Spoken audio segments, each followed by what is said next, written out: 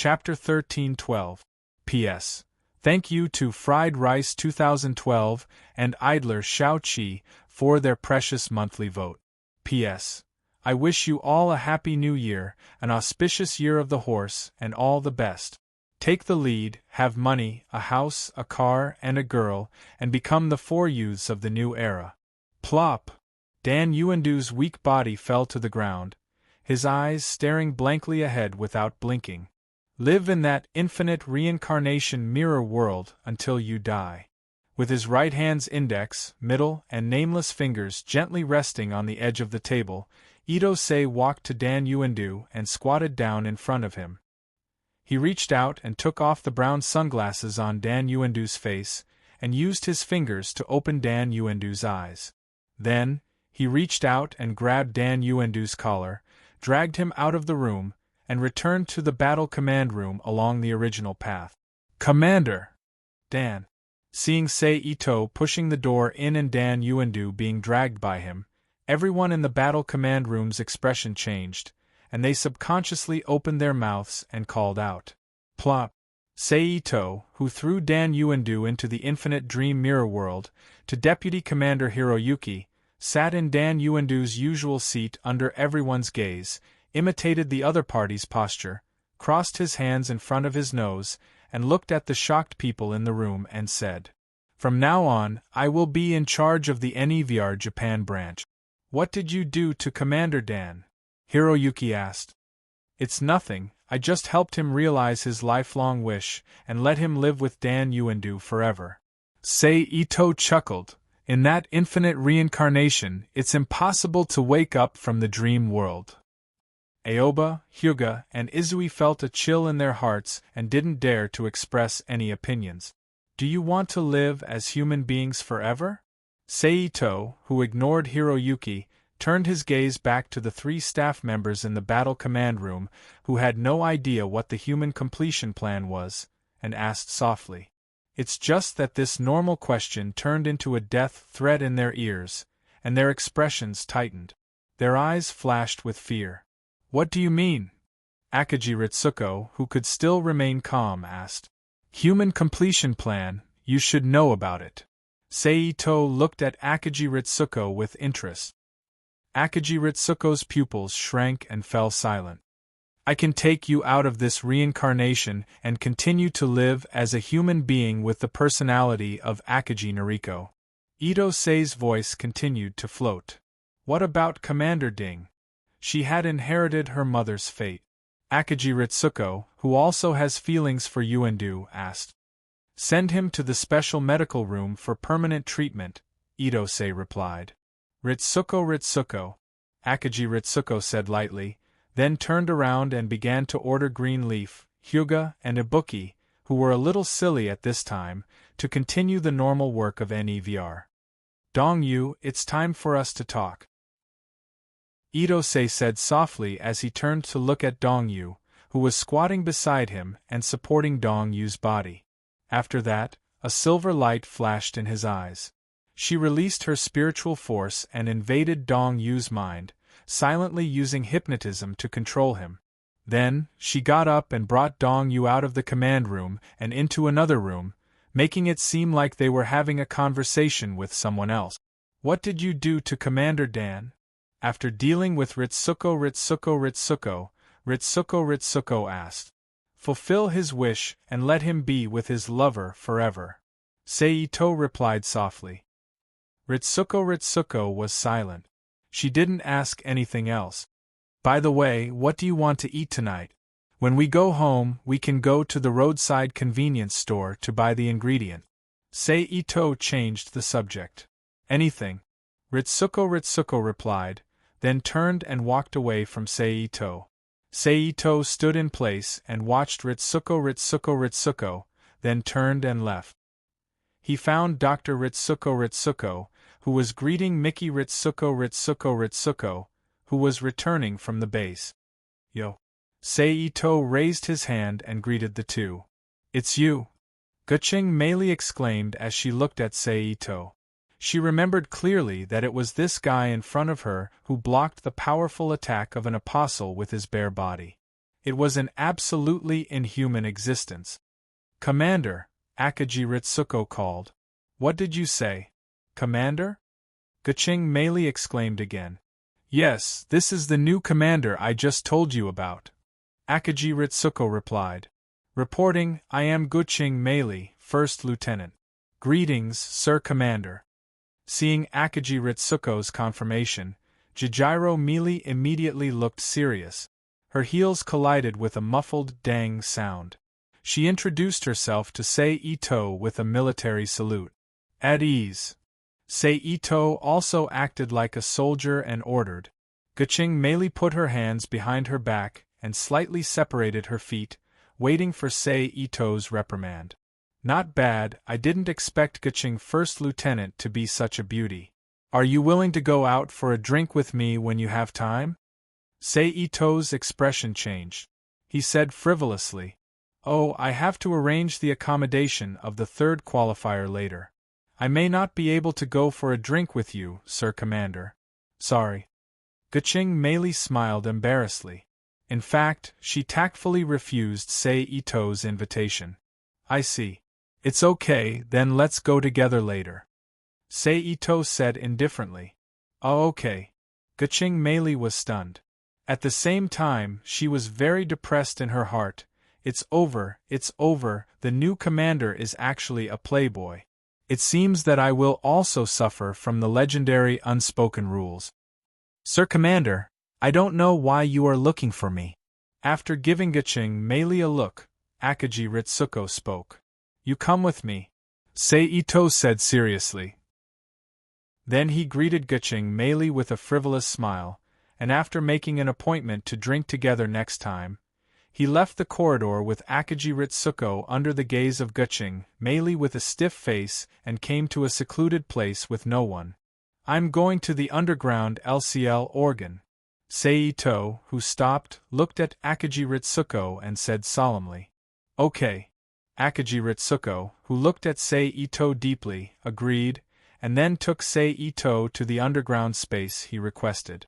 In less than 10 minutes, accompanied by a soft ding sound, Sei Ito and Akaji Ritsuko appeared behind the slowly opening alloy door.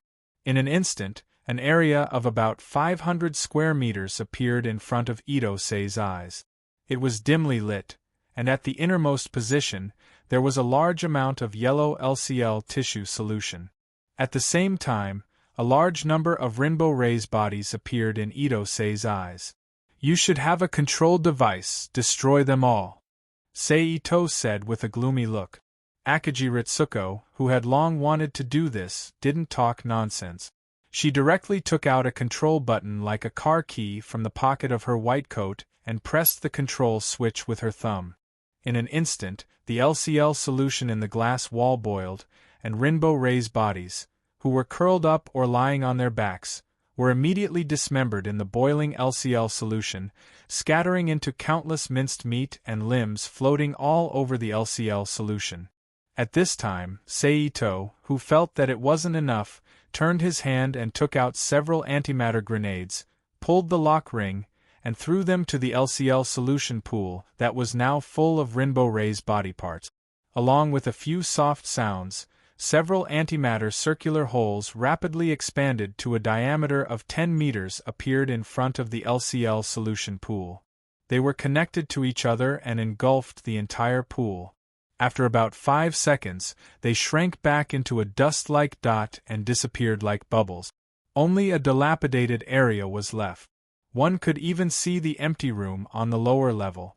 "What was that just now?" Akaji Ritsuko, who glanced at Sei Ito, asked. "Antimatter." Sei Ito, who didn't have any nostalgia for this room, turned and walked out while answering. "Do you want to go for a drink?" Sei Ito, who walked out of the room and completely destroyed the alloy door with psychokinesis, asked. "What? Commander is also interested in a woman like me?" Akaji Ritsuko, who had already seen Sei Ito's power to kill apostles, sneered at the current situation. "Of course." Sei Ito looked up and down at Akaji Ritsuko's body and chuckled. "And are you sure you don't need a person to fill the emptiness in your heart?" At the moment when Dan Yuendu became like that, Akagi Ritsuko's pupils shrank when she heard the words, and she stared at Sei Ito's face. Don't you know the consequences of angering a woman are serious? Akagi Ritsuko whispered. Only by making you hate first, can I make you love later. Sei Ito stepped forward, stared at Akagi Ritsuko's eyes, and slowly lowered his head and said softly. The two quietly looked at each other for a few seconds. Just when Sei Ito's lips were about to touch Akagi Ritsuko's lips, Akagi Ritsuko took the lead to dodge. With a faint smile, Ito Sei glanced at Akagi Ruko, whose expression changed slightly, and walked away from her. As he walked away, he whispered, "Sort out all the information about Eva and give it to me." Akagi Ritsuko, who was standing in the same place, took a few deep breaths before slowly calming down. She turned her head and took a deep look at the experiment that would probably never be opened again unless she used violence. After that, she turned around and walked away. So pitiful. Yeah.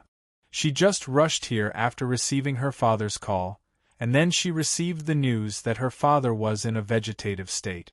She must be very sad. Of course, if it were me, I would definitely cry to death. At the same time, outside a certain intensive care ward of the NEVR-affiliated medical department, Dan Shinji, who was quietly standing in the isolation zone and looking at Dan Yuendu, who was connected to a series of advanced equipment, listened to the gossip of the nurses who occasionally passed by with a blank expression. No one knew what he was thinking. Chapter 1313. P.S. Thank you to NXCX, OpenLu, Sky Glass, and Yuanx for their precious monthly votes. Thank you to NXCX, LMXY, Chubby Little Dragon, Sky Glass, and Halcyon for their tips. Seal's people came looking for me. This morning, Dong Yu reported to Sei Ito in the commander's office in Never's underground headquarters. Oh? What did they say? Sei Ito asked with interest. They asked about you, Dan Yuendu, and Never's future. Dong Yu replied. What did they mean? Sei Ito raised his eyebrows. They probably wanted to know your identity and purpose to see if you would ruin their plan. Dong Yu deduced. Humanity is finished. A bunch of lunatics using their own wishes to make decisions for humanity. They should be thrown into the universe's black hole. Sei Ito sneered with disdain.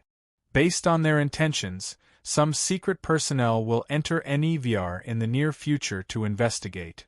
Dong Yu ignored Sei Ito's cold words and continued. But now I am very curious. Their original intention should be for Eva to kill the attacking apostles and obtain the fruit of life from their bodies. Then, through the final manifestation of Lilin, she would be able to reconstruct the tree of life and complete the unification of all spirits. But now that the third apostle was killed by me, an outsider, how will they retrieve the fruit of life that has already turned into nothingness? Ito Sei looked at Dong Yu and asked with a smile that was not a smile. Perhaps they will let other Eva series bodies kill you. Dong Yu replied. That's possible. Sei Ito smiled. Also, just now, Seal's people seem to have taken Dr. Redwood away. Dong Yu reminded. Are they trying to make me a mere figurehead? Sei Ito sneered. Dong Yu didn't reply. Whatever. Go out and watch those guys in the base. Don't let them run around. Sei Ito stood up and ordered. All right. Dong Yu replied. He then turned around and left the commander's office to carry out Sei Ito's task. After that, Ito Sei stayed in the empty room for a while. Then, he walked around the desk in front of him and left the office. He walked toward the medical hospital attached to the base. About 10 minutes later, Sei Ito arrived at the hospital and walked to the ICU where Dan Yuendu was. He pushed open the door and walked in. Sei Ito walked to Dan Yuendu's side and pressed his hand on his forehead. He closed his eyes and activated hypnosis and mental sensing abilities to invade Dan Yuendu's brain. He found Dan Yuendu, who had been living in a peaceful world created by the huge amount of calculations he released from his subconscious mind, living in a world of two people with Dan Wei. Using illusions, he transformed the surrounding space into the appearance of the hospital he was currently in and began to guide his consciousness. In the dreamland, Dan Yuandu slowly opened his eyes and sat up. He looked at his surroundings in confusion before standing up from the bed. He walked out of the room and found the medical staff on duty nearby. Commander Ting. The nurse looked at Ting Yuandu, who was wearing a hospital gown, in astonishment. What time is it now? Dan Yuandu asked coldly.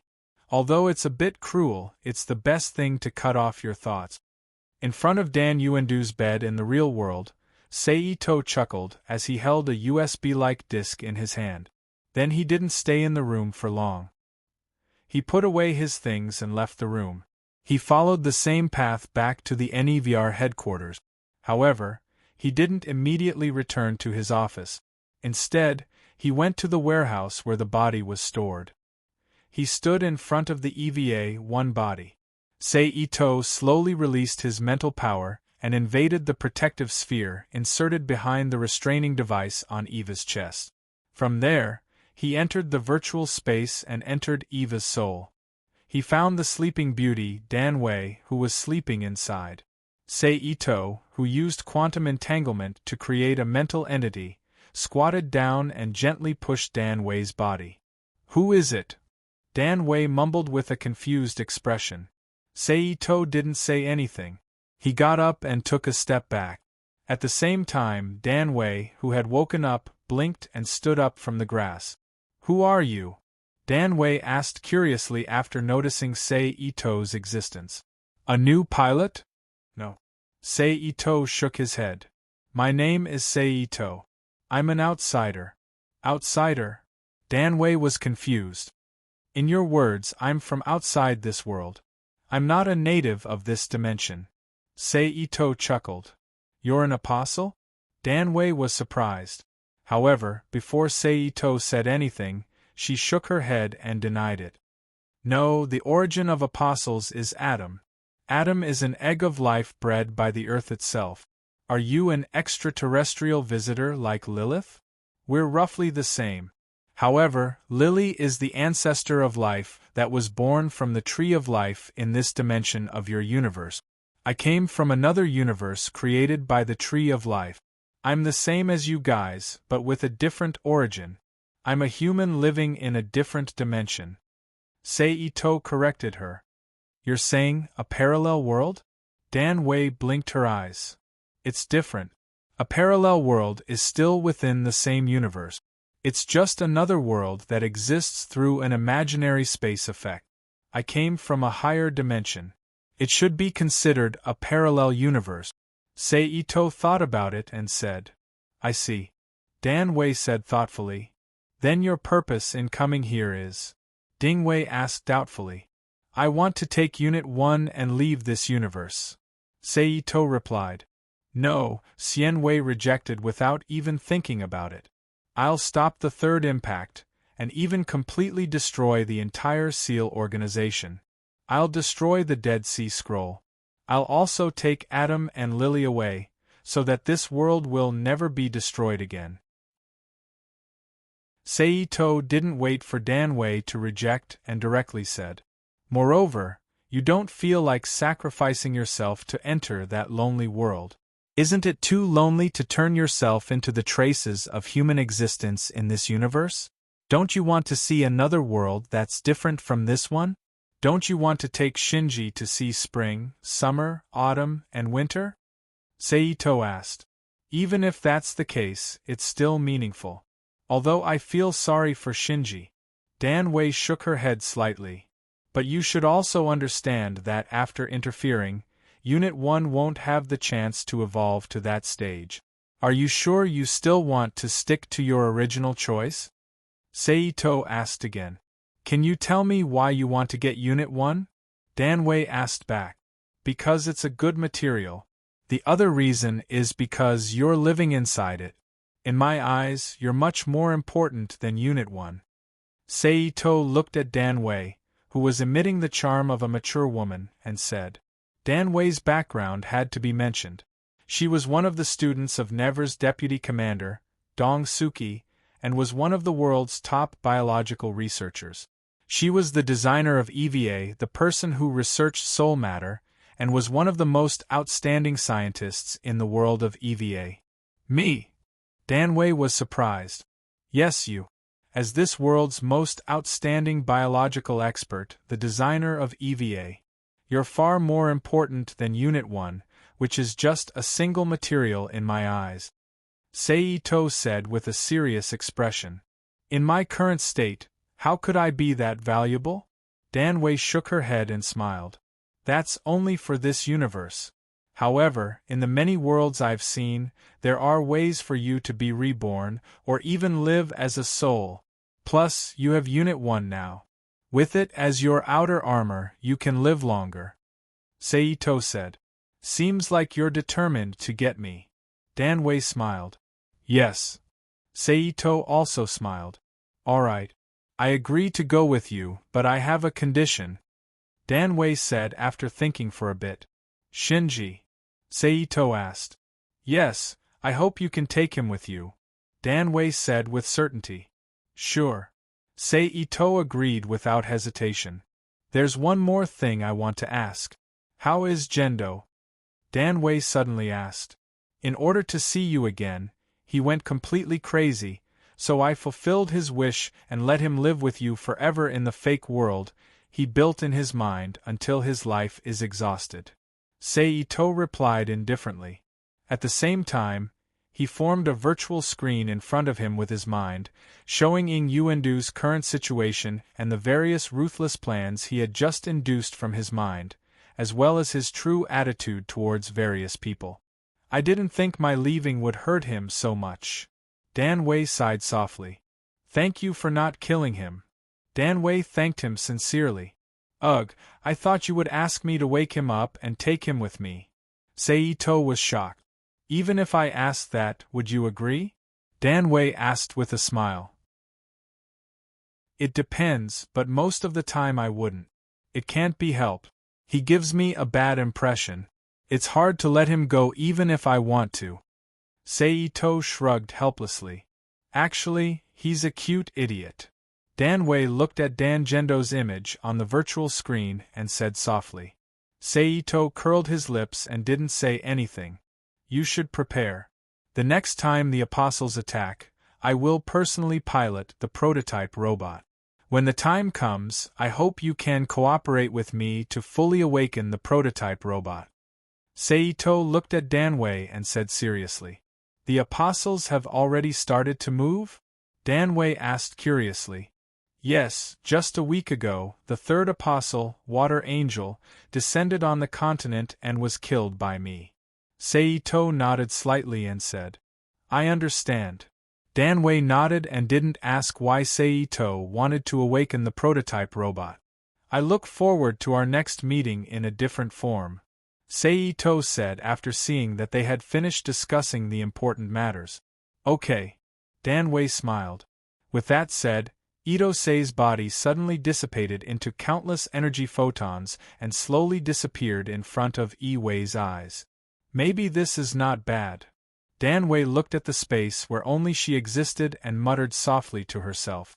On the other side, Seito retracted his power of the will and smiled at the Eva in front of him. Then he turned around and walked back to the commander's office. Then, he left the NEVR base and rushed back to Rinbo Rei's house. As usual, he prepared dinner for Rinbo Rei. He ate with Rinbo Rei after she returned home from school, watched anime and interesting programs together, and hugged Rinbo Rei to sleep at night. The next day, in the afternoon, Akagi Ritsuko, who was still wearing black stockings, a dark business skirt, a dark blue sweater, and a white coat, came to the commander's office where Ito-sei was located. This is all the design information about the EVA you wanted, Akagi Ritsuko said as she put a document on the table. Seito reached out and took the document and looked down. For a moment, there was no other noise in the empty office except for the occasional sound of paper flipping. Thank you. After a while, he finished reading all the information and threw it into the big laboratory in the Rubik's Cube world. He handed it to Lloyd, Nina, Rakshita, Erica, Seito, Cecil, and Emma, who were upgrading the Red Lotus Sacred Heaven Baji style and the exclusive bodies of Gunawal, God Tiger, Flying Phoenix, and the Knights of the Round Table.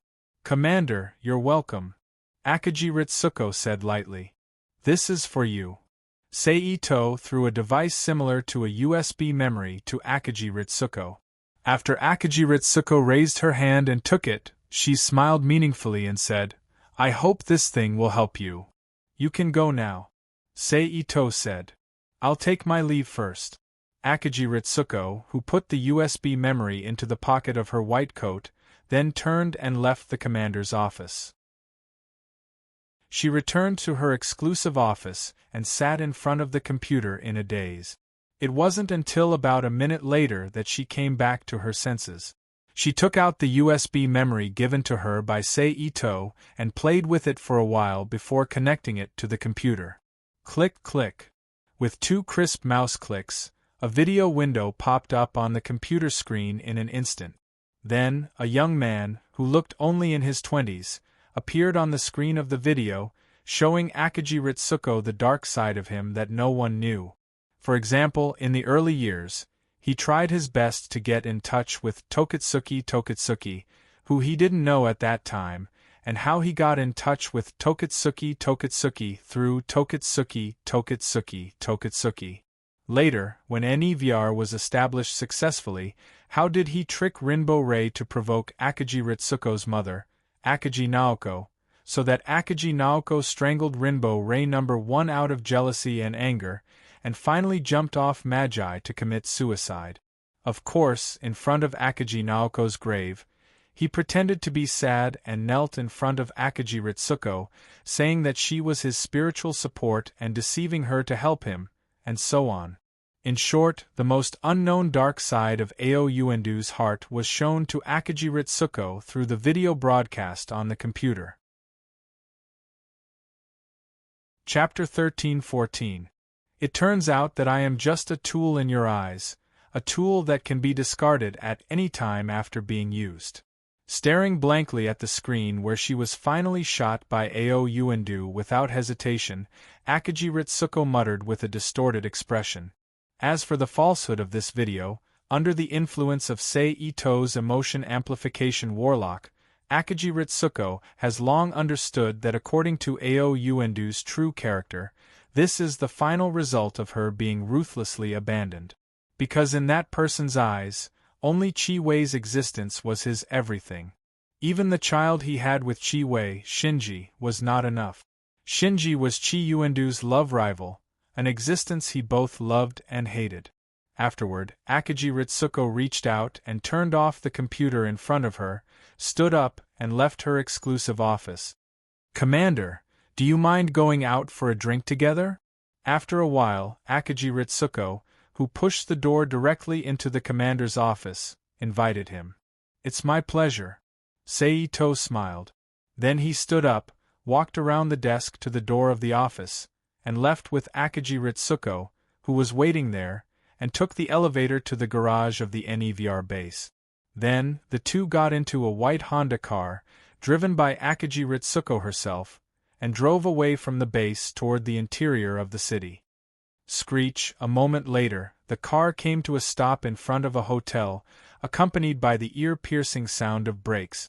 Akaji Ritsuko did not speak, directly turned off the engine, pushed the door, and walked into the hotel with Seito, who also pushed the door and got out of the car. A vegetable salad, a beef pie, and a bottle of red wine. Akaji Ritsuko, sitting at a table in the restaurant on the top floor of the hotel, said to the waiter standing next to her. Same. Seito said. Okay. Please wait a moment. The waiter nodded and turned away. Then, after more than a minute, he came back with a bottle of red wine and showed the label on the bottle to Akaji Ritsuko. Open it. Akaji Ritsuko, who casually confirmed, said. The waiter, who got permission, took out the cork extractor from his pocket. She opened the bottle of red wine that had been sealed by the wooden board. "Please enjoy your meal." The waiter who had poured wine for them greeted them. Then, he bowed slightly and walked away from them.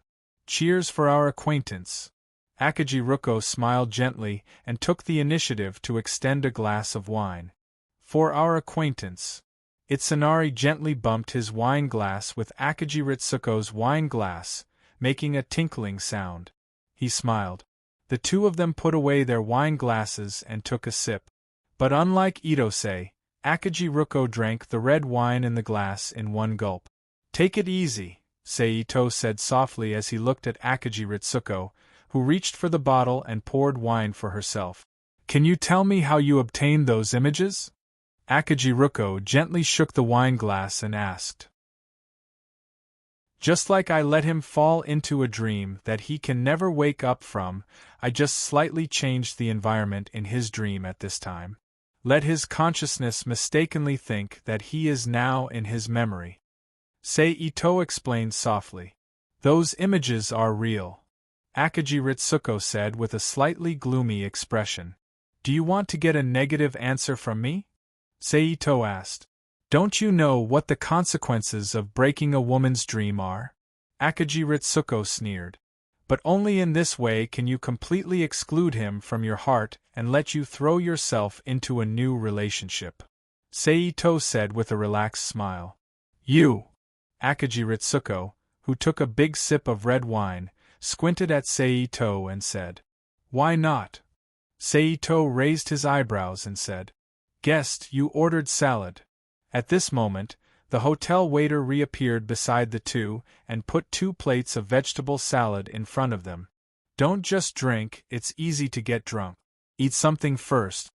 After the waiter left, Seito picked up the knife and fork in front of him and said, "If I get drunk, you will have a chance to accept it." Akajiritsuko said lightly, "I am not that tasteless. Except for some women, I always like to be willing." Seito said with a smile. "You are honest," Akajiritsuko said as she put a small piece of vegetable into the water with a fork and chewed it. "Although I am a playboy, at least I know how to be responsible. Compared to some bastards who only know how to deceive feelings, I think I do a good job." Seito curled his lip. "Ha!" Akajiruko chuckled and didn't answer. "Yesterday, Seal's people came to me." After a moment of silence, Akajiritsuko suddenly said, "I know." Seito moved the knife and fork in his hand. He replied without raising his head. "They asked me to cooperate with them secretly. When necessary, I will smuggle out the EVA series and the things hidden at the bottom of the central vertical trench." Akajiritsuko continued without a surprised look on her face. "It seems that they are going to abandon this base." Seito sneered. At this time, Seito and Akajiritsuko both found the hotel waiter coming to them with a tray in his hand, and they tacitly closed their mouths. They ate the salad in front of them or drank the red wine in the glass. "Guest, you ordered steak." The waiter came to the two of them and put the steaks on the tray in front of them and said, "Please enjoy." After that, he walked away from the table again. "I want to know your plan." Akajiritsuko picked up the glass and drank the red wine in the glass, then picked up the knife and fork to cut the steak into small pieces and said, "You are really direct." Seito smiled. "If you don't want to answer, just pretend I didn't ask," Akajiritsuko said without raising her head, then she put a small piece of beef into her mouth and chewed. "There is nothing to hide," Seito said softly. "My goal has always been very clear, that is, to get Lily's silk stored at the bottom of the central vertical trench, Adam, Longinus's spear still in Seal's hands, the prototype machine, the S2 machine, the Apostle's body, and you and Rinboli. I didn't expect that I could be listed with those things and become your goal. It's really an honor," Akajiritsuko said with an unknown smile on her face. "As one of the top scientists in the world, your value is far more important than an EVA, not to mention that you are a beautiful woman. You are worthy of me." Seito smiled. What happens after you get us? Akaji Ritsuko continued to ask. After killing all the apostles, I will take you out of this world. Seito replied. Leave this world. Akaji Ritsuko looked at Seito with a strange look and repeated. Yes, leave this world. Seito smiled. Later, Seito told Akaji Ritsuko about the composition of the world, the similarities and different development routes of civilizations, and his own origin. It sounds more incredible than the existence of apostles. Akaji Ritsuko, who was very receptive to this kind of occult matter, shook her head and said, But I have already sat in front of you and had dinner with you. Seito smiled. After that, neither of them spoke. They silently finished the food in front of them and drank half a bottle of red wine. Akaji Ritsuko's cheeks were slightly red. They just left the restaurant but did not leave the hotel. They took the elevator directly to the middle floor, opened one of the rooms, and walked in. Bang! The door was closed again. However, behind the closed door, Akaji Ritsuko suddenly stretched out her arms and hugged Seito's neck. She took the initiative to stand on tiptoe and kiss Seito's lip. Their tongues were entangled together. I'm not a gentleman.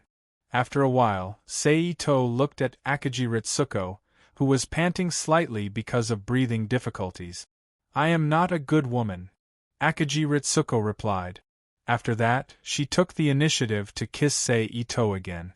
Seeing this, Seito directly hugged Akaji Ritsuko's waist.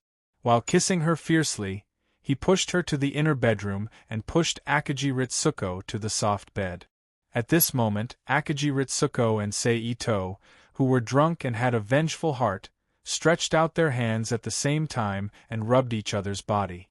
Then, with the cooperation of the other party, they took off each other's clothes. Although Akaji Ritsuko was a woman who often sat in the office, her figure was not out of shape at all. Her waist was soft and slender, and her skin was white and smooth.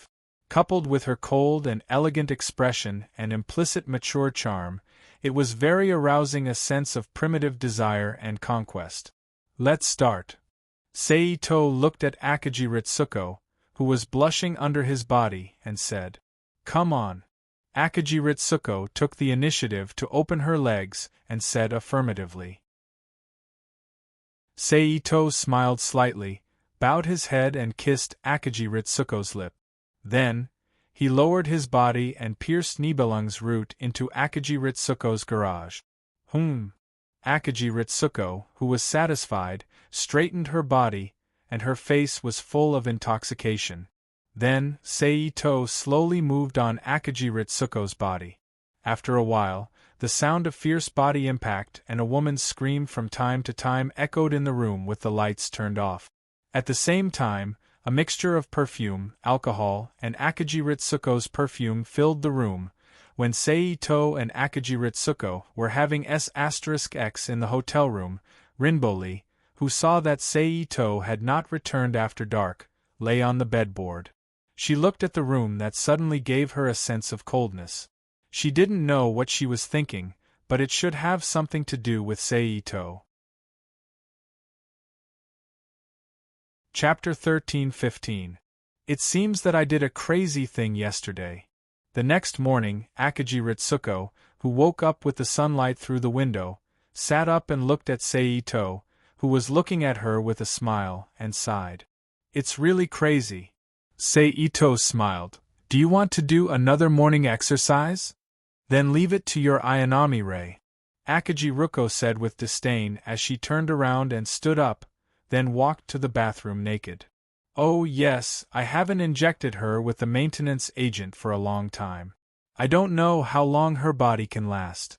Just when Akaji Ritsuko walked to the bathroom door and was about to push the door in, she said again. As long as I don't act like it, her body will be fine for the rest of her life. Seito, who was leaning back on the bed, said lightly. Akaji Ritsuko's expression froze when she heard the words. She pushed the door and walked into the bathroom without saying anything. After a while, a rustling sound of water came from the bathroom. Jealous? Seito whispered softly. Akaji Ritsuko washed quickly. In less than 20 minutes, she walked out of the bathroom with a towel while wiping her hair.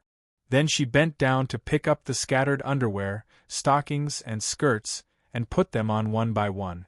On the other side, Seito also turned around and stood up from the bed, but he did not enter the bathroom. Instead, he directly summoned a stream of water from the void to wrap his whole body. After about half a minute, he recondensed into a stream of water and flew into the bathroom with the door still open and flowed into the sewer. "Is this the way you aliens take a bath?" Akaji Ritsuko, who was holding a dark blue sleeveless shirt, said. "Of course not, this is just a lazy way to appreciate your body and see your seductive movements when you wear clothes." Akaji Ritsuko took the clothes in front of her with her telekinesis. Seito, who used instant transmission to put on the clothes, said with a smile. "But it is indeed very convenient." Seito continued, "Of course, if you're willing to accept the ability development and break through the mental barrier to obtain your own personal reality, you can also obtain an ability." "What is that?" Akaji Ruko asked. "It's like this." Seito then told Akaji Ruko about the theory of superpower development in the Forbidden World.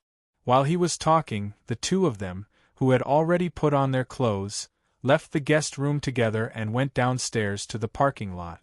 They then got into the car they drove and returned to Never's underground headquarters. "Very interesting," Akaji Ritsuko commented on Mojo's superpower development theory. "I have to go back to work. Goodbye." Akaji Ruko walked down the elevator and said. She didn't wait for Seito to reply and walked back to her office.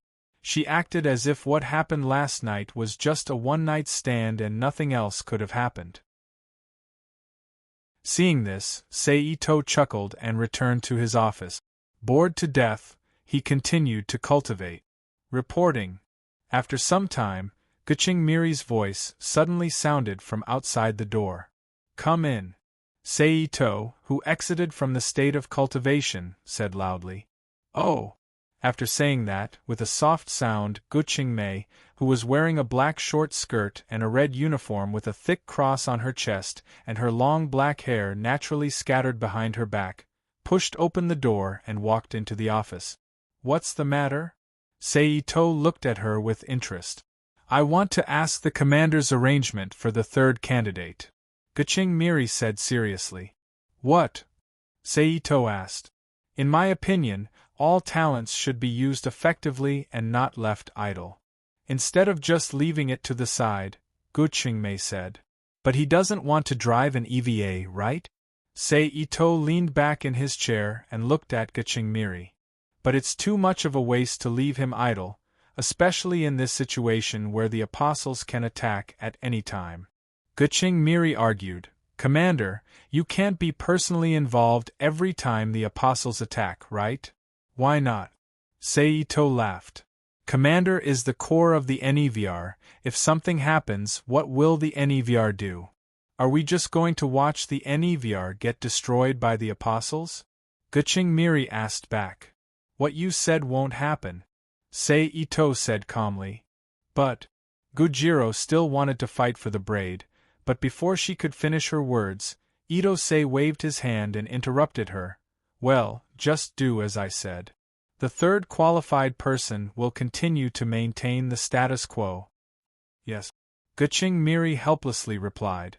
At this time, Seito's expression changed. He leaned forward and crossed his hands in front of his mouth. He looked at Guching Miri and said, "But since you're so free, why don't we go out for a drink today? Then we'll find a place to talk about life and the origin of life, how about that?" "I'm sorry, Commander, I still have to arrange the defense of the NEVR headquarters, so I can't accept your invitation." Guching Miri's mouth twitched. "Really?" Ito-sei stood up and walked around the edge of the desk to the front of Guching Mei, chuckling. "Yes." Guching Miri moved back slightly and said firmly. Seito didn't say anything and just stared at her with a smile. After a while, Guching Miri finally couldn't take it anymore and said in a stiff tone, Commander, I still have things to take care of, please allow me to leave first. Then, without waiting for Seito to say anything, she quickly walked out of the office and disappeared behind the closed door. Phew. It's really depressing, how did I get such a perverted boss? In the corridor, Guqing Miri muttered with a depressed face, then turned around and walked toward the office of her friend Akagi Ritsuko, intending to complain to her. Oh, Seito chuckled, returned to the chair, sat down again, and continued to cultivate with his eyes closed. A day's time quickly passed by in the midst of cultivation. Itosei left the NEVR headquarters and returned to Rinbo's room to prepare a sumptuous dinner for her as usual. Itosei wanted to see Rinbo's relationship with Rinbo, and Akagi Ritsuko herself also wanted to be alone for a while. Itosei left the NEVR headquarters and returned to Rinbo's room. Cluck! Just when Seito was almost ready, with a sudden soft sound, Rinbo Rei in her school uniform opened the door and entered the room. Looking at Seito, who was busy in the room, Rinbo Rei's mood fluctuated slightly. Come back, the meal is ready, let's eat. Seito looked at Rinbo Rei and said, Okay. Rinbo Rei responded softly, put the school bag in her hand aside, turned and walked into the bathroom to wash her hands, then returned to the room and sat down in her seat, took the bowl and chopsticks handed by Seito, and ate with Seito. Yesterday, you didn't come back, Rinbo Rei suddenly said halfway through the meal. Although it was just a very ordinary question, it clearly showed Rinbo Rei's attention to Seito, which made Seito's heart very excited, knowing that this period of time was not in vain. Sorry, I went out with Dr. Akagi yesterday, and forgot to inform you, sorry. Seito apologized. It's okay. Rinbo Rei, who was silent for a while, said. Looking at Rinbo Rei in front of him, Seito turned his palm, and a mobile phone appeared in his hand, and after lowering his head to operate it a few times, he handed it to Rinbo Rei. Take this, I've saved my phone number on it. If you need anything, use this to contact me. Similarly, if I can't come back, I'll use this to contact you. Seito said. Rinbo Rei reached out and took the phone. She asked, How do I use this? Seito moved a stool next to Rinbo Rei, leaned on her shoulder, and taught Rinbo Rei how to use the phone. You know how to use it now. Finally, Seito took out his phone and dialed Rinbo Rei's number. Rinbo Rei softly replied. Then she and Seito both put away their phones and bowed their heads to enjoy the dinner in front of them. After dinner, as usual, she went to the bathroom with Seito to wash up, and was held by Seito to sit on the bed and watch the things played on the three-dimensional projector until about 10 o'clock in the morning. Both of them fell asleep with Seito in his arms. For the next week or so, he usually accompanied Rinbo Rei and deepened their feelings for each other, or occasionally spent a passionate night in a room with Akagi Ritsuko, all personnel level 1 combat position. All personnel level 1 combat position. This morning, a rush of alarms sounded inside the entire NEVR base. Wave pattern confirmed, target blue. Signal received, image displayed. The voices of Hyuga Ching and Ibuki Moya sounded in the command room, and then the big screen in the command room flashed, and a strange mushroom-shaped creature that looked like a large cartoon head appeared in front of everyone.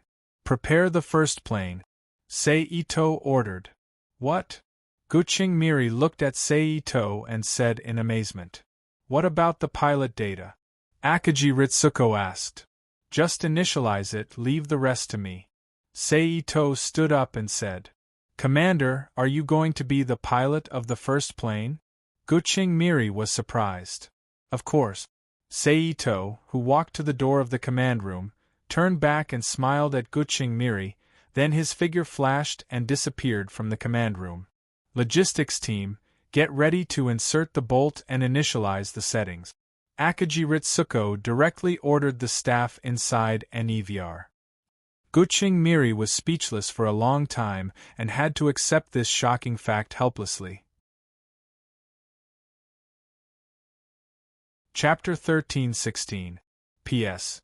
Thank you to Mizuho, Crimson Moon Lily, Doom **M, and Shirley for their precious monthly votes. Thank you to Halcyon for your tip. Safety bolt insertion complete. Injection of LCL solution. LCL solution injection complete. Activating nerve connection. A nerve connection complete. No frequent response. B nerve connection complete. Synchronization rate 70%.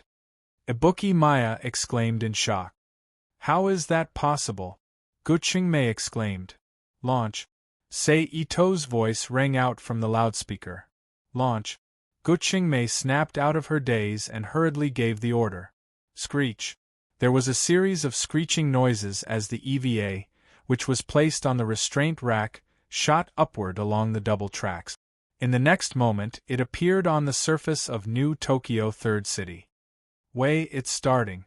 Sei Ito, who had been connecting with the entire EVA with his telepathic ability the moment he sat down in the cockpit, contacted Xian Wei, who could affect the EVA's instinctive consciousness, and thought to himself. Okay. Xian Wei's voice rang out in Sei Ito's mind. Sei Ito took a deep breath after receiving the reply. He immediately used telekinesis to raise the EVA, grabbed the cable plug behind him, and pulled it out. In an instant, the lighting in the cockpit changed from the originally bright color to a dark red. A rapidly beating timetable appeared on the upper right side of Sei Ito, reminding him of his death. Commander? Guqingmei exclaimed. Wei. Sei Ito yelled in his mind, ignoring Guqingmei's exclamation. Sei Ito didn't do anything, but the eyes of the EVA on the outside suddenly lit up. It opened its mouth like a wild beast and let out a strange roar. Wisps of steam-like mist were spat out from the prototype robot's mouth. The synchronization rate is 120%, and it's still rising.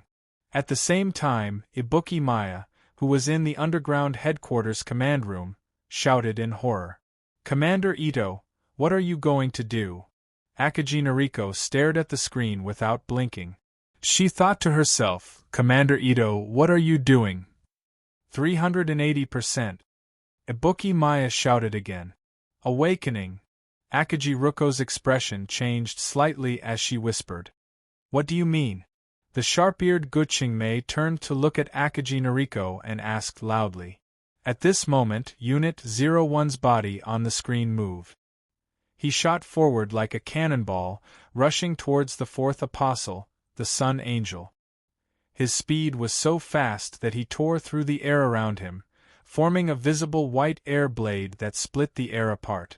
Boom!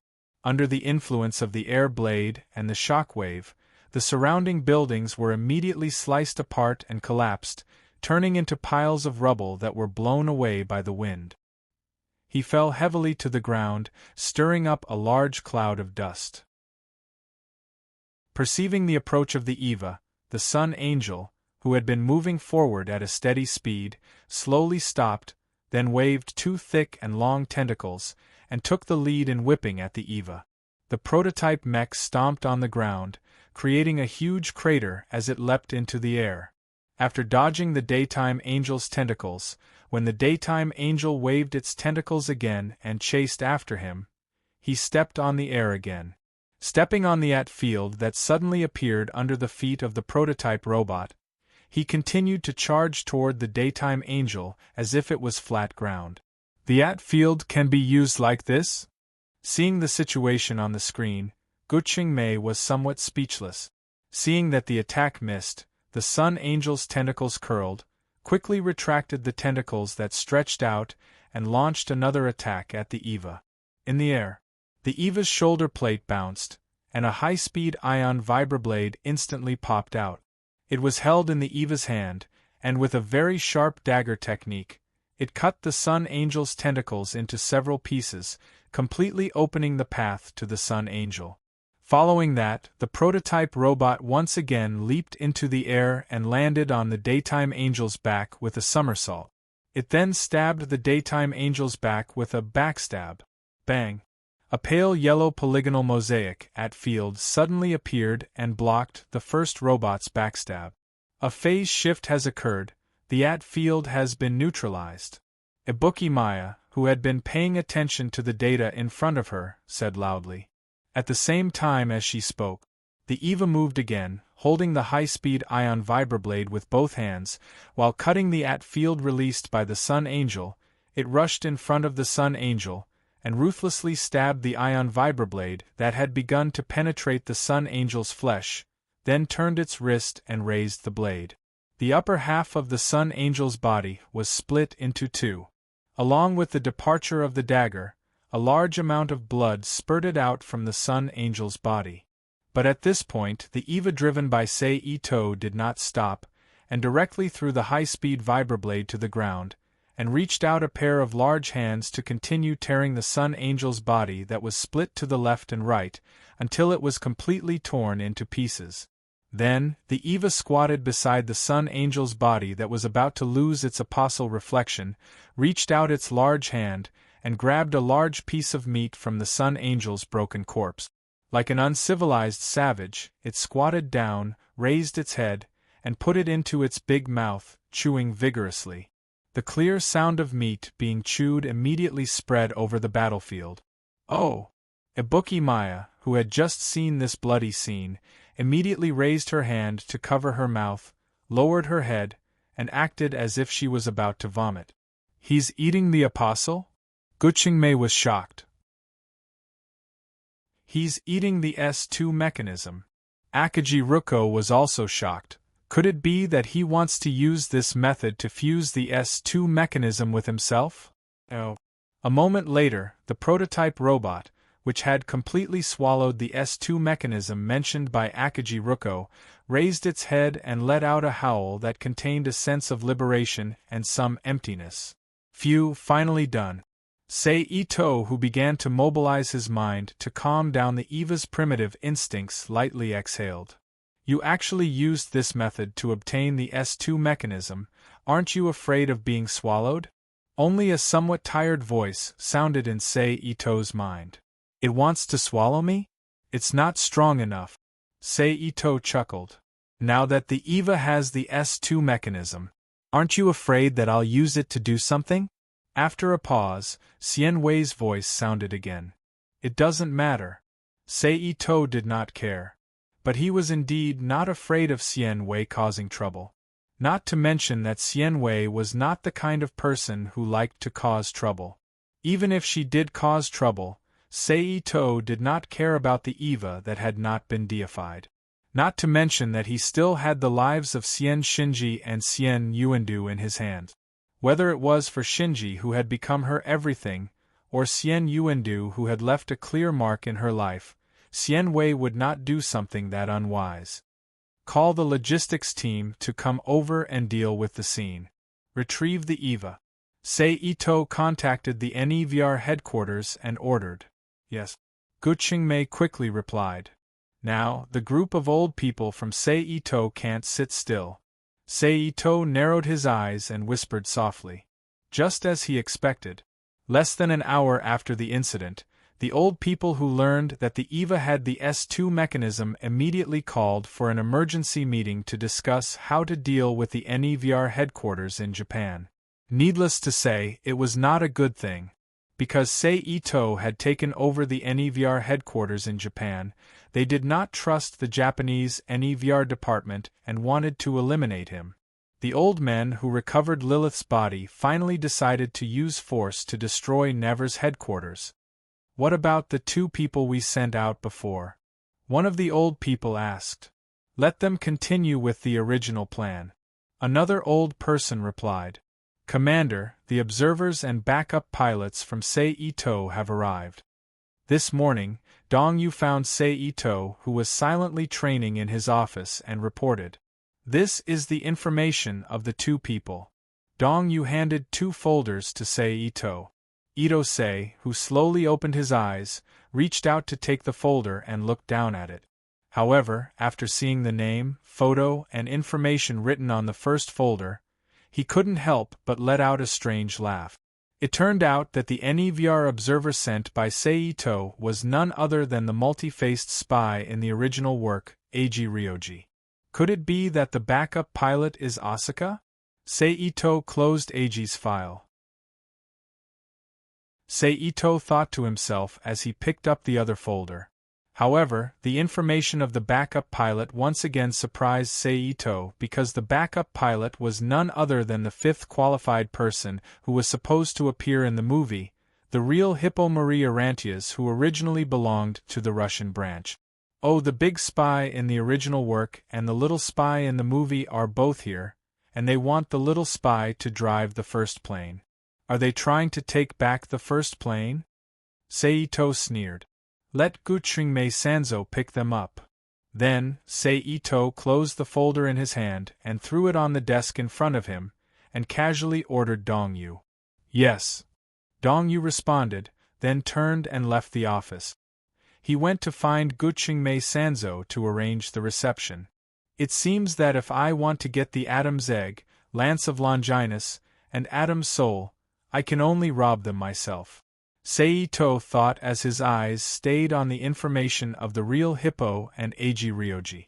On the other side, Guchingmei Sanzo, who took over the task of picking up people from Deputy Commander Dongyu, first went home to dress up, then drove a new car repaired with a loan to the airport to meet the observers and backup pilots sent by the SEAL headquarters. Guchingmei Sanzo liked to drive at the top speed limit, and she soon came to the military airport near Hakone and stopped the car. Hello. I'm Guchingmei Sanzo, who belongs to the NEVR headquarters. I was ordered to meet the SEAL observers. Where are the two people now? Guchingmei Sanzo asked as she walked in front of a soldier and handed her ID card to be checked. Please come with me. The soldier who confirmed the identity card quickly saluted Guchingmei, who was already a major, and took her to the exclusive lounge of the barracks. It's so boring, meow. Just outside the lounge door, a lazy voice sounded in Guchingmei Sanzo's ears. It's almost time.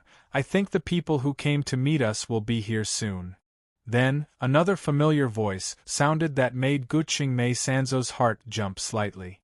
Guchingmei Sanzo took a deep breath, opened the door and walked in. Yo! Hearing the door open, the two people in the room looked towards Guchingmei, who pushed the door open and walked in. One of them was wearing black trousers, a white shirt, and a suit jacket casually placed aside. He had stubble on his face and looked a little dispirited. His brown hair was tied into a ponytail behind his head. He looked very cultured as he raised his hand to greet Guchingmei. It's you? Guchingmei Sanzo looked at the familiar face and shouted. There's something going on, meow. On the side, a girl wearing a red and black checkered skirt and a white short-sleeved shirt had a slightly frivolous and mischievous smile on her face. She had a pair of pink-framed glasses on her face, a white hair clip on her head, and her brown hair was tied into two long ponytails behind her head. She looked cute and beautiful, but she looked more mature when she was young. She didn't look like a 14-year-old girl at all. Her eyes moved between Guchingmei Sanzo and Guchingmei Sanzo, while she said in a low voice, "No, just an old acquaintance." How is that possible? It was just that the room was too quiet and there was no noise around. Even though Shin Sherbua's voice was very soft, Guchingmei Sanzo and Guchingmei Sanzo still heard it. They respectively said with an indifferent expression and a look as if they wanted to get rid of their relationship. Okay, let's get down to business. You two are the inspectors and reserve pilots sent by the ELE headquarters? Guchingmei Sanzo took a deep breath, calmed down, and looked at the two people and said seriously. Yes, I'm Guchingmei Sanzo, Inspector. Guchingmei Sanzo stood up and said. I'm Shin Sherbua Marie Irantias. Shin Sherbua also stood up and introduced himself. I'm Guchingmei Sanzo, the commander of Nevers Japan headquarters against apostles. Nice to meet you. Guchingmei Sanzo said to the two people seriously. Then, the three people who got to know each other took their luggage and walked out of the barracks lounge. They went to the parking lot and got into the car that Guqingmei Sanzo drove and rushed back to the NEVR headquarters. Along the way, even though Guqingmei Sanzo kept talking to Guqingmei Sanzo, who was determined to ignore him, either didn't bother to answer or spoke coldly to Guqingmei Sanzo.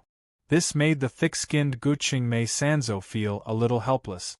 In the end, he had to keep quiet and turn to look at the streets of New Tokyo, which was as deserted as the cities of other countries. Chapter 13-17. What do you think I should do with you? In the commander's office of the NEVR headquarters, Sei Ito leaned forward with his elbows on the table and his fingers crossed in front of his mouth. He looked at Eiji Ryoji and Shin Shiba, who were standing side by side in front of him. Oh, no need to be so troublesome. Commander Ito just needs to give me access to the NEVR. As for the position, I don't need it. Eiji Ryoji said with a relaxed expression. Okay. Sei Ito nodded slightly and agreed. Dong-yu, take Eiji Ryoji to apply for an identity card. Sei Ito ordered Dong-yu, who was standing beside him with his hands behind his back. Yes. Dong-yu agreed aloud, then stepped in front of Eiji Ryoji and waited for him to move. Thank you, Mr. Dong-yu. Eiji Ryoji smiled, then nodded to Sei Ito and left the commander's office with Deputy Commander Dong-yu, leaving Sei Ito and Shin Shiba alone in the office. What is your mission? Sei Ito asked after quietly looking at Shin Shiba for a moment. Those old men didn't say, they just asked me to follow the commander's arrangements, meow. Shin Shiba replied. Follow my arrangements? Sei Ito straightened up and leaned back in his chair and asked softly. Yes, meow. Shin Shiba replied. That's good. Sei Ito nodded and said. After that, he moved his mind and threw Shin Shiba into the Rubik's Cube world. Where is this? Shin Shiba, who was startled, asked subconsciously. You're the real Shiba, right? I'm Karen. From now on, I'll be responsible for everything about you. At this moment Ku, who was dressed in dark casual clothes, appeared. Karen, who was wearing a red short-sleeved shirt and her red hair was stuck in a red headband, appeared in front of Shin Shiba and said, Huh! Shin Shiba looked at Karen in front of him blankly, not knowing how to react. Commander, where is the backup pilot? It was probably because Shin Shiba hadn't appeared for a long time and couldn't be found. Guqingmei, who thought something had happened to her, came to the commander's office and asked Sei Ito. I have other arrangements for that person. You don't have to look for her. Sei Ito said in a low voice. Yes, Guqingmei and Sei Ito's eyes for a few seconds speechlessly, and finally, reluctantly accepted the order. It's time to prepare. Ito Sei, who watched Guqingmei leave the office, stood up and muttered to himself. He then walked out of the office and went to the synchronization rate laboratory. Commander. Sei Ito had arrived. It's over, Akagi Ritsuko said, then stepped in front of the instrument, pressed the button to connect to the safety bolt outside the reinforced isolation window, and said, Okay, Ling, you can come out now. Yes. Ling Bori, who opened her eyes, responded. You can sort out the Apostle research data that you have obtained so far. I will send you to a place later. If there is no accident, you will probably stay there in the future. Sei Ito turned his head and said to Akagi Ritsuko. Akagi Ritsuko frowned, then nodded and agreed. I know. Ibuki you too. Sei Ito said to Ibuki Maya, who was operating the instrument. Oh okay. Ibuki Maya, who was a little nervous and depressed because she thought she was going to be separated from her senior, was stunned at first, then she responded with surprise. Then Sei Ito nodded to the two and walked to the bathroom attached to the test room. He sat down in the locker room and waited. About 10 minutes later, Ling Bori, who was wearing nothing and holding a towel to dry her hair, came out of the bathroom. What's the matter? Ling Bori, who did not show the slightest nervousness or embarrassment, walked to the closet and opened the door to take out her clothes while asking, "I will take you to a place later." Seito looked at Ling Bori's smooth back and said, "Okay." Ling Bori, who took out her bra and put it on, replied without turning her head. Seito did not speak at this time, quietly watching Ling Bori put on her clothes until she finished putting on all her clothes and became a girl student again. Seito stood up, reached out and took Ling Bori's hand, and pulled her out of the bathroom. They walked to the location of the base garage. A moment later, the two stood in front of the Eva prototype. "Wei, I am going to send you out of this world." Seito released his power of the will to contact Ji Wei, who was stored in the prototype's core. "Why so fast?" Ji Wei was confused. "We were too exaggerated before, the perverted old men could not hold it in anymore." Seito said. "What about the remaining apostles?" Ji Wei asked. "I am only sending you guys out. I will stay here for a while to get some things. I can also get rid of the apostles." Seito smiled. "I understand." Ji Wei replied. "Okay, later I will use my power to open the crystal wall between worlds. When the time comes, remember not to resist, or else the violent spatial energy will directly shatter you." Seito reminded. "I will be careful." Ji Wei replied. Seeing that Ji Wei understood the main point of the matter, Seito withdrew his power of the will, opened the Rubik's Cube world, and sent the Eva prototype into the Rubik's Cube world. It was temporarily placed on another uninhabited island floating on the sea. Seeing the Eva prototype suddenly disappear in front of her eyes, Ling Bori looked at Seito with some confusion. Seito also turned his head and smiled at Ling Bori. He did not explain for the time being. Instead, he held Ling Bori's hand and walked to the location where the Eva prototype was stored. After arriving there, he also sent the Eva prototype into the Rubik's Cube world and placed it on the uninhabited island where the Eva prototype was placed. Then, Seito led Ling Bori out of the garage and found Akagi Ritsuko and Ibuki Maya, who were organizing the information. "Is it done?" Seito asked. "Wait for another 5 minutes," Akagi Ritsuko said without looking back. Seito nodded and quietly stood aside to wait. "It's done." After a little more than 4 minutes, Akagi Ritsuko, who reached out and pressed the last button, looked at Seito and glanced at Ling Bori beside him and said, "Well, take the information, I will take you away," Seito said. Hearing this, Ibuki Maya quickly gathered the pile of paper documents on the table together and held it to his chest. He picked up the laptop in his left hand and stood with Akagi Ritsuko, who was also holding a laptop in her hand. Seeing this, Seito, Ling Bori, Akagi Ritsuko, and Ibuki Maya disappeared from the room and appeared on the uninhabited island where the Eva prototype and Eva prototype were placed in the Rubik's Cube world. "Huh? Where is this?" Looking at the environment that suddenly turned into a forest, a beach, and a coastline, Ibuki Maya was surprised. Ling Bori and Akagi Ritsuko, who were also curious about this question, also looked at Seito. "Different from your world, there is no apostle, no first, second, and the third impact of the alien world." Seito looked at Ling Bori, Ibuki Maya, and Akagi Ritsuko with a smile on his face. Then Seito ignored Ibuki Maya, Akagi Ritsuko, who turned her head to look around, and Ling Bori, who still maintained an expressionless look, turned their heads to look at the Eva prototype standing not far behind them. Once again, they used their spiritual power to connect with Iwei inside, and passed a message to the other party through spiritual connection. In the next instant, as the prototype unit suddenly produced energy ripples, a figure amidst the convergence of countless energy particles appeared before everyone's eyes. Finally, it settled into a woman wearing a brown mid-length skirt, a light pink breathable sweater, and a white lab coat.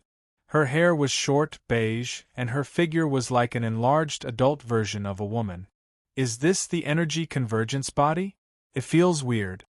Iway looked down at her hands that were very close to the color of her real skin and said, Iway. Akaji Ritsuko whispered. You are. Iway, who heard the greeting, looked up at Akaji Ritsuko and wondered. Akaji Naoko is my mother. Akaji Ritsuko said lightly. Ah? So you are Ritsuko, I didn't expect you to grow up so much. Iway said. Well, let's talk about the old days later. I will send you to the laboratory first. Seito clapped his hands and reminded everyone. Then, he took Ayanami Rei, Akaji Ritsuko, Ibuki Moi, and the newly appeared Iway and left the place. They appeared in the large laboratory where new materials were being manufactured and the new body was being upgraded. Clap, clap, clap. Seito clapped his hands, attracting the attention of everyone in the laboratory. Milord. Scattered and disorderly greetings rang out. Let me introduce. Seito pointed to Iway and Akaji Ritsuko beside him and introduced them to everyone. This is Iway, a top biological expert from another world. She has unique insights on special creatures and souls. The other is Dr. Akaji Ritsuko, who came from the same world as Dr. Iway. She is also a top expert in biology, mathematics, and energy. From today on, the two of them will officially join the big laboratory and become colleagues with you. Clap, clap, clap, clap. After that, neat applause sounded in the laboratory, representing everyone's welcome to the two. Then Seito dispersed the crowd and took Iway, Akaji Ritsuko, Ibuki Moi, Akaji Ritsuko's assistant, and Ayanami Rei, who had nothing to do with them, to Royd, Lakshata, Nina, Cecil, Erica, Celine, and Emma. He formally introduced them to each other and arranged for them to start the technical integration. Chapter 13-18. After going out of the Rubik's Cube world, he sent the two apostle corpses stored in the NEVR headquarters, as well as Lily's body stored in the final dogma, at the bottom of the NEVR headquarters into the Rubik's Cube world. After handing them over to the new research team joined by Kanwei and Akaji Ritsuko for research and technical integration, Seito left the big laboratory with Rinbo Rei and came to the place where Karen was currently located. Commander, please save me, this woman is terrifying. Seeing Seito appear, Shinbo, who was miserably tortured by the training task arranged by Karen, quickly put on a pitiful look and said, What did you say?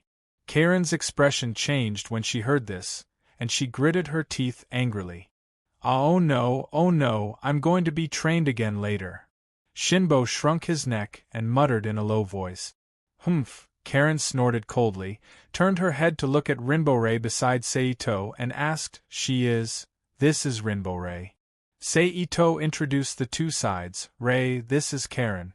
From today onwards, you will be like Shinbo over there, receiving Karen's guidance. Got it. Rinbo-Rei glanced lightly at Shinbo, who looked weak, and replied blankly. Karen, Rei is more like an internal disciple. This is the case for everyone in the outside world, so please be more understanding. Seito looked at Karen and said, N. Karen nodded and agreed. Since we have time now, let's take you out for a good walk and let you formally get to know this new world that you will live in permanently in the future. Seito looked at Shinbo and Rinbo-Rei and said. Hearing that there was a walk, Shinbo, who was caught by Karen for training as soon as he entered the world, immediately regained his vitality. He left the current training ground with Seito, Karen, and Rinbo-Rei with a face full of expectation. Under Seito's guidance, they began to walk around the Rubik's Cube world. And after this period of walking around, whether it was the slightly more thoughtful Shin Shirbwa or the simple-minded Rinbo-Li, both of them had a new understanding of the current environment and had some wild thoughts at the same time. Well, Commander Ito, since it is unlikely that there will be a war in this world, you don't have to worry about things like the Great Impact, so why do you want me and Rinbo to receive training? Shinbo asked curiously. There aren't any in this world, and it doesn't mean that there aren't any in other worlds. So for safety and development purposes, a certain level of combat power is still necessary, Seito explained with a smile. As for why I want you and Rei to undergo that kind of training. First, because the inhabitants of this world will receive such training to improve their physical fitness and abilities. Second, because the two of you have a special talent, piloting an EVA. And it just so happens that my laboratory is researching and developing a new type of battle armor that combines the technology of many worlds. If everything goes well, you will most likely become one of the strongest combatants in this world, like Karen, and become the protectors of this world. Oh. Shinhibo nodded thoughtfully. Of course, this kind of thing is voluntary. If you don't want to, you can also enter the school like the residents here. Learn the special knowledge here and become someone like them. Seito stopped and turned his head to look at the big electronic screen installed on the outer wall of a high-rise building on the street. The screen was showing the fight between two espers. Can I also have the same ability as them? Shinhibo asked with bright eyes. Yes. Seito nodded affirmatively, as long as you study hard and complete the designated courses. Of course, even if you can't meet the requirements through your own efforts, you can also purchase the development drug through other means to become an esper. Shinhibo responded casually. Seeing that Shinhibo was very interested in the game on the screen, Seito, Karen, and Rinboli temporarily stopped and waited for the game on the screen to end. It didn't take long for them to wait, it was less than 2 minutes. On the screen, the battle between the two superhumans ended with one of them defeating the other and obtaining victory. Then, Shinhibo, who withdrew his gaze, continued to stroll on the street with Seito and others, savoring the street prosperity and novelty that the new Century Evangelion world did not have. That was it. It wasn't until 3 or 4 hours later that the group ended their shopping trip and returned to the duplex building built next to the training ground. Each of them chose a room to rest. Naturally, Seito slept in the same room as Karen. Commander, I apply for an immediate lockdown of San Neo Tokyo and send ground crew to search the entire city and underground headquarters. Guchengmili slammed her hands on the table in front of her, leaned forward, and stared at Seito and said loudly. No need. Seito said lightly. Guchengmili frowned, still staring at Seito without blinking. The mysterious disappearance of Machine Zero, Machine Zero, Machine Zero, Machine Zero, Akagi Ritsuko, Ibuki Maya, and the Apostle's corpse you mentioned were all transferred according to my orders, so there is no need. Seito continued. Guchengmili quietly looked at Seito for a moment, then straightened up, took out her identity card and gun, and slammed them on the table. Her tone was calm, but one could clearly feel the hidden anger in it. Commander, please allow me to apply for resignation. Denied. Seito refused without hesitation. Then I apply for an extended leave. Guchengmili said again. Also denied. Seito shook his head slightly. Resignation is not allowed, extended leave is also not allowed, but you didn't even inform me, the military manager, about the matters in the base. What's the point of keeping me? Keeping an idle person waiting for you to take advantage of me? Guchengmili finally exploded. I plan to give this base to you after the Apostle attack is over.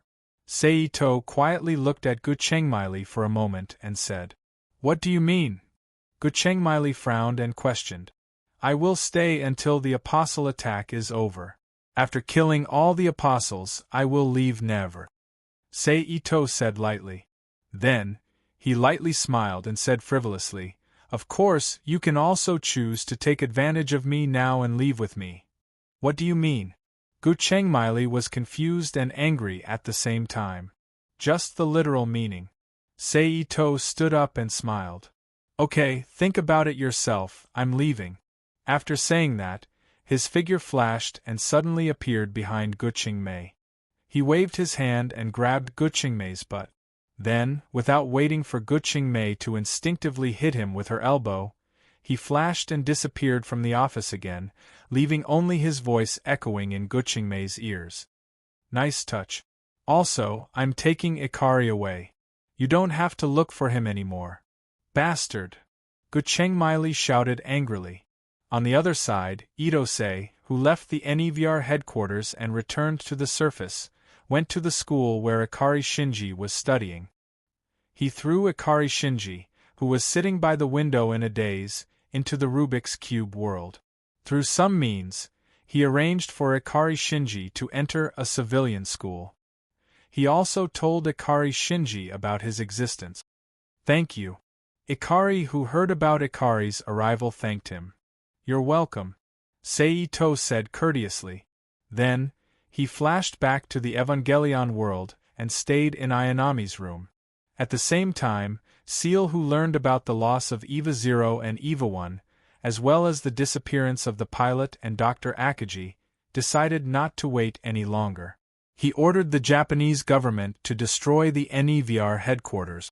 Half a day later, a large number of tanks, planes, and armed soldiers appeared in the third New Tokyo City and launched an attack on the NEVR headquarters. Under the assault of the special forces and heavy firepower, the underground portal was quickly taken down by the military and they began to attack the NEVR headquarters. Bastard! Gu Qingmei, who received the news, cursed. Did you get in touch with Commander Ito? Gu Qingmei asked Aoba Yamao. Not yet, I'm trying to contact him. Aoba Yamao replied without turning his head. What's wrong? Did you miss me? As soon as Aoba Yamao's voice fell, Seito's voice sounded in the command room.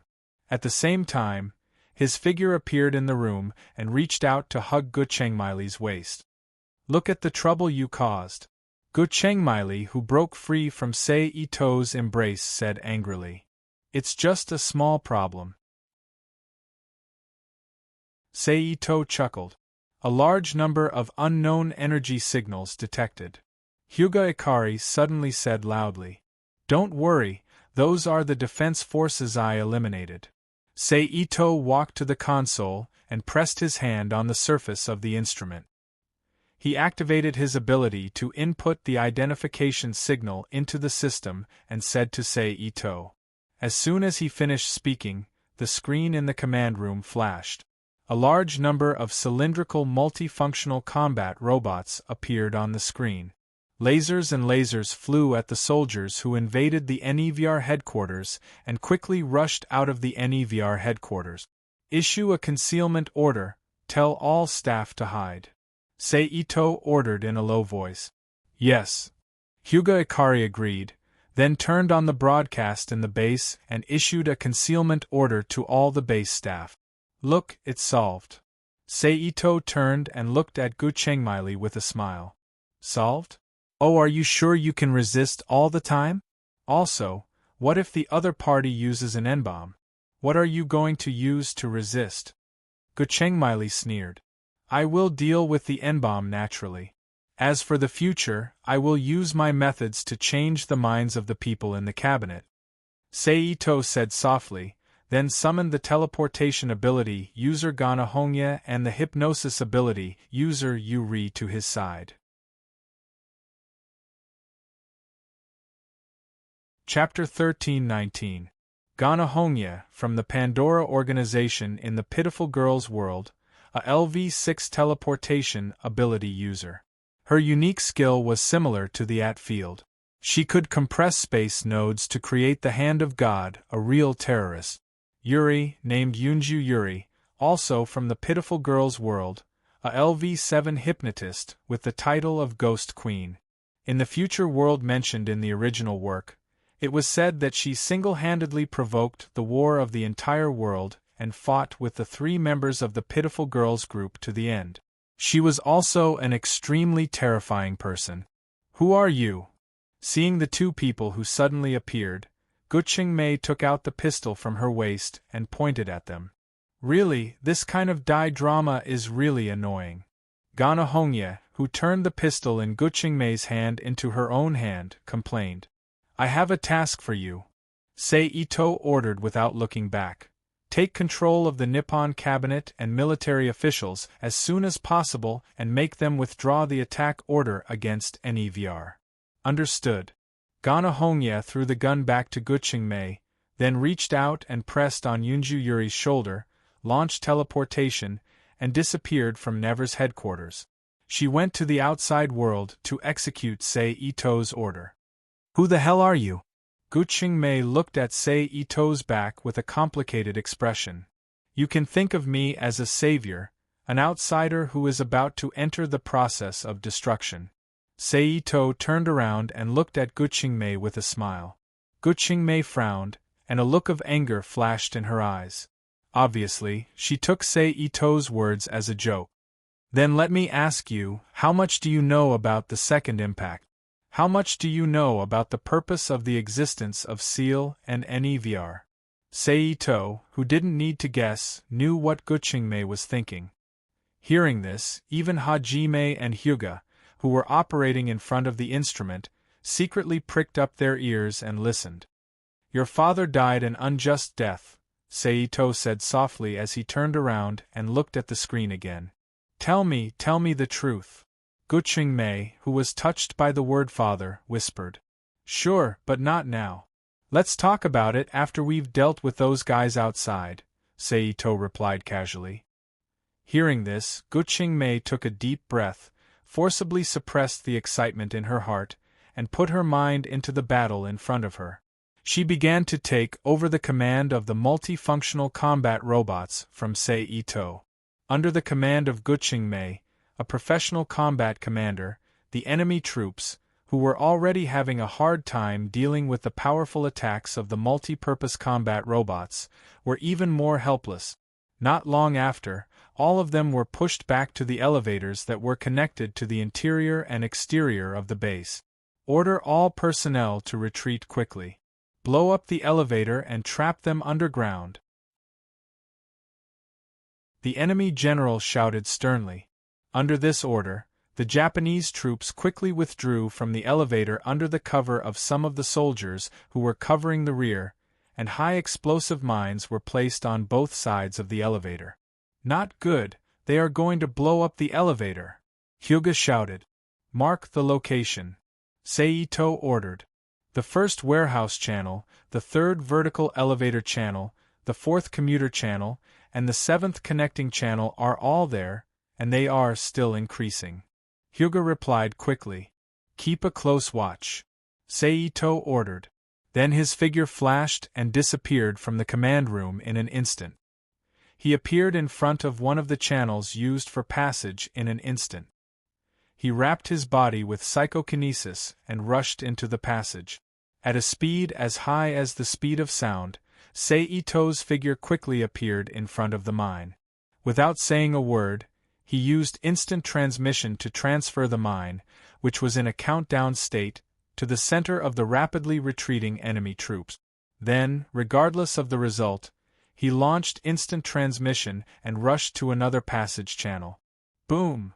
Shortly after Saito left, a violent explosion faintly came from the outside of the passage. At the same time, a large mass of flames and strong wind poured into the passage through the destroyed door. It wasn't until all the thrust disappeared that it slowly dissipated. Boom! However, the moment after this explosion, several more explosions sounded one after another. But one of them directly sounded in the pipeline, blowing up the elevator connecting the NEVR underground headquarters to the surface. There was nothing he could do about it. The time set by the soldiers was simply too short. Furthermore, the tunnels were all in different directions. Even if Saito rushed over, he still couldn't remove the last bomb and let it complete its mission. Humph! Seeing this, Saito coldly snorted and appeared in the middle of the enemy troops outside the tunnel. With himself as the center, he released a large lightning bolt that enveloped all the soldiers and weapons around him. Ah! Boom, boom, boom, boom! Under the attack of the thunder and lightning domain, the soldiers screamed in agony as they turned into charred corpses and died on the spot. At the same time, the ammunition in the weapons was detonated, and the fuel tanks in the cars were ignited. Amidst the loud boom, the cars turned into blazing fireballs and fragments, continuing to kill and injure the surrounding soldiers who were not killed instantly. Bastard! Use the N-bomb! The senior military officer, who learned of the heavy casualties of his soldiers, shouted in exasperation. Sir, there are a large number of civilians in the third New Tokyo City. We can't use the bomb, a young officer reminded. Why haven't the civilians in the third New Tokyo City been evacuated yet? The officer glared at the other party and questioned. This battle is a surprise attack. General, you didn't give the order to evacuate the civilians. The young officer reminded. Damn it! The general shouted angrily. However, he put the matter of using the N-bomb aside. After all, no matter how high his position was, he couldn't act arbitrarily. He didn't dare to take the lives of tens of thousands of civilians in the third New Tokyo City lightly. Temporarily withdraw from the front line tomorrow and issue an evacuation order at the same time. The general ordered in a hurry. Yes. Following the general's new order, the army that attacked the NEVR headquarters immediately retreated from the pursuit of the multifunctional combat robots and quickly left the third New Tokyo City. Phew! We finally made it. Hyuga sat on a chair and breathed a sigh of relief. Pay close attention. Inform me if there are any changes. Seito ordered. Yes. Chinyemao and Hyuga both responded in unison. Follow me. Seito turned and walked out of the command room. He said to Gu Chengmili. Gu Chengmili didn't hesitate and immediately stepped forward to follow him. He left the command room and came to the commander's office in the NEVR headquarters. In the year 2000, an object from outer space came to the Antarctic ice field, causing severe climate change.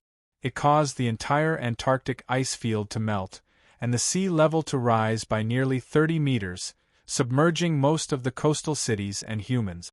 It also caused food shortages, riots, wars, and other disasters, causing half of the human population on Earth to perish. This event is called the Second Impact. Seito said softly as he walked to the desk and sat down. But this is just false information covered up by the United Nations. The real cause is that someone is trying to resurrect the god that has died since ancient times. In the process, they wanted to add human genes, but they didn't expect this behavior to trigger a fierce reaction in the cells of the giant of light called Atom, causing it to erupt with powerful energy. This is the real cause of the Second Impact. In other words, your father, who happened to be investigating in Antarctica at the time, died in a man-made accident. Atom, Gu Chengmili murmured with a trembling body. The people who are trying to resurrect God are the predecessor of the current ELE organization. Although the name of the organization has changed, the leaders are still the same people. It's just a change of name. Seito continued. Their current goal has changed from reviving God to fusing themselves, humans, God, apostles, and other things into one to become the complete spirit of a brand new life form. This is the so-called human completion plan. They don't care about the wishes of the other humans in the world. It's a plan they made based on their own considerations. Damn it! Gu Chengmili clenched her fists and cursed. Looks like you already understand. Seito looked up at the furious Gu Chengmili and said, That's right, the NEVR organization is the specific executor of the Human Completion Project. So all the efforts they are doing now are for the third impact, the final fusion of humans. But the NEVR, or the NEVR led by Dan Yuendu, is a bit different. Seito chuckled and said again, although Dan Yuendu is also carrying out the Human Completion Project that he proposed and supported by ELE, the specific results and goals are obviously different. But as for what the difference is, we don't need to care about it. What about you? What is your purpose? Gu Chengmei raised her head and asked. Ling, Akaji Ruko, Machine 0, Machine 0, Machine 0, Lily under the central dogma, the Apostle's body, and Adam. Sei Ito leaned back on the chair and looked at Gu Chengmeili. Of course, I have no interest in creating the third impact or destroying all of humanity. Collecting Adam, Lily, and Eva is just for their technology and cells, so you can rest assured. Sei Ito shrugged. Then what about Ling and Ruko, Shinji, and that backup pilot Shinbo? Gu Chengmeili continued to question. Your brain works fast enough. Sei Ito smiled. I need the Eva-related technology mastered by Akaji Ruko. The reason for Ling is a bit special. You can think of it as me liking her. Shinji is fulfilling a promise to someone. As for Shinbo, it's because she is an excellent pilot. Of course, her lively and cute point is also very attractive. I want to see Akaji Ruko, Gu Chengmeili said. Okay. Sei Ito nodded and released Akaji Ruko. Ruko. Gu Chengmeili called. Akaji Ruko nodded at Misato, then turned to look at Sei Ito with some doubts, asking with her eyes the reason for calling her out. Misato wants to see you. Sei Ito looked at Gu Chengmeili. Akaji Ruko nodded, turned to look at Gu Chengmeili and asked, Misato? Gu Chengmei opened her mouth and paused for a moment before asking in a deep voice, Lu Zi, he told me some things just now. It's about the second impact, the plan to repair the human race, and his personal goal. I want to ask you, is what he said true? Although I don't know how much he said to you, you can basically believe what he said. At least on those things, he doesn't need to lie to you. Akaji Ruko glanced at Sei Ito sitting next to her and replied. Can I still believe you, Ruko? Gu Chengmeili said with a complicated look. That's up to you, Misato. Akaji Ruko said softly. Can I go to your place to have a look? Gu Chengmeili was silent for a moment, then looked at Sei Ito and asked. Of course. Sei Ito got up and said, then stretched out his hand and put it around Akaji Ruko's waist, hugged her, and opened the magic cube world, then took Gu Chengmeili back to the magic cube world, and took her to stroll around the streets of the strange world. This stroll lasted for more than half an hour. You accompany Misato, Sei Ito said to Akaji Ruko. Then, he nodded to the two, flashed out of the magic cube world, and returned to the commander's office of the NEVR headquarters in the EVA world, waiting for the return of Gana Hongye and Yunju Yuri. Sei Ito didn't wait too long. At dusk in the afternoon, Gana Hongye and Yunju Yuri appeared in front of Sei Ito. Done. Gana Hongye said. When the time comes, you just need to say your name, whether it's through the phone or face-to-face. Those guys will immediately enter a state of control and obey your command. Very good, thank you for your hard work. Sei Ito looked at the two with a smile. Then give me a few more days of paid leave, Gana Redleaf chuckled. As the chairman of the Academy City, it's up to you whether you want to take a leave or not. Why do you need my approval? Sei Ito said angrily. Okay, I will send the two of you back to rest. After that, he sent Gana Hongye and Yunju Yuri back to the Magic Cube world. It's time to go to Seal and get Adam's embryo, Longinus gun, and Zhu Sun with Adam's soul. Looking at the empty hall in front of him, Sei Ito thought. Then, he reached out and pressed on the table in front of him, leaving a flying Thunder God imprint on it. Then he stood up from the chair, launched instant transmission, and disappeared from the commander's office. He moved to the location of a member of SEAL that he found last time when he guided Isao Yuandu's memory. RS.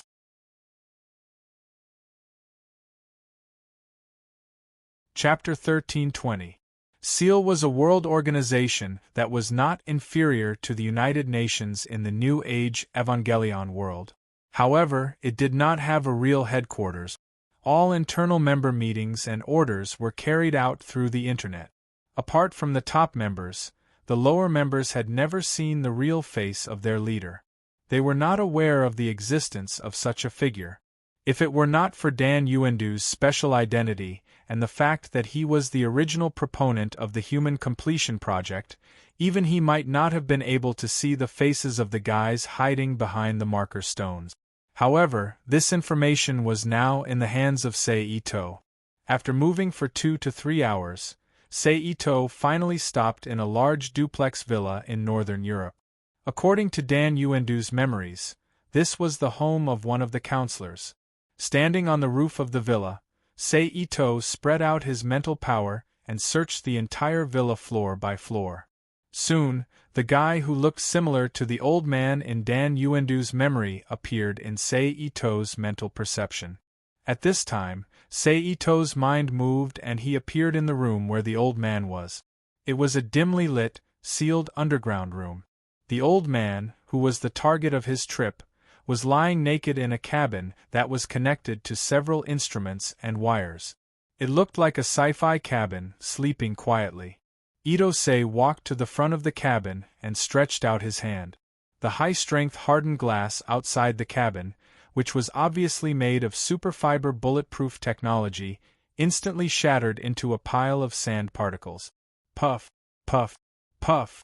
The sand particles fell into the instrument. At the same time, an ear-piercing alarm sounded in the villa. Ignoring the alarm, Sei Ito waved his arm. All the things in the secret room quickly floated to the alloy door of the secret room and sealed the door tightly. Then, Sei Ito stretched out his right hand. His index finger touched the old man's forehead and launched his mental power to invade the old man's mind. He used a destructive method to forcibly search all the memories in his mind. Under this destructive search, the old man, who was still alive, trembled violently as if he had been electrocuted. White foam gushed out from his tightly shut lips. It slid down his cheek. My luck is not bad. The 3 things are all in the NEVR Germany branch. Looks like we don't have to split up. After a while, Sei Ito retracted his finger and whispered to himself with a smile. Then, his figure flashed and disappeared from the secret room where the old man was. As for the old man who was still in the same place, his brain was paralyzed the moment Sei Ito finished his search. He died of brain death. 10 minutes later, Sei Ito appeared above the NEVR Germany branch. He used teleportation to enter the underground NEVR headquarters and appeared in the battle command room. As soon as he appeared, Ito Seiji unceremoniously released the spirit shock machine, knocking out all the staff in the command room. Then he stepped in front of the instrument, pressed his hand on the surface of the instrument, and launched an electrical discharge and electromagnetic control ability to invade the Magi replica in the Germany branch. In the end, it was a replica model, and the ability of the core human brain donor was not enough. In terms of computing power, it was not as powerful as the Magi prototype made from Naoko Akagi's brain. Although it still resisted Sei Ito's invasion, it was quickly defeated by Sei Ito's invasion. This allowed him to control the Magi replica. Tisk, there's a lot of good stuff here. There's even information about the S2 agency. As expected of the country where the speaker of the ELE Council, Kira Lorenz, came from, the treatment is really good. Ito-sei clicked his tongue as he looked at the information on the big screen in front of him. In that case, I won't hold back. After saying that, he took out a storage device and transferred all the information about the S2 mechanism, the EVA series, the research on atom cells, and so on into it. He then threw the transferred storage device to the lab and asked Xianwei, Erica, and Celine to deal with it. Then, Sei Ito changed the frequency of the electric current released and turned it into lightning to attack the Magi replica. Boom, boom, boom, boom. In an instant, the violent explosion echoed in the command room. A large amount of smoke spewed out from the Magi main body under his feet and burned the Magi body. Urgent alarms immediately reverberated throughout the entire base. At this time, Sei Ito, who had completed the destruction, moved to the bottom of the NEVR base. He threw the Longinus spear and the Atom's egg sealed with resin into the Rubik's Cube world. Of course, in order to prevent the so-called impact, the Atom's egg was not placed in the same place as Lily's body. Instead, it was sealed in the storage dimension. In an empty room with dim light, Seito, who walked out of the darkness step by step, quietly looked at the naked boy who was floating in the thick tube filled with pale yellow LCL tissue solution in the center of the room. Ju-sun, Seito said softly. Ju-sun didn't say anything. He just looked at him with a smile. Do you have anything to say? Ito-sei asked faintly as he took out a Leia stone crystal and slowly outlined a sealing technique on it with his spiritual force. No. Ju-sun replied in a relaxed tone. Okay then. Seito nodded slightly. He raised his hand and pressed the Leia stone with the seal engraved on it towards the tube wall in front of him. As Seito pressed, the tube wall didn't seem to exist at all. It didn't do anything to stop him. Seito's arm went through it and pressed the Leia stone crystal onto Ju-sun's body. In the next moment, a powerful suction force was released from the Leia stone crystal. It was like a distorted black hole, compressing and shrinking Ju-sun until she was sucked into the crystal blue Leia stone crystal, sealing her inside. Pulling back his hand, Seito looked down at Ju-sun who was sleeping inside the Leia stone. He then put it away and used the Flying Thunder God technique to return to the commander's office at the NEVR headquarters in the underground space of New Tokyo, Japan's number 3 city. Only the apostles are left. Seito sighed. Then his figure flashed and entered the Rubik's Cube world. He appeared in front of the world tree planted in the center of the Rubik's Cube continent. Then, Seito summoned the huge Longinus spear that was transformed from part of the Kabbalah's tree of life that gave birth to Adam and Lily in the New Age Evangelion world. As soon as the Longinus spear appeared, the world tree that was so tall that Seito couldn't see the top of it immediately trembled slightly. It released a feeling of longing for a name. Seeing this, Seito didn't hesitate and stabbed the Longinus spear into the trunk of the world tree. In an instant, the trunk of the world tree suddenly lit up and released a dazzling white light. It slowly swallowed the Longinus spear that Seito stabbed into the trunk of the tree. Following the swallowing of the Longinus spear, another mysterious wave spread out from the world tree, releasing a strong aura of life. Seito faintly thought of something. He summoned the bodies of the 2 apostles that he killed before and threw them onto the trunk of the world tree. Things were just as Seito thought. The trunk of the world tree trembled again and released a strong suction force. It swallowed the body of the apostle just like how it swallowed the Longinus spear.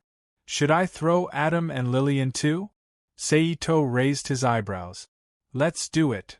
Almost instantly, Seito made up his mind. He summoned Lily's body in front of him and threw it to the world tree to swallow. Then it was Adam, the prototype robot, and Ju-sun that he just obtained. Meanwhile, the world tree seemed to have transformed into a glutton as it swallowed them all into its body one by one. I'm looking forward to your changes. Seito looked up at the tall world tree in front of him and said softly. As if responding to him, the world tree also sent a message to Seito. I'll get the rest of the parts for you as soon as possible, Seito said. Then he left the center of the Rubik's Cube continent and returned to the ecological city in the south to find his woman. The next day, inside the commander's office in the NEVR headquarters. What do you think? Seito looked at Guqingmei and smiled. I don't know. After a moment of silence, Guqingmei shook her head in annoyance. Really? Then take your time to think about it. But in order to keep it a secret, I need to add something to your body. Seito said noncommittally. Then he stood up and walked up to Guqingmei, who was frowning slightly. He reached out his hands to hold her cheeks and straightened her head so that his eyes met Guqingmei's. Just when Guqingmei thought Seito was going to take advantage of her again, Seito's eyes suddenly lit up. Guqingmei didn't know what happened until an unknown amount of time passed before she came back to her senses. What did I do? Guqingmei shook her head and looked at Sei-to, who had sat back down at some point, with a frown. I added an insurance in your mind. That is, you can't tell anyone what you experienced on the other side in case you accidentally expose my secret. Sei-to said calmly. Guqingmei frowned and didn't say anything. Okay, you can go now. I believe the world will be completely saved soon. Sei-to smiled. I understand. Guqingmei replied and turned to leave the commander's office.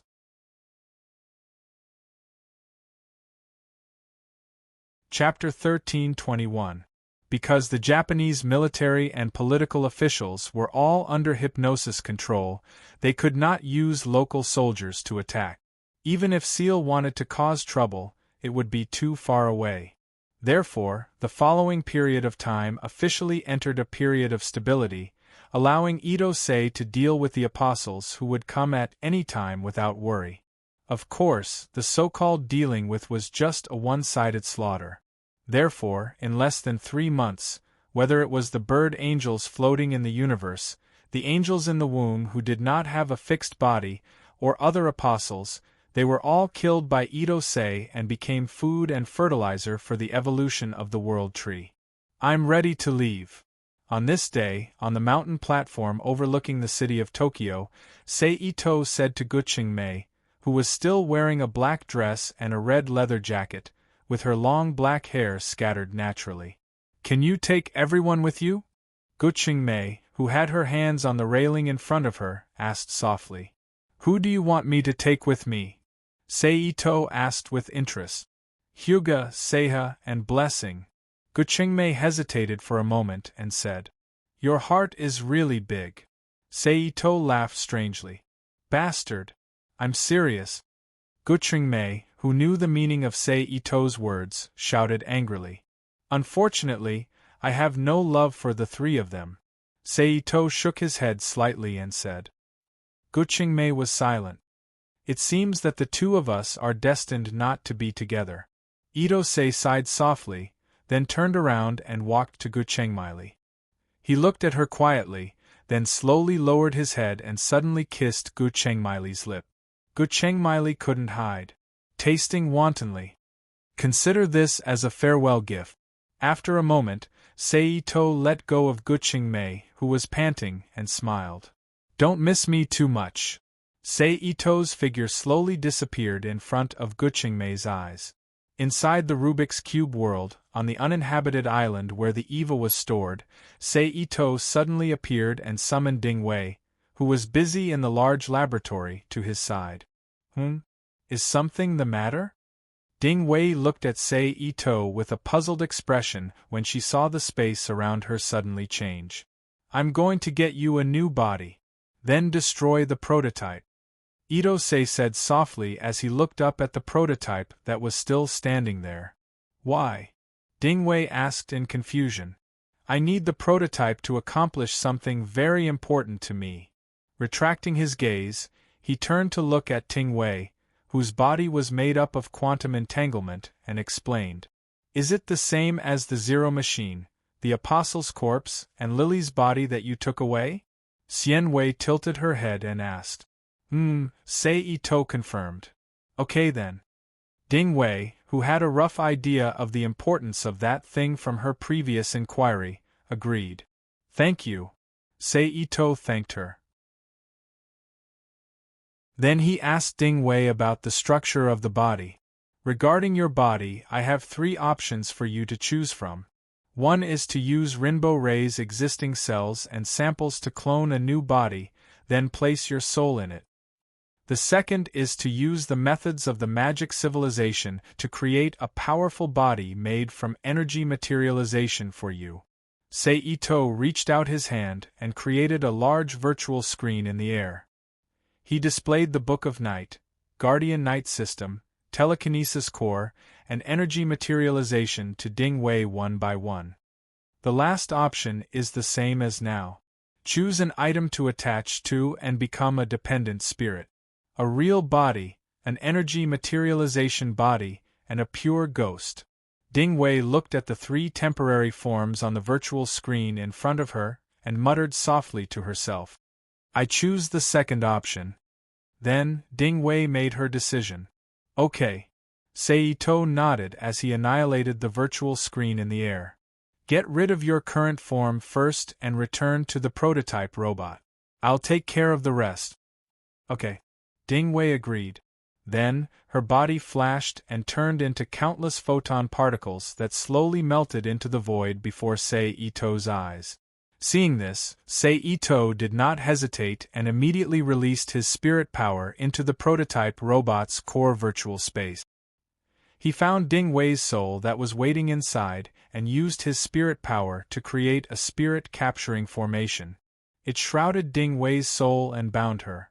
Then, with the cooperation of Ding Wei's own will, she was pulled out of the virtual space in the prototype robot's core.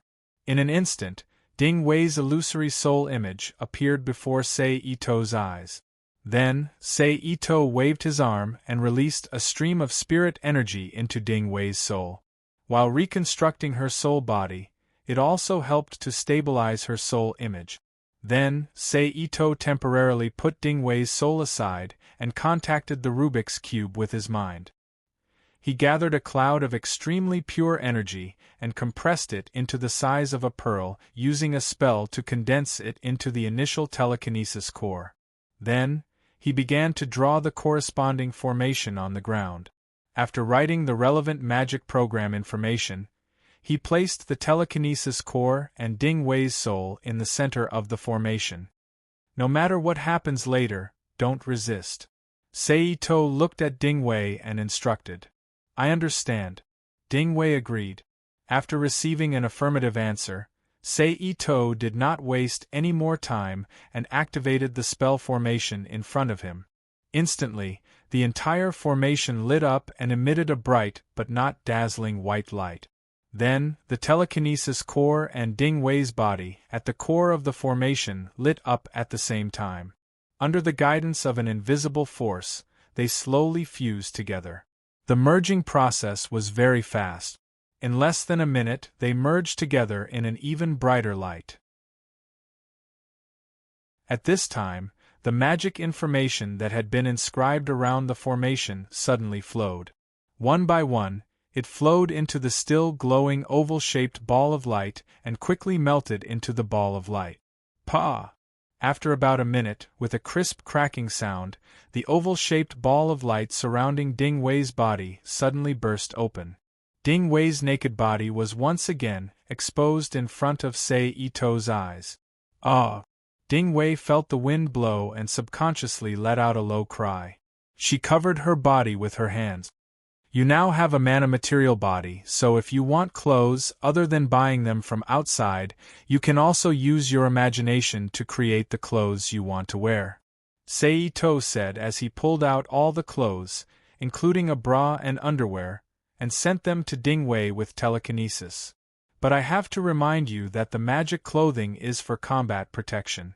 There can only be one set, so you have to be careful when using it. Can you turn around? Ding Wei requested. Seito didn't say much and turned around. Seeing Seito turn around, Ding Wei immediately picked up the clothes floating in front of her and put them on. After a while, she returned to her appearance as a young research woman. Done. Ding Wei said. I'll give you a day off today. Familiarize yourself with your body, or design your own magic protective clothing. You can continue working in the laboratory tomorrow. Seito said. Okay. Ding Wei also wanted to take this opportunity to see Shinji. After that, Itose had a change of heart. He sent Isao Wei back to the ecological city. He took the empty prototype robot and appeared in front of the world tree in the center of the Rubik's Cube continent. He gave the prototype robot to the world tree to devour. A minute later, as the prototype robot completely disappeared, Yggdrasil's trunk shook violently. A powerful life force spread out from Yggdrasil, stirring the surrounding space slightly. At the same time, large amounts of natural energy and rich world force flew from the void and entered Yggdrasil's trunk. Seito couldn't see it, but he could sense it through the Rubik's Cube. On the top branch of Yggdrasil, a new emerald green tooth grew out. It was slowly growing with the energy of Yggdrasil. I wonder what will be born when the time comes. Will it be a legendary elf or a new apostle? Saito thought to himself. Saito then ignored Yggdrasil. Under the nourishment of Adam, Lily, Eva, Lance of Longinus, and other products from the Kabbalah tree of life that gave birth to everything in the universe, Yggdrasil appeared in the void of the Rubik's Cube world and gave the order to return to the main world. Crack, crack. Amidst the familiar sound of glass breaking, Saito returned to the demiplane. He then activated the dimensional transfer magic circle and returned to his home at the shrine in Akazuruno City. He hasn't broken through yet. Looks like I'll have to wait for a while. Saito said softly as he glanced at the place where Don Ito was in seclusion. He then returned to the room that seemed a little lonely because there was no one else around to rest. The next day, Saito left a shadow clone to keep an eye on the situation in the main world. His real body entered the Rubik's Cube world and accompanied his family and women. They either played or practiced together as they waited. Of course, in order not to be biased, Saito also took a day to return to the main world to accompany Kuraki Mai and Nagasawa Masami, who had become a little busy due to the end of the year. He also went to visit Ingrid, who was guarding the magic tower and working hard to break through to S rank. After a week, the old man still hadn't broken through. However, Saito sensed that the main world's spatial fluctuations had calmed down and his attention had returned to the lowest point. He once again entered the Rubik's Cube world through the demiplane and embarked on his journey to the new world.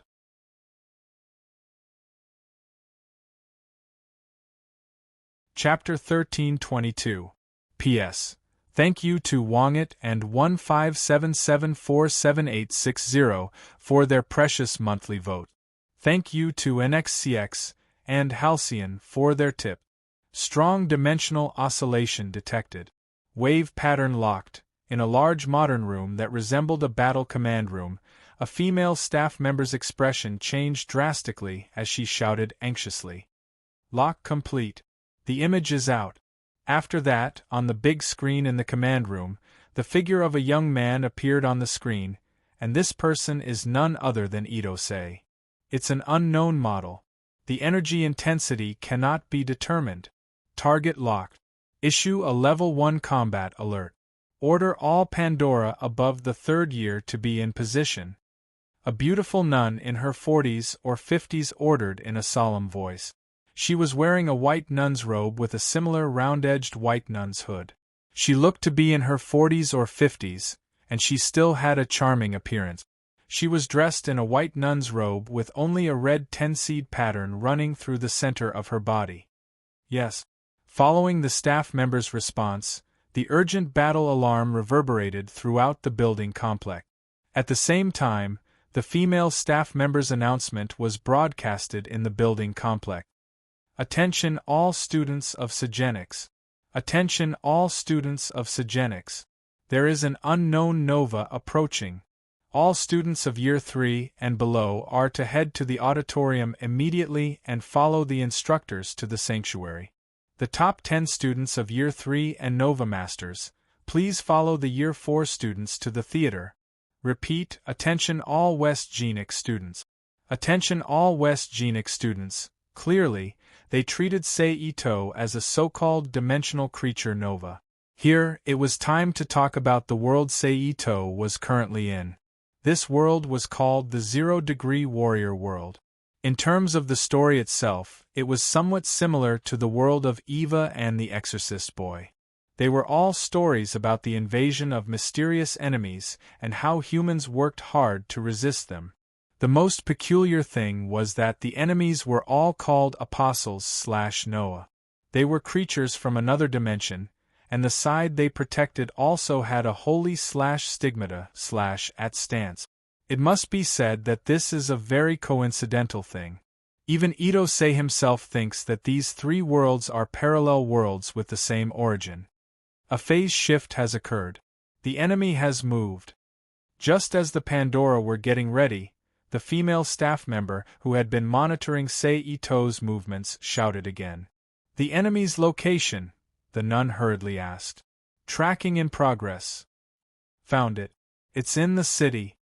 After waiting for a few more seconds, the staff member anxiously reported while presenting the newly received image on the screen. "This is troublesome." The nun frowned as she looked at Sei Ito walking slowly on the screen. "Immediately send the Pandora to intercept him. We must lure him away from the city." The nun ordered. "Yes. Quick, quick, move faster." At the Psionics Theater, a short-haired woman with black silk stockings, wearing a dark blue short and short skirt, a lavender lapel shirt, and a white coat, stood next to an armed helicopter with a spinning propeller and shouted at the senior Pandora students who were about to land on the plane. Jean Yume, a soldier originally from South Perth. She was a survivor of the Eighth Holy War. She was currently retired from the army and was the combat instructor of West Genix's Pandora students. She was also the frontline commander of this battle. "Elise, I'm going to the front line first. I'll leave the rest to you." After the Pandora were seated, she stepped onto the helicopter. She turned around and looked at another green-haired woman with a pair of flesh-colored stockings, a short black skirt, a casual pink shirt, and a white coat. Elise, full name Elise Schmitz, was the same as Jean Yume. She was originally part of the South Perth squad. She was a survivor of the Eighth Holy War.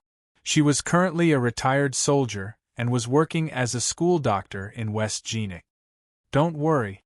Elise tucked her hair messed up by the helicopter's propellers behind her ear and said, "It's you. Remember to come back alive." "I won't die that easily." Jean Yume smiled. "Let's go." After saying that, she pushed the helicopter's door and closed it tightly. She bent over and sat down in an empty seat. She looked at the Pandora students in the cabin with a serious face and said, "This battle will be under my command.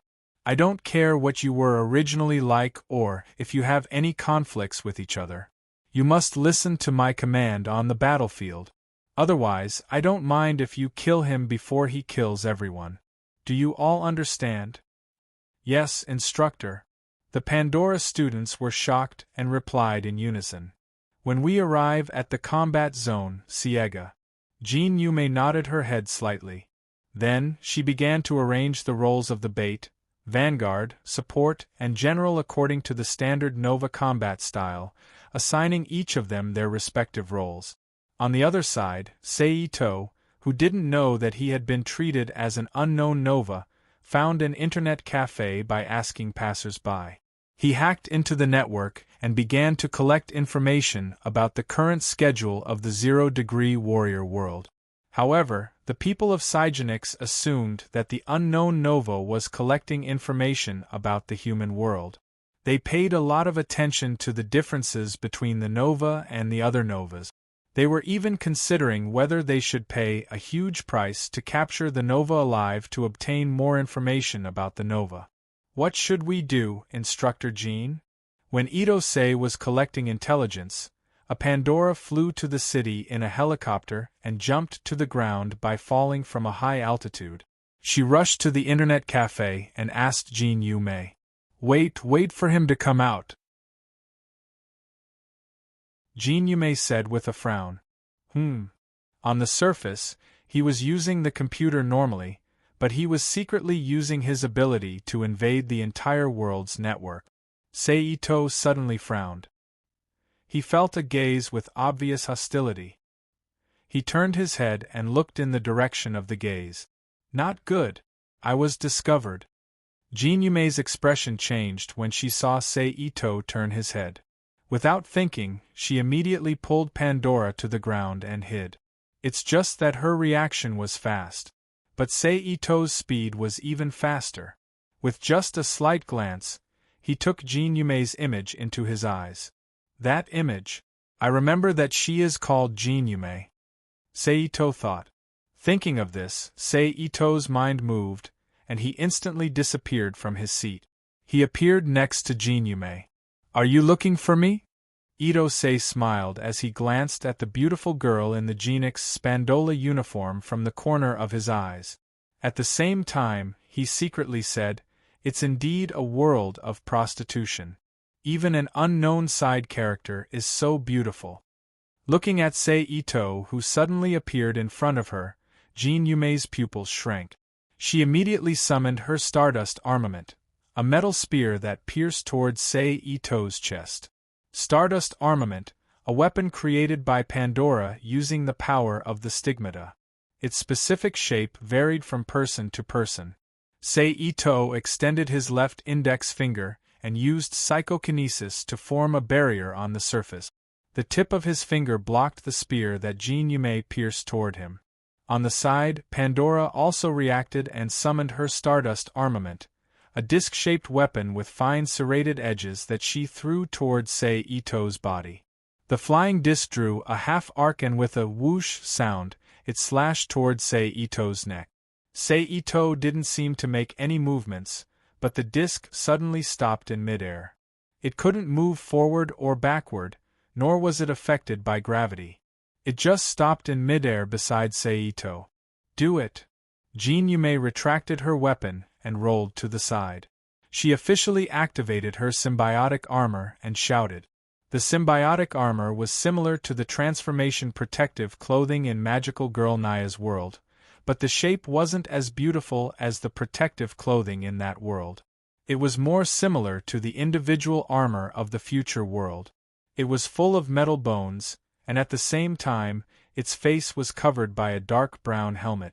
Following Kim Yumi's words, several bright lights lit up one after another.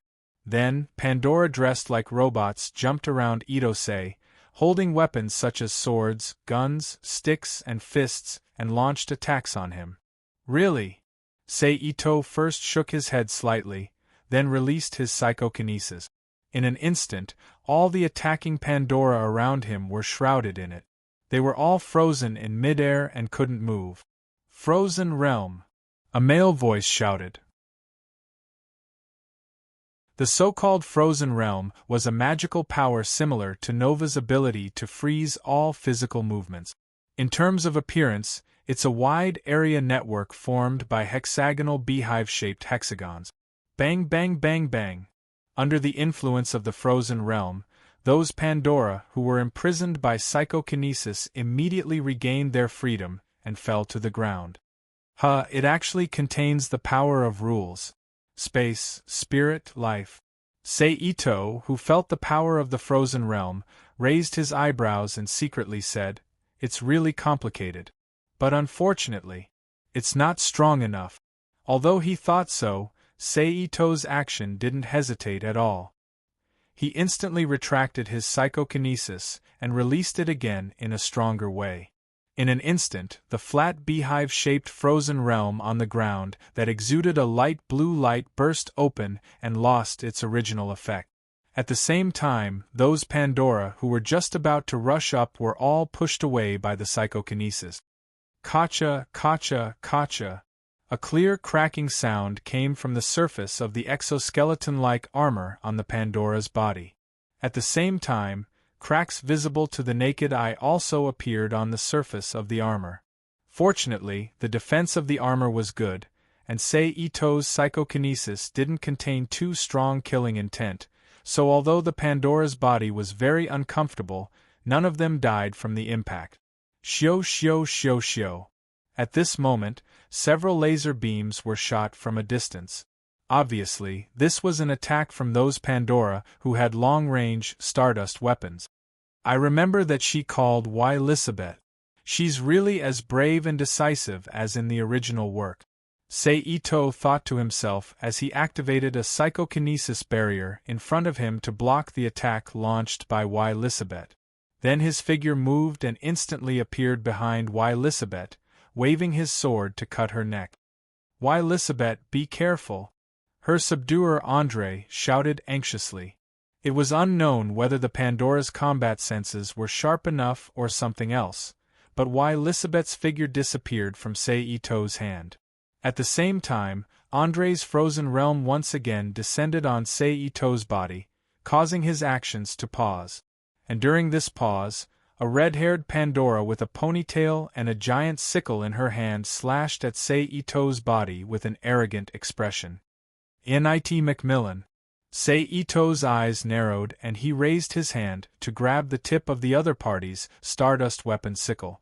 With a forceful throw, he threw the sickle together with Nit Macmillan to the silver-haired, dark-skinned girl, Cleo Brand, who was rushing up from the side. Following that, with a flash, he appeared beside Atia Simmons, who had a petite figure and purple hair with twin spirals. She held a Stardust weapon that did not match her body size, a meteor hammer. With a single slap, he knocked her unconscious. It couldn't be helped. Although Atia was ranked 6th in the school, that was because she won by cooperating with others. In terms of true strength, she wasn't even as good as Kamiwiwe, who was ranked 15th and couldn't come this time. Other than having a good brain, she was the weakest among the 10 third years who came this time.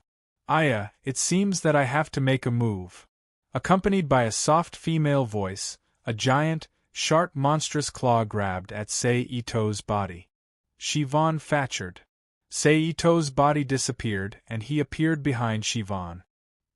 He stretched out his hand to press her back and whispered in her ear.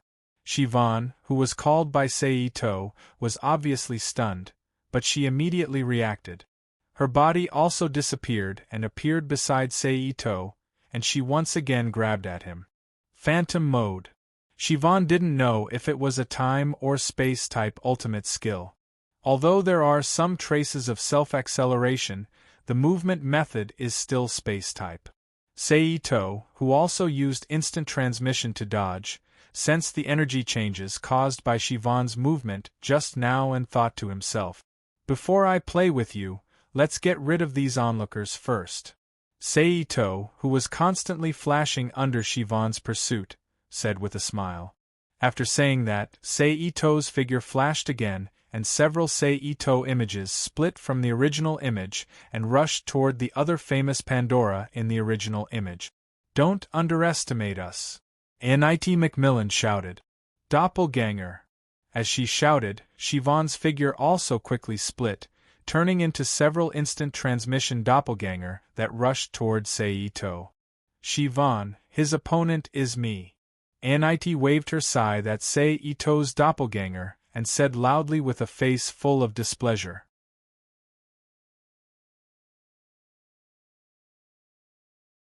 Chapter 13:23. Boom! Ainet's giant scythe slammed heavily on the ground, creating a large hole in the cement platform that revealed the space below. Seito's clone appeared beside Ainet in a flash and kicked him in the abdomen. Ugh! Ainet spat out a mouthful of acidic water after being hit in the abdomen. His eyes and mouth were wide open as he knelt on the ground, unable to get up for a long time. After taking care of Ainet, Seito's clone instantly appeared beside Cleo's clone that was fighting. Together with another clone, they pincered Cleo, who was good at using cloning techniques, and knocked her unconscious. Then, the two clones teleported to Ingrid, who was ranked 7th, and knocked her out with a 3-in-1 attack.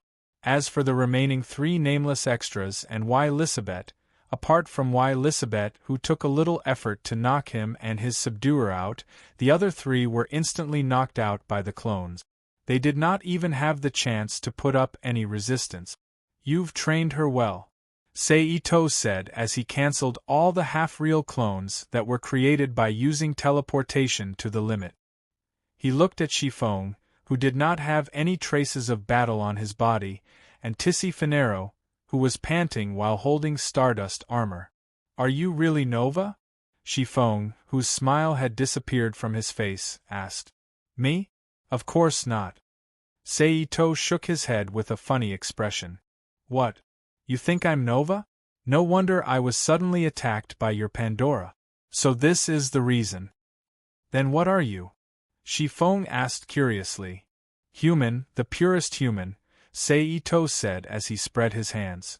How is that possible? Tissy exclaimed in disbelief. Do you want to check yourself? Seito said as he looked at Tissy with an ambiguous expression. Then, his expression changed. He raised his hand and pointed at the place where he fought with Pandora led by Jin Yume. With a thought, he released a thick and dazzling blue lightning. Crack in an instant. With a thunderous boom, the lightning brushed past Tissy's body, and in the blink of an eye, it landed on Jin Yume and the other Pandora who had just recovered. Then, with a loud boom, the lightning suddenly exploded, turning into countless fine electric sparks that flowed into the bodies of those Pandora.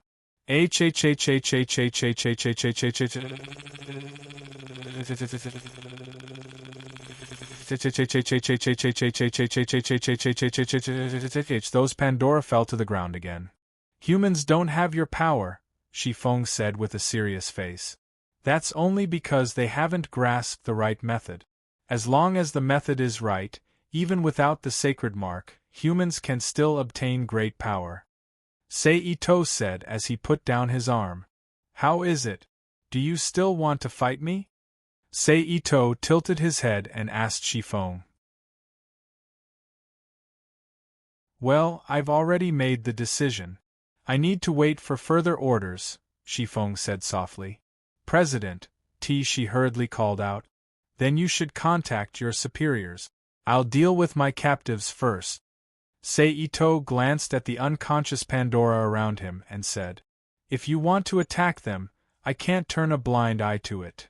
Shifeng raised her right hand that was wrapped in a huge metal claw and said seriously. Similarly, Tissy raised the broadsword in her hand with a serious and nervous expression. Seito narrowed his eyes slightly. He was ready to unleash his full power to suppress the two of them.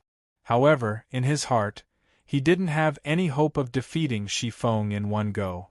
After all, she was currently displaying the appearance of a human. However, at the end of the day, she was still a non-human existence like Nova. If she unleashed her full power, she could still fight him for a while. However, she wouldn't be able to return in the end. This was obviously not in line with his original plan. However, at this moment, a message was transmitted to Shifeng's earpiece. Oh, that's great. After a moment, Shifeng said with a relaxed expression. There's an order from above. They want me to bring you back. Obviously, the battle scene and the conversation with Shifeng were transmitted back to Sejenik's academy through the communication devices worn by Shifeng, Tissy and the unconscious Pandora. The nuns there received the message. You guys are really daring. Aren't you afraid that I'll suddenly go berserk when I get there? Seito asked with a smile. That's not something that I need to worry about. Shifeng said indifferently. President, please be careful with your words. Tissy said angrily. Okay, I know. Shifeng said with obvious lack of sincerity. While speaking, Shifeng removed the biological armor on her right hand. Her right hand recovered. Right, how do you know my name? At this moment, Shifeng seemed to have thought of something and looked at Seito and asked. It's very simple. Because you are my crush, I pay attention to everything about you. Itose looked at West von Fatchard and said with a cheeky smile. This joke isn't funny at all. Shifeng, who didn't expect this answer, was stunned at first. Then, she raised her hand to cover her mouth and made a noble lady smile. It's true. Seito said with a serious face. Shifeng smiled but didn't say anything. No one could tell what she was thinking. Just as the two of them were looking at each other, the sound of a propeller came from the sky. It attracted the attention of Seito, Shifeng, and Tissy. The people coming to pick us up are here. Shifeng said softly when she saw the 3 military helicopters flying over.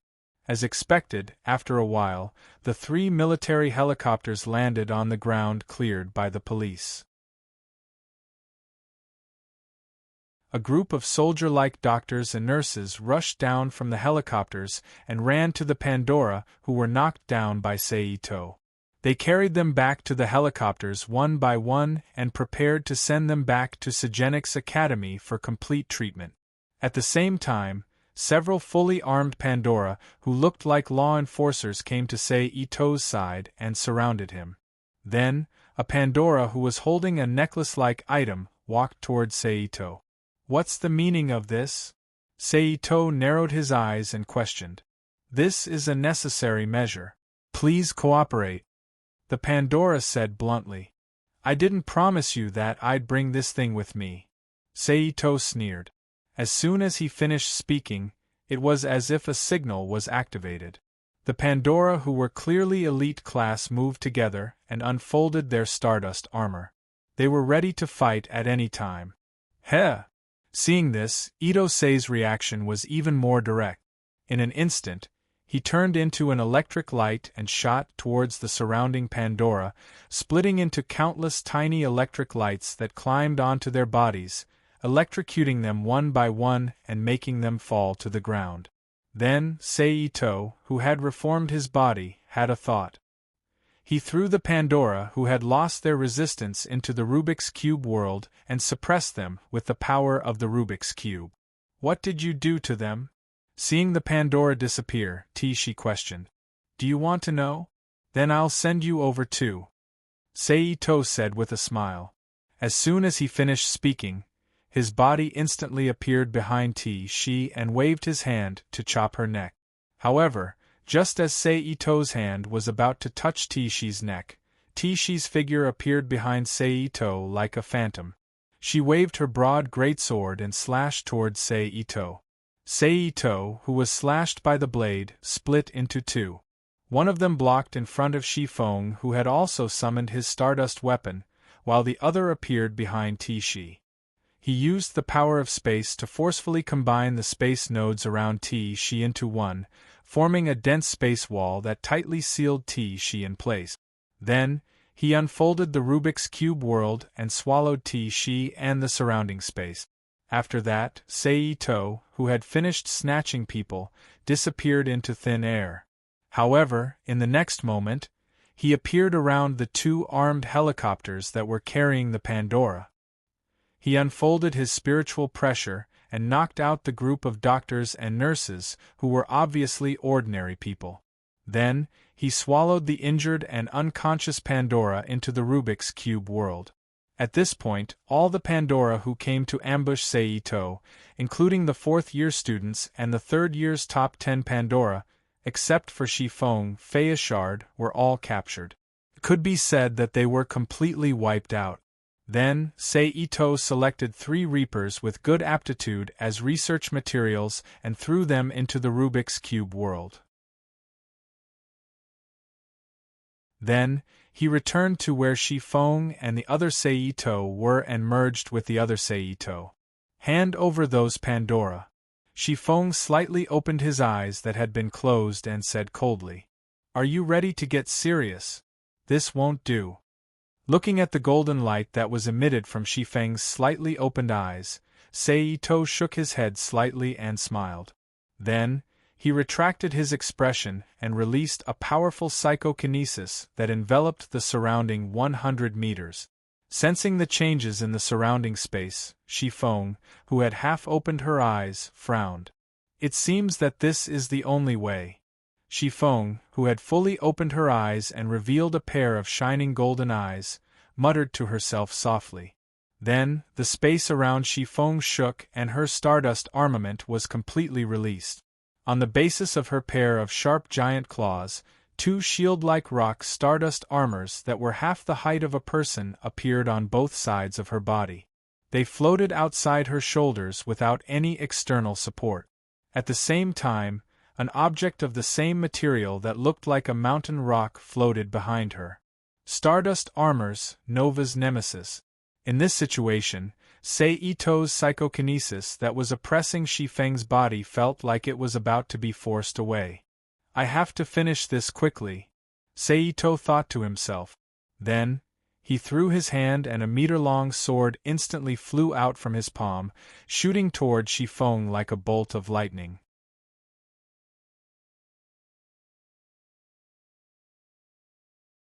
Chapter 13:24.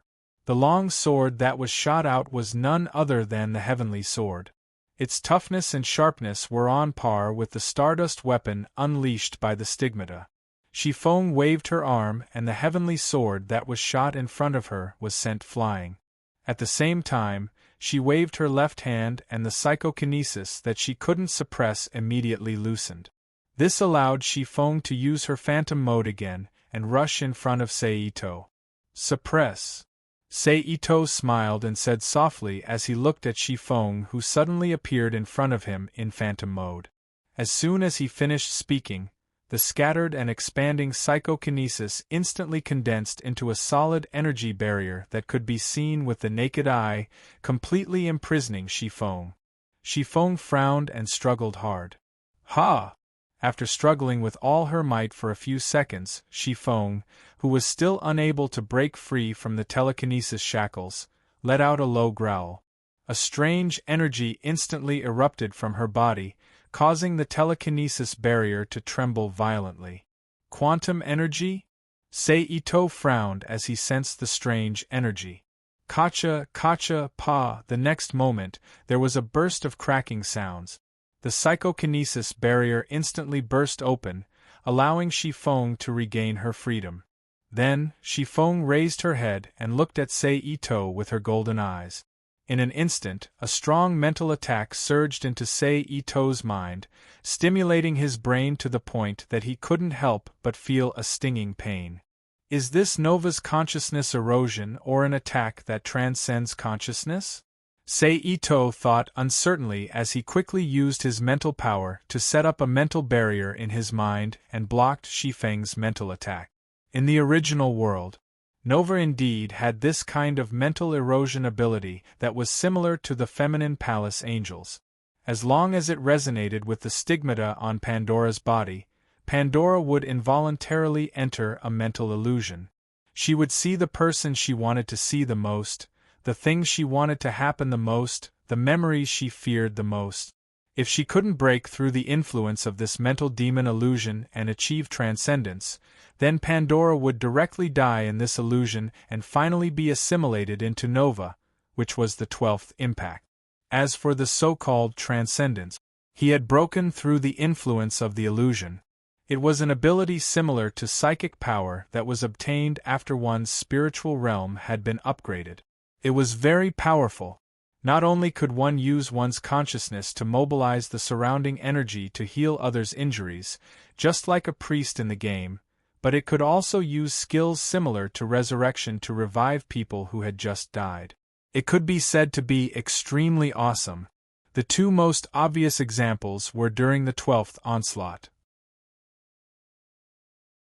After completing her consciousness transcendence, Shataraza revived Aoki and Zai, whose hearts had been pierced through. Together with Wendy May, who was the legendary Pandora, Roxanne Ellipton, who had been reduced to ashes by Nova, was resurrected. It should be an attack that transcends consciousness. After all, she's Maria's clone, Seito deduced. Taking advantage of the moment when Seito was stunned by the mental attack, Seito, Shifeng, who was in phantom mode, quickly unleashed a storm of powerful attacks on Seito. If it weren't for Seito's fast recovery speed and the fact that he only needed to think to activate psychokinesis, he might have been injured by this barrage of attacks. Lightning sparks. Seito, who was annoyed by his defense, exploded, turning into countless sparks that scattered in all directions. He then attacked Shifeng from all directions. Bang, bang, bang, bang. The sound of intense collisions immediately reverberated from the top of the building. One after another, powerful shockwaves blasted the roof of the building where the two were fighting, the surrounding billboards, the building walls, and so on, creating a scene of devastation. What a tough defense! As expected of the Stardust armor that can directly resist Nova's beam attacks, Seito, who was fighting with Shifeng, sighed inwardly. At this moment, Seito flipped his wrist, and the heavenly sword that had unknowingly flown to his side was instantly held in his hand. he slashed out a space attribute attack towards the huge rock that Shifeng had controlled to block the sword with her mind. Kacha, pa! This time, the surface of the rock finally shattered under Sei Ito's attack. A half-meter long, 7 to 8 centimeters deep dent appeared. Shifeng completely ignored the situation on the rock. She directly extended her huge claw forward, stabbing towards Sei Ito's chest. Sei Ito's figure flashed, and he retreated a few steps along the edge of Shifeng's huge claw. When Shifeng's attack was over, he stomped on the ground again and stabbed towards Shifeng's chest. Shifeng's figure flashed, and she appeared behind Sei Ito. She swung her claw down. Ito Sei, who was still holding his sword forward, did not dodge. In an instant, he opened a space channel in front of Shifeng's back with the power of space, swallowing Shifeng's giant claw. Pooh! In an instant, a muffled sound rang out. 4 long open wounds immediately appeared on Shifeng's back, and a large amount of blood spurted out from the wounds. At this moment, Sei Ito took a step forward, and instantly appeared on Shifeng's right side. His body and sword became one, and he turned into a gray meteor that rapidly stabbed towards Shifeng. Shifeng didn't dodge, and she used her mind to control the rock to block the attack. Boom! A sudden explosion rang out, and the rock that Shifeng used to block Sei Ito's attack immediately exploded into a round hole with a diameter of 30 centimeters. Irregular cracks spread all over the rock, and Sei Ito's heavenly sword extended forward without any obstruction, stabbing towards Shifeng's shoulder. Seeing this, Shifeng didn't dare to be careless, and she quickly raised her claw to attack. Block! A crisp sound of metal clashing rang out, and the heavenly sword's path of advance was blocked. Kacha, kacha, pa! In the next moment, along with a burst of green sounds, the rock that was full of cracks suddenly exploded, and turned into pieces of stardust that slowly disappeared into the air. However, Sei Ito's figure didn't appear behind the cracked rock. Instead, he appeared in front of Shifeng, who was wide open, and placed his palms on her chest. Penetrating force. Wah! Shifeng, who couldn't help but take 2 steps back, spat out a large mouthful of blood. Let go of your armor, you'll die if you continue to explode. Sei Ito, who didn't follow up with another attack, said with a frown. Hand over those Pandora, and I'll naturally stop. With a clang, Shifeng threw the heavenly sword to the ground, and said with a smile, with blood at the corner of her mouth. Sigh.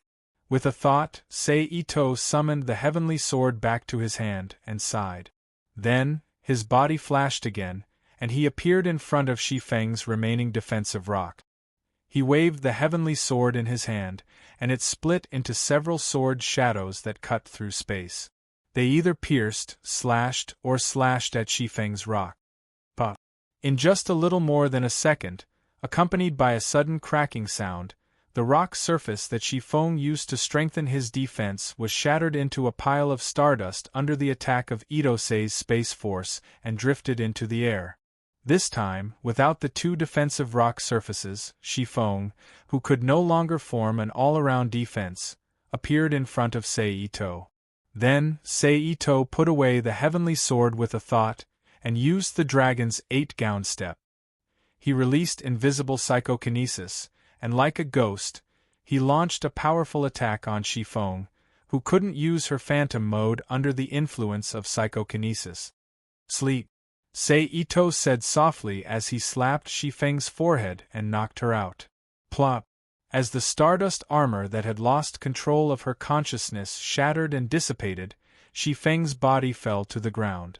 Sei Ito squatted down and pressed his hand on Shifeng's body. He poured the pure life energy that he had just refined with authority energy into Shifeng's body, which was already on the verge of collapsing. He quickly maintained her body's condition and quickly healed her injuries. Then, when it was about time, he sent her into the Rubik's Cube world and handed her over to the specialist department and his private medical institution for treatment. Since I've already made an enemy out of Cenex, I might as well take over Cenex.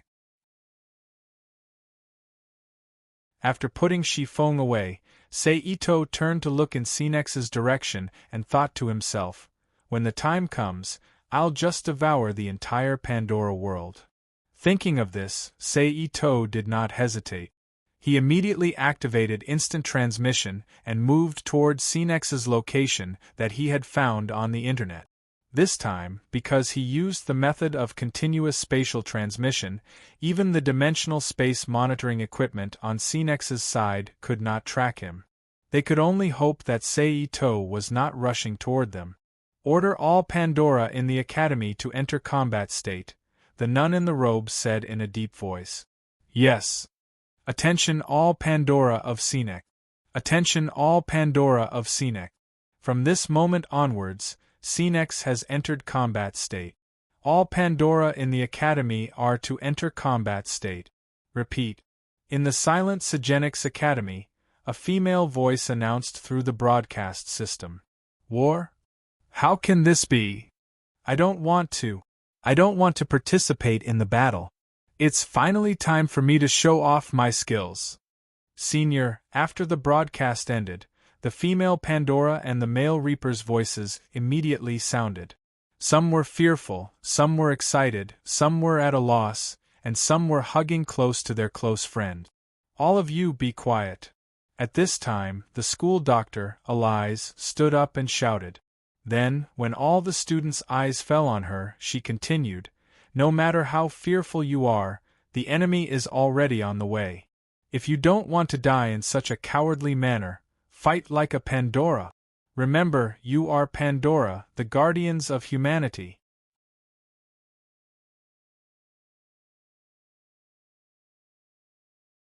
Chapter 13:25. P.S. Thank you to Drifting Rain in the Wind and KX Mars for their precious monthly vote. Thank you to NXCX, Halcyon, and Devil and Angel for their tips. P.S. After drinking, I feel dizzy.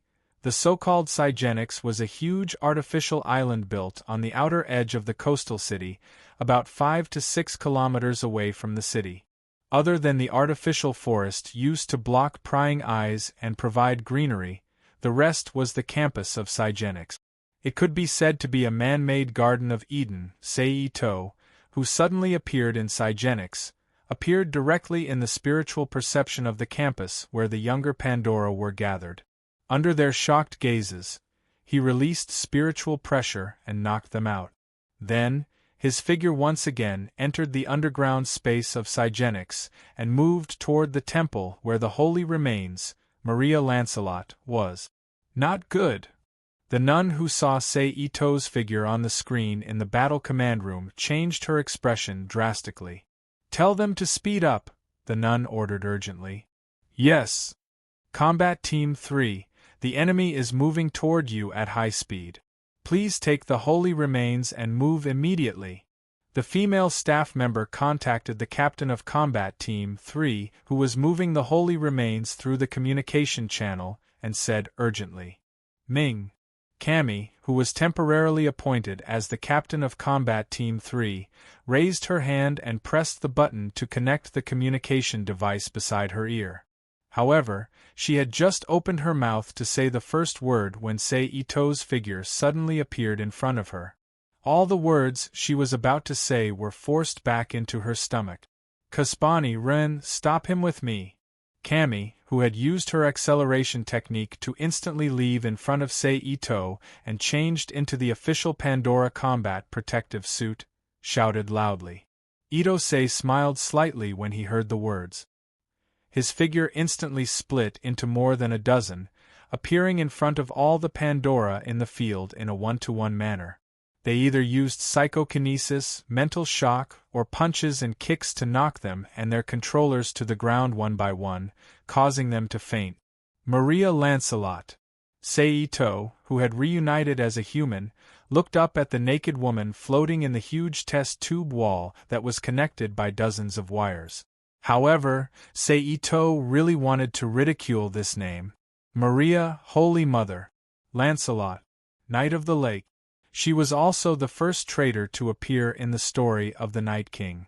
The combination of the two made her seem like the Holy Mother of betrayal. Of course, this was just Seito's thoughts. He didn't think that the name itself had any meaning.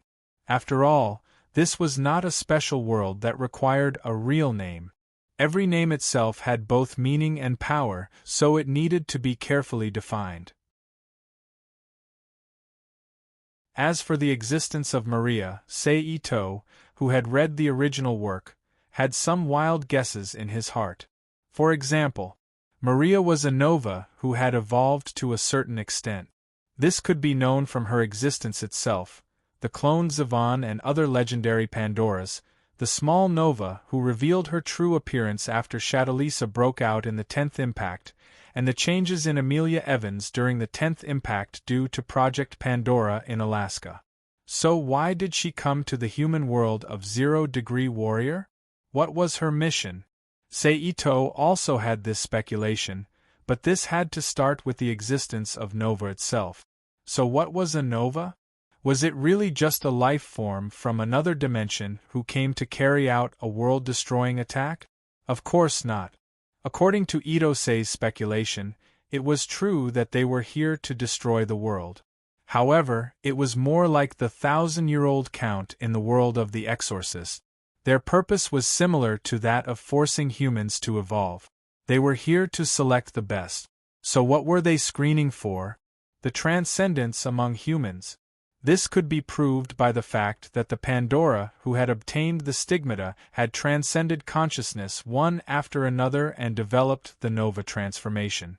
So why did the Nova choose the transcendence? Everything still came back to the existence of the Nova itself, because the Nova were humans, but they were humans in the early or the previous generation, prehistoric civilization. They became the Nova for some reason. And this could still be proven by the words of Maria Lancelot's man, the authority on stigmata technology Aoki Gengo in some fragments of memories, as well as the dialogue between the Nova and Feng Whining when he was fully activated in the original work. But obviously, even if they had become transcendents, there were still internal differences in thinking, which led to Maria Lancelot's arrival in the human world. She transmitted the information of the Nova's destruction and the truth of the Nova's existence to the young Dr. Aoki Gengo, who she thought was the chosen one of fate. She let him use his own flesh and blood cells to develop the stigmata system and the Pandora warriors to carry out a certain degree of resistance. This could be seen from the legend of Pandora, who disguised herself as the Valkyrie. When dealing with the 12th impact, she called Pandora and Nova the Guardian Sisters and New Fierce Sisters. And through this, Seito also came to a conclusion. To put it bluntly, Pandora was the beginning of the Nova transformation process, but in the end, whether she would become a Nova like the Nova and start the evolution to the human form Maria, or she would still maintain her human form and directly transform into Maria, it all depended on the choice of each Pandora's own consciousness. This was the transcendental consciousness mentioned earlier. As for the compatibility rate in the selection of Pandora, Seito guessed that it was simply the degree of compatibility between a certain genetic information in the genetic code in the female's body and Maria herself. Other than that, he really couldn't think of any other possible connection between humans and the stigmata, which was somewhat similar to the relationship between the apostles and humans. Perhaps a little curious about Seito's existence, Maria Lancelot, who had been floating in the nutrient solution with her eyes closed, slowly opened her eyes and looked at Seito below. "Hello."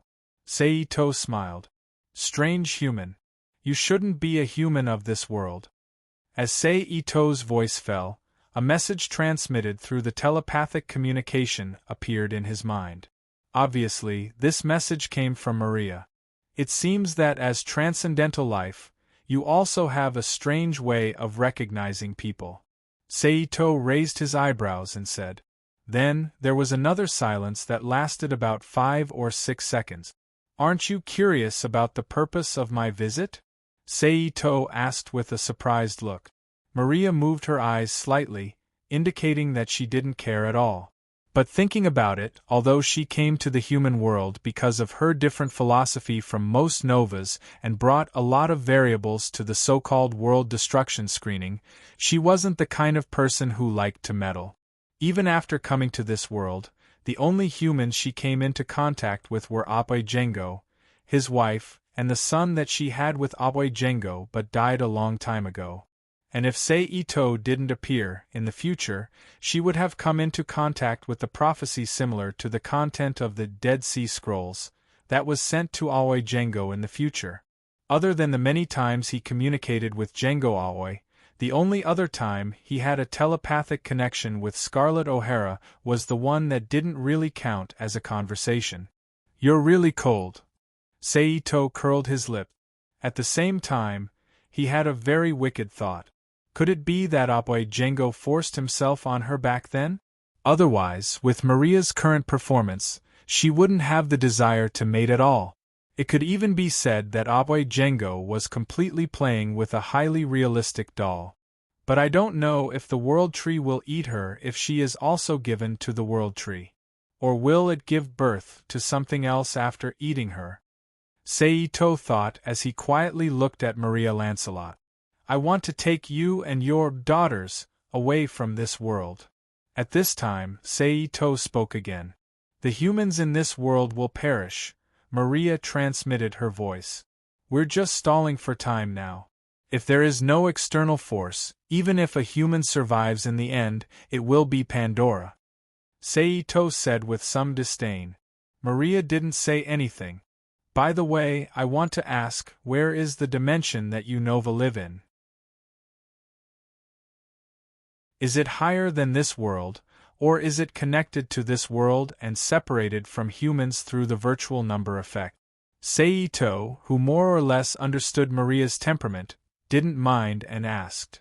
"We live outside the dimension, wandering in the world in a special quantum form," Maria replied. "It's somewhat similar to the state of the EVA world when there is no field to maintain one's body." Sei-Ito frowned slightly and thought to himself, "In this case, even if I really devour this world, the Nova problem won't be completely solved. But this is good, I'll just treat it as a training ground. I'll think of a way to solve the problem of the survival of humans, so you should come with me," Sei-Ito decided. Maria quietly looked at Sei-Ito for a few seconds, then for some unknown reason, she didn't activate her Nova power to resist and let Sei-Ito put her and the test tube that contained her into the Rubik's Cube world. They were placed on an uninhabited island isolated by the Rubik's Cube power. Then, Sei-Ito put the third combat team led by Kami Wukuya into the Rubik's Cube world and imprisoned them together with Pandora, who was previously taken away. Only then did he use his teleportation ability to return to Sejanix Academy on the surface. At this time, knowing that this matter couldn't be violated, Sister decisively gave the order to abandon Sejanix Academy and led the students to evacuate. Even though there weren't many first and second year students left, it wasn't enough for a few transport helicopters to load them all at once. Thus, nearly half of the students still boarded the plane in an orderly manner under the protection of a few combat instructors and the school doctor, Elias. Sei-Ito didn't hesitate after seeing all of this with his psychic power. He directly teleported to the secret helipad and used his electric discharge ability to extinguish the propellers of the helipad's propellers. Then, he released his psychic power to knock everyone out. Then, with another thought, he opened the Rubik's Cube world and devoured the artificial island where Sejanix Academy was located.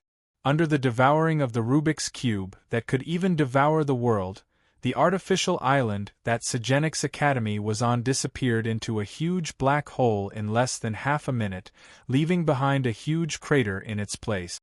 With a loud rumble, the crater was filled and submerged by the seawater that flowed in from all directions. Sejanix Academy is complete. All that's left is the east, north, and south, Sei-Ito thought as he floated above the sea. Then, his figure turned illusory and disappeared from the sky above the sea where Seisnix had once been. Less than a minute after he left, an armed helicopter rapidly flew above the original Sejanix Academy. It hovered there for a moment before turning around and flying in an unknown direction. However, in the various windows of the helicopter, the figures of 5 beautiful women with cold or warm expressions appeared. If Sei-Ito hadn't left yet, he would have definitely recognized the 5 people sitting in the helicopter. They were none other than the legendary Pandora with 80% stigmata bodies. They could be said to be the second Maria. Obviously, the core figure, Django Aoi, couldn't sit still after Maria Lancelot was stolen and Sejanix Academy had disappeared. He woke up the other 4 legendary Pandora, who were supposed to be awakened during the 12th impact half a year later. Together with Lucy, who had been awakened a year ago, they formed a crusade team to eliminate Sei-Ito, the heretic. However, it was a pity that they could only rely on existing means of transportation. They were one step too late, allowing Sei-Ito to leave the scene in advance. At the same time, the time of their reappearance was pushed back again, giving Django Aoi time to prepare a new plan. On the other side, Sei-Ito, who had left the ruins of Sejanix Academy, hurried toward his other target in the zero-degree warrior world, Yaisher Heavy Industries. Yaisher Heavy Industries, a large company that specialized in researching weapons that could replace Pandora, had risen in the past 3 years.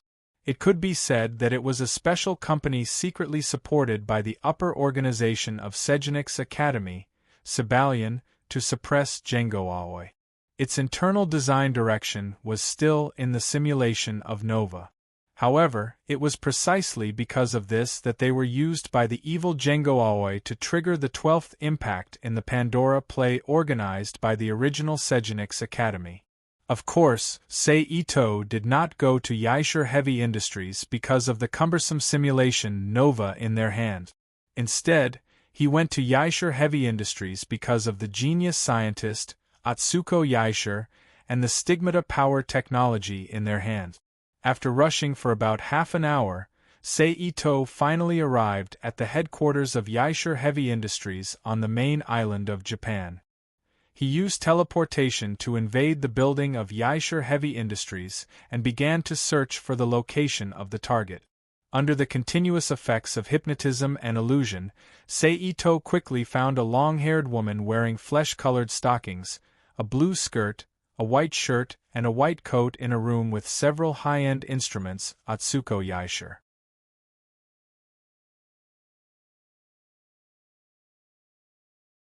Chapter 1326. Under the disguise of genjutsu, Sei-Ito, who didn't attract Shia Atsuko's attention at all, used hypnosis to control Shia Atsuko and ordered her to use her authority to release all the information about the stigmata and its related technology stored in Shia Heavy Industries and give it to him. As the granddaughter of the founder of Shia Heavy Industries, Shia Atsuko's authority can be said to be infinite. Under her operation, Shibarian secretly sent all the information about the stigmata to Shia Heavy Industries without the permission of Aoi Django. All the information about the stigmata was unlocked and transferred to the disk provided by Ito-sei. Okay. After a while, Shia Atsuko pulled out the disk, turned around, and handed the disk to Sei-Ito with empty eyes and said. Sei-Ito took the disk and threw it into the Rubik's Cube world, giving it to Nina, Cecil, Emma, and Celine to study and analyze.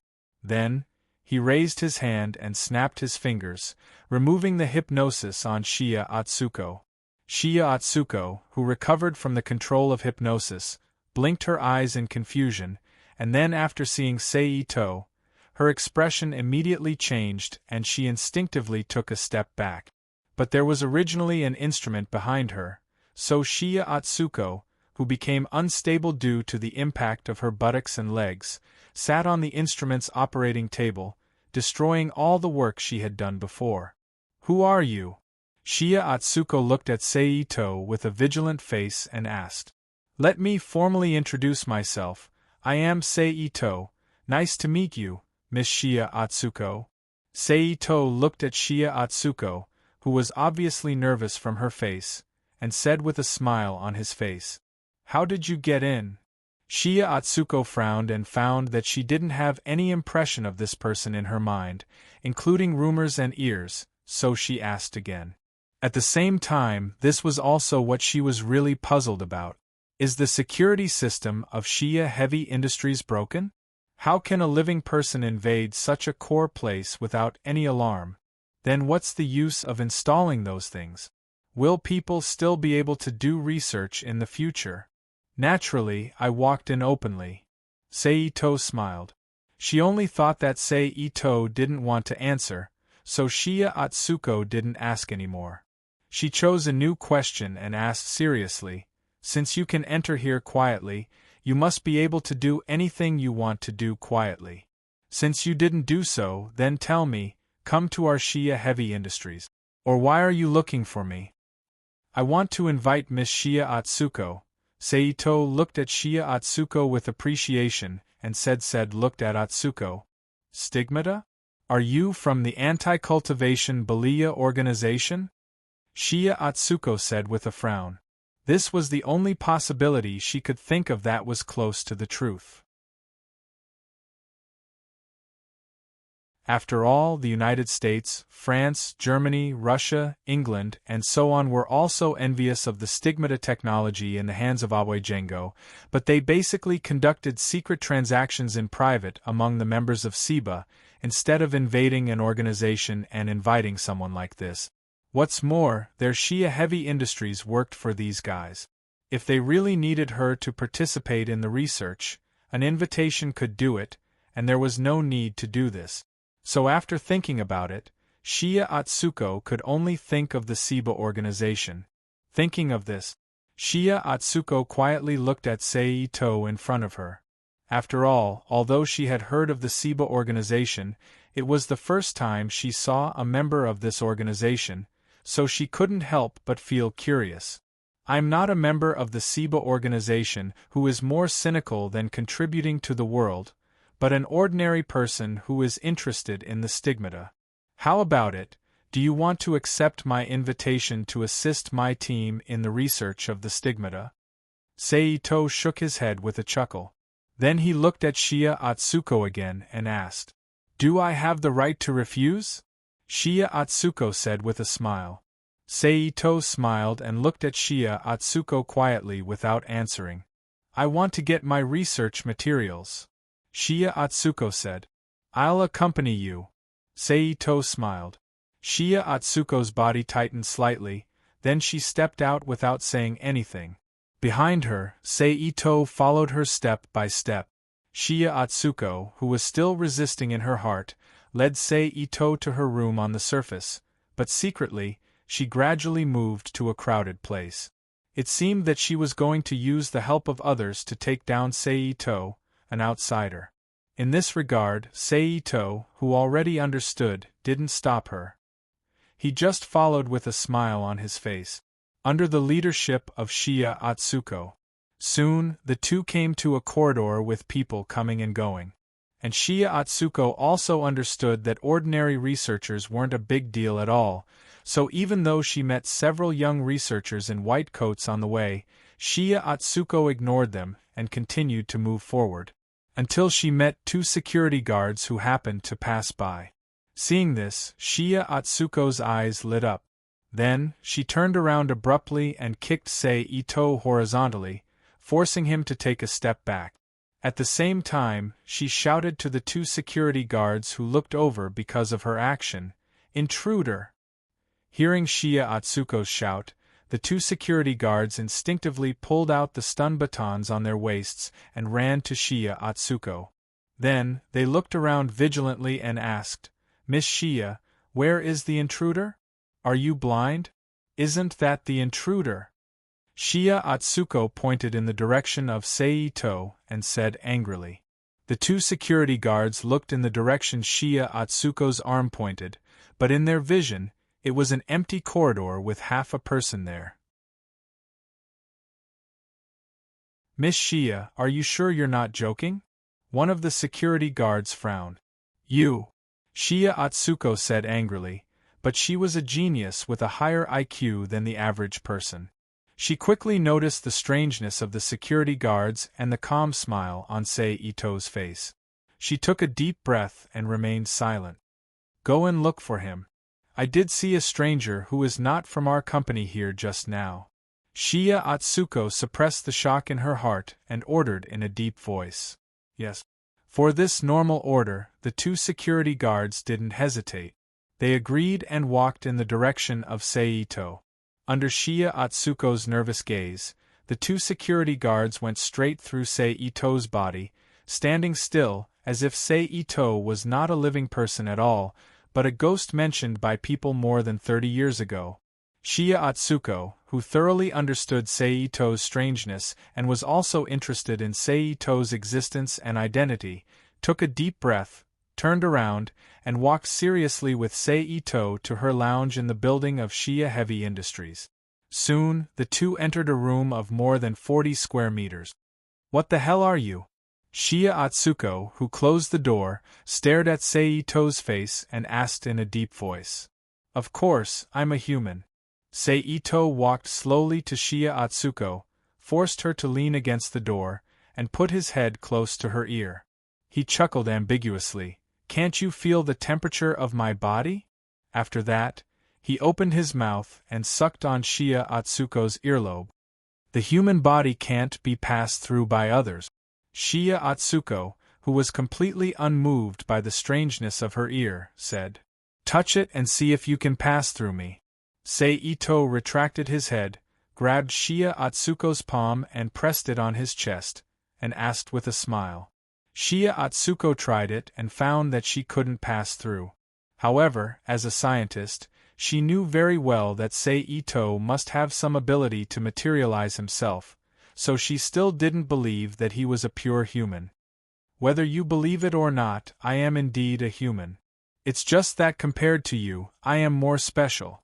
Seito, who took a step back and relaxed his pressure on Shiya Atsuko, said softly. Well, you have plenty of time to understand my uniqueness. Now take your research materials, we should leave. Seito reminded. Shiya Atsuko, who was slightly relieved, didn't say anything more. She walked around Seito to the table in the room, put away the portable computer and portable tools on it, and turned to look at Seito. Aren't you going to leave a message for your grandfather or something? Seito raised his eyebrows. Will you allow it? Shiya Atsuko sarcastically said as usual. I'm not as unreasonable as you think. I can still allow this kind of thing. Seito chuckled. Shiya Atsuko looked at Seito in surprise. She didn't expect that he was not afraid that she would take the opportunity to expose his information and other things. She was a little surprised that he would allow her to leave a message. However, since there was such an opportunity, Shiya Atsuko naturally wouldn't give it up. She put the computer back on the table, turned it on, and sent an email to her grandfather's mailbox in the simplest way that would not arouse Seito's suspicion. It's done, Shiya Atsuko said as she closed the computer and picked it up. Seito nodded, stepped forward, and walked to Shiya Atsuko's side. He directly reached out and put his arm around her waist, activated instant transmission, and disappeared from the room. He appeared in the sky outside the building of Shiya Heavy Industries. After giving Shiya Atsuko some time to feel shocked, he teleported her into the Rubik's Cube world and sent her to the big laboratory. He handed her over to the Stigmata research team composed of Emma, Serena, Cecil, and Nina.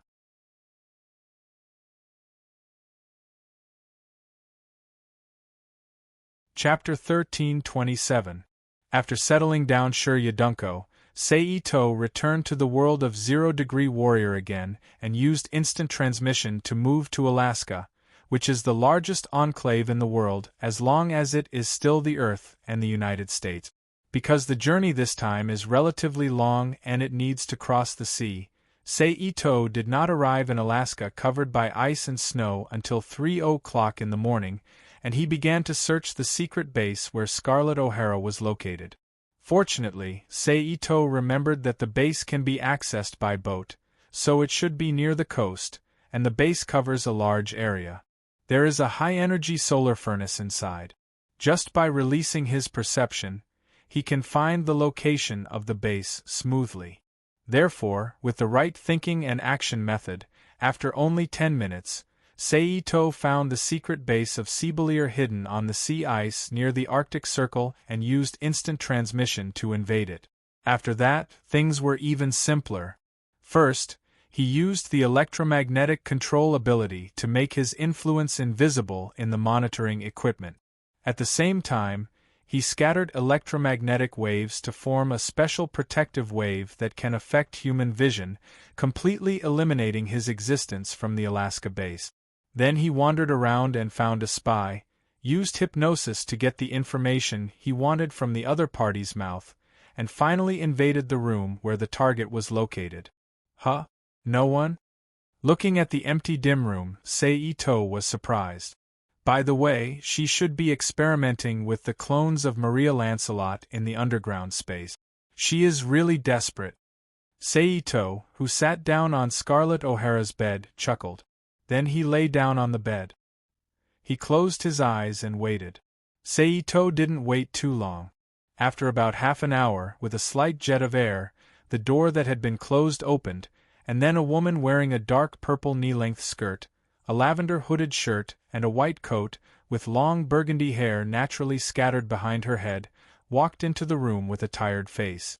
But immediately afterward, Scarlett, who discovered the strangeness of the room, stopped her footsteps with a vigilant look. Her eyes fell on Itose, who was sleeping on her bed. However, at this moment, Seito, who had been sleeping with his eyes closed, opened his eyes. Activating instant transmission, he transferred Scarlett O'Hara to the bed. In the remaining light, when the door closed naturally, he turned over and pressed down on Scarlett O'Hara's body. He grabbed both of her wrists with both hands and lowered his head to look into her cold eyes. "Who are you?" Scarlett asked in a deep voice without any panic on her face. Seito. Seito smiled. "I don't know you," Scarlett said in a cold voice. "I know. As long as I know you, it's fine. Dr. Scarlett O'Hara." Seito smiled. "Are you looking for me?" Scarlett narrowed her eyes slightly when she heard the words. She asked in a deep voice. "Yes," Seito confirmed. "What's the matter?" she said as if she was not a hostage at all, but a very powerful free person. "I need you. I need you to help me with the research of the stigmata." Seito replied softly with a serious face. "Is this how you invite people to work for you?" Scarlett turned her head and looked at Seito holding her wrists and sneered. "This way of talking is very tempting. I just want to give it a try on a whim." Seito smiled as his eyes fell on Scarlett's plump breast. He then released her wrists, launched instant transmission, and left Scarlett's body. He then sat on a chair beside the desk. Scarlett, who was sitting up on the bed with her arms supporting her, narrowed her eyes when she saw this. She carefully looked at Seito, a strange young man, who was leaning against the chair with his elbows on both sides of the armrests. His fingertips were touching and his legs were crossed. He was looking at her with a smile on his face. "Are you Pandora?" Because Pandora's acceleration skill was not visible to Scarlett's naked eyes, although there was no sudden strong airflow impact when the acceleration skill was launched, Scarlett still regarded it as an advanced skill of the same kind. "No." Seito shook his head and said, "My power doesn't come from the stigmata, but from myself. It's a power that has been tempered thousands of times." "Tempered?" Scarlett's eyes flashed as she asked. "Yes, tempered." Seito smiled and said, "But this is not what I want to talk to you about today. Who do you represent?" Scarlett was not in a hurry and changed the topic back to the main topic. "I represent myself," Seito said with his hands crossed in front of his abdomen. "You want to have a personal Pandora weapon?" In the end, she was a woman who worked for Rados Vandamen, the current commander-in-chief of Sibelia. Her thoughts were all about the dark side of the world. "My goal is much bigger than that," Sei-Ito smiled. What can you give me? Scarlet did not ask Sei-Ito's purpose. Instead, she directly asked what he could give her.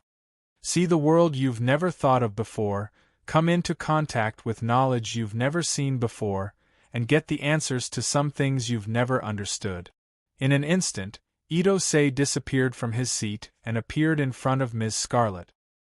He reached out his hand to lift her chin and looked at her calm eyes condescendingly. His tone was erratic and full of temptation as he whispered in a soft voice. For example, Scarlet asked faintly, "Where does my power come from, and how did I get it?" Sei-Ito replied, "It's very attractive." Scarlet turned her head away from Sei-Ito and said, "But I have a request. I need you to provide a special fund for me to carry out my own research." Maria Lancelot's clone soldier? Sei-Ito raised his eyebrows and said. Scarlet heard the words and turned her head sharply. Her sharp eyes looked at Sei-Ito's half-smiling face with a gloomy face. "Your idea is good, but I hope you can continue to maintain this confidence after you get some information from me." Sei-Ito ignored Scarlet's eyes and chuckled. "Is there anything you want to take?" Sei-Ito took 2 steps back to give Scarlet enough space to get up and move. "I want to take all my experimental samples with me. Can you?" Scarlet, who got up and walked to the desk to tidy up, mocked without looking back. "Yes, it just so happens that I also need your extreme clone sample to test something." Sei-Ito nodded indifferently. Scarlet, who had just calmed down, turned to look at Sei-Ito again.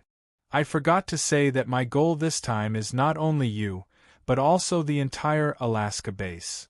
Sei-Ito smiled as if he was talking about a trivial matter. "I want to see how you take the entire base away." Scarlet, who was no longer tidying up, said, "Okay." Sei-Ito nodded and agreed. Then he used instant transmission again to appear beside Scarlet, reached out and put his hand around her waist, then reactivated instant transmission and appeared in the sky outside the Alaska base.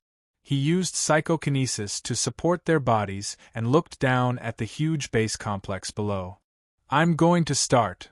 Sei-Ito, who was in shock, moved Scarlet's body in front of him, stretched out his hands from behind her, and hugged her in his arms.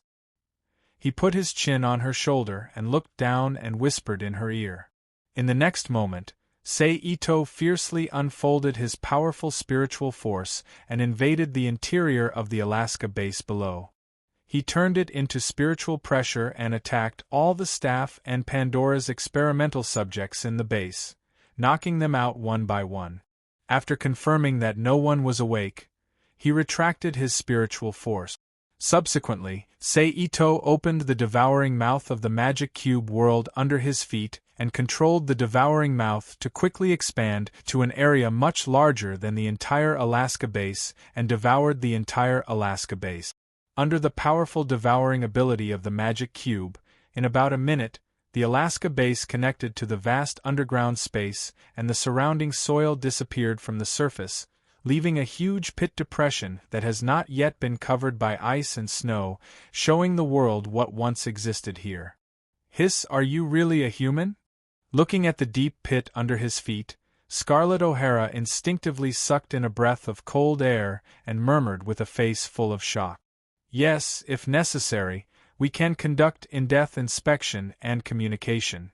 Sei-Ito, who was gently stroking Scarlet's abdomen with his palm, smiled ambiguously. "I'm not interested in little men." Scarlet, who came back to her senses, said disdainfully, "Okay, take me to your research base. I'm now a little curious about what you are going to show me." "As you wish."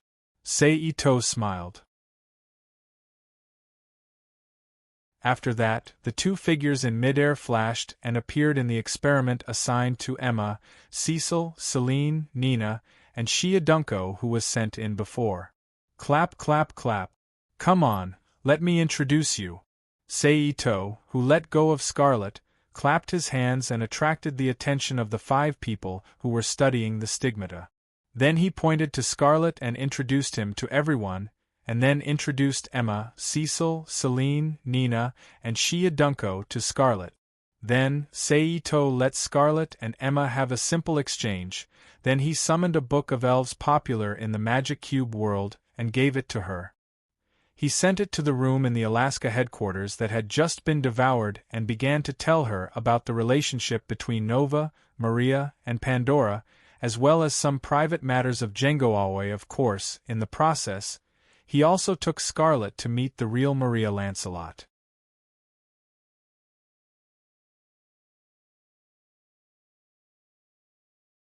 Chapter 1328. P.S. Thank you to Night Spirit, Rain in the Wind, and Halcyon for their precious monthly votes. Thank you to Halcyon and NXCX for their rewards. How could this be? Scarlett O'Hara, who learned the truth, sat on the ground and muttered to herself with blank eyes. Forget that ruthless man. Seito walked to Scarlett O'Hara and squatted down, patted her shoulder, and comforted her softly. And you don't have to put all your efforts into such a dangerous thing for your selfish desires. Scarlett didn't answer, she just sat there in a daze. Think about it, when you understand it, you can work in the big laboratory. Seito stood up and said. After saying that, his figure flashed and disappeared from Scarlett O'Hara's room. He appeared in the underground laboratory of the Alaska base that was specially used to store Maria Lancelot's cloned body that Scarlett O'Hara had privately created. Quietly looking at the dozens of clones that looked 80% similar to West Von Featured's Maria Lancelot floating in the huge test tube wall, with a thought, he disappeared from the laboratory with one of the clones and appeared in front of the World Tree in the central region of the Rubik's Cube continent. Do you need it? Seito contacted Yggdrasil with his mind and asked. Yggdrasil, who received the thought, also responded with an inexplicable fluctuation. The effect is minimal. It seems that no matter how close the clone is to the standard of the original body, the effect is not as powerful as the original body. Seito, who wrapped Maria's clone with psychokinesis and threw it into Yggdrasil, sighed softly. In the end, I can only do it with the real Nova. A sentence floated gently in the air as Seito left. At the same time, in a conference room in the headquarters of Hubilia, all the people related to Hubilia, including Django Aoki, appeared in the conference room. They sat down with a serious face. This is the latest intelligence. Everyone, take a look. On the main seat, Rados Vandeman, who was still the commander-in-chief of Subilye because the Alaska impact incident had not occurred yet, said solemnly with his hands clasped together in front of his mouth.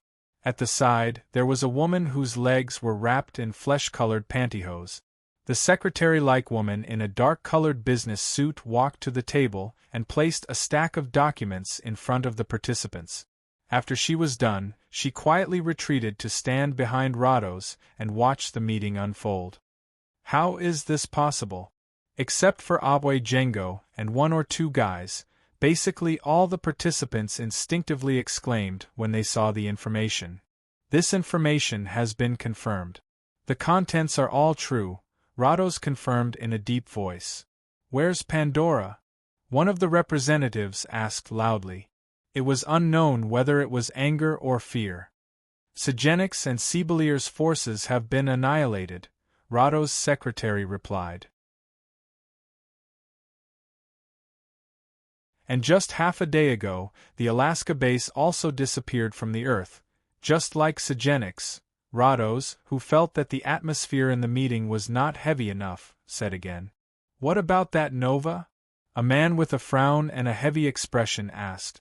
Obviously, until now, they still regarded Seito as an unknown type of special nova. Not the so-called human. There's no news, Rados replied. As soon as this statement came out, everyone in the conference room was silent. Dr. Aoi, as an authority on nova, what do you think of this new nova? After a moment of silence, Rados looked at Aoi Django sitting next to him and asked. I only study the creation of stigmata, not nova, so Commander-in-Chief, you're asking the wrong person. I'm also not very clear about this. Although he was a little upset because of the loss of Maria, Aoi Jengo still showed a calm expression in front of outsiders. There's no need to bite the bullet at this time. I just want to know, Dr. Aoi, do you have any ideas or suggestions? Rados asked with a deep expression. Now the enemy is in the dark, and we are in the light, and from the other side's actions, it is obvious that they are intelligent and purposeful. This is obviously different from the previous nova, so I think the best way to deal with it now is to gather the powerful trump cards in our hands and give the enemy a thunderous blow the next time they appear. Other than that, I can't think of any other way.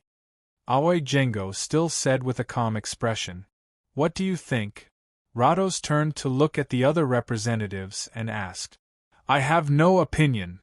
Agreed. That's the only way. Let's do it. The other representatives, who couldn't think of any other good way to deal with it, agreed one after another. In that case, let's do it according to Dr. Aoi's method. Rados said in a deep voice, gather the strongest Pandora from all over the world and form our last line of defense. As for the location, let's choose Sejenix Academy. At this point, the meeting that concerned the overall situation officially came to an end. Then, Rados's secretary followed the content of the meeting and started to send out a notice to the Sejenix Academy, subordinate military organizations, and other organizations all over the world. She told them to quickly send out the strongest Pandora team to Sejenix to complete the gathering. With this notice, the 5 strongest people in the world, Roxanne Lipton, Shaluru Bonaparte, Julia Monbeek, and Kathy Lockhart, along with the top 10 Pandora from various academies and branches, started to rush to Sejenix Academy. In the dark, Aoi Jengo also sent the 5 legendary Pandora to the vicinity of Sejenix. They settled down in a villa deep in the mountains that he bought anonymously through other means. He was prepared to deal a thunderous blow to Sei Ito when the time was right. Just like that, the Shubalia organization in the world of the Zero-Degree Warrior Concubine was training the Pandora intensely, creating the ultimate resistance force, and guarding against Ito Senaka, who they knew could make a move on Donji Phoenix, the academy with the most Pandora at any time. In the blink of an eye, more than half a month had passed. During this period, the only time Sei Ito went out was to look for Lana Linchin, who hadn't entered Sejenix Academy to look for the destined man because the plot hadn't started yet. He abducted her into the Rubik's Cube world. That's right, it was indeed before the plot had started. This was only confirmed when Sei Ito took over the entire Sejenix Academy and found Shatalisa in the list of students, but not Kanzuya Aoi's name. As for how long it was in advance, Sei Ito didn't know. After all, the original work didn't mention when Kanzuya Aoi entered the academy. On this day, in the Rubik's Cube world, inside the principal's office of the Sejenix Academy that had been devoured, Sei Ito summoned Kami to the office through the principal of Sejenix Academy, Sister Margaret, who had been forced to accept the occupation of the academy and herself as prisoners. Do you want to become stronger? Sei Ito's elbows were on the table in front of him, and his fingers were lightly crossed in front of his body. He slightly raised his head to look at the white silk knee socks standing not far away. Kami, who was wearing the dark red Sejenix Academy uniform and had a head of short dark blue hair, asked softly with a slightly arrogant face. Kami frowned slightly, and looked back at Sei Ito and asked, "Why me?" Clearly, as a combat squad leader, she wasn't a brainless idiot. She knew how to think. Because you have ambition, and your strength and temperament fit the requirements. And most importantly, I admire you. Sei Ito chuckled. Just as Sei Ito had said, Kami was the one who fit his requirements the most among the Pandora of Sejenix Academy he had captured. In terms of strength, if it wasn't for Atia Simmons, Cleo Brand, and Annette Mark Milan, she definitely wouldn't be ranked 15th in the carnival, but even higher. She might even be in the top 5. After all, she had a history of being 3rd place in the 1st grade. She was much stronger than Atia Simmons, who clearly wasn't strong enough. And in terms of personality, Kami, who knew how to endure and had more complicated thoughts, had a more rigid personality. Ingrid Bernstein, who respected the rules and would not compromise easily, Annette Mark Milan, who was arrogant, and Elizabeth Marbury, who had a strong sense of responsibility because of her family relationship, were more suitable. As for ambition, only someone with ambition would choose to cooperate with Sei-to, who was their enemy. This was also why Sei-to had excluded Tissi Finero. Of course, the other one, Cleo Brand, was also more suitable. But in terms of overall quality, she was much weaker than Kami, so she was also excluded. What's the price I have to pay? Kami paused for a moment, then asked again. Your loyalty and body. Sei-to smiled. How strong will I become? Kami was silent for a moment, then asked again. Beyond your imagination. Sei-to smiled. Okay, I promise you. Kami secretly bit her lips and nodded. Very good. Sei-to looked at Wu Yueyao with admiration and smiled. He then slightly restrained his expression and continued, Later, you can remove your current restraints. I need you to be complete, not you with the Arenbar system. The Arenbar system, commonly known as the Five Senses Sharing System, was the reason why the controller could activate the Frozen Realm. I understand. Shen Wu Yuya replied without hesitation. As someone who held the title of Rookie Reaper Hunter, Kami's Reapers were nothing more than pets and tools that she used to vent her anger when she lost every year at the carnival. She wasn't like the other Pandoras, who were mostly in love with their Reapers or even directly became lovers. That was why she had abandoned her Reapers so many times that she didn't feel any pressure or guilt at all. After the conversation ended, Shen Wu Yuya turned around and left the principal's office. She went to talk to her 3 loyal dogs. What are you trying to do? After Shen Wu Yuya left the office, the principal, Sister Margaret, who had been quietly watching from the side since the beginning of the conversation, questioned sternly. To start a new era of Pandora. Sei-to turned his chair around and smiled at Sister Margaret. Sister Margaret, who didn't believe him at all, stared at Sei-to. After half a minute, she had no choice but to turn her head away and give up the idea of questioning him. After about 10 minutes, Kami returned to the principal's office. I'll leave the academy to you, Sister Margaret. Sei-to stood up from his chair and smiled. Then, in a flash, he disappeared from the office with Kami. The next second, they appeared in a large laboratory at the edge of the ecological city. Sir. The staff in the laboratory called out in unison. Emma, she's the tester. Bring her there. Sei-to pointed at Kami. Okay. Emma nodded in agreement. She then walked up to Kami and said softly, Please follow me. A sudden sense of nervousness welled up in her heart. She first looked around, then at Itose beside her.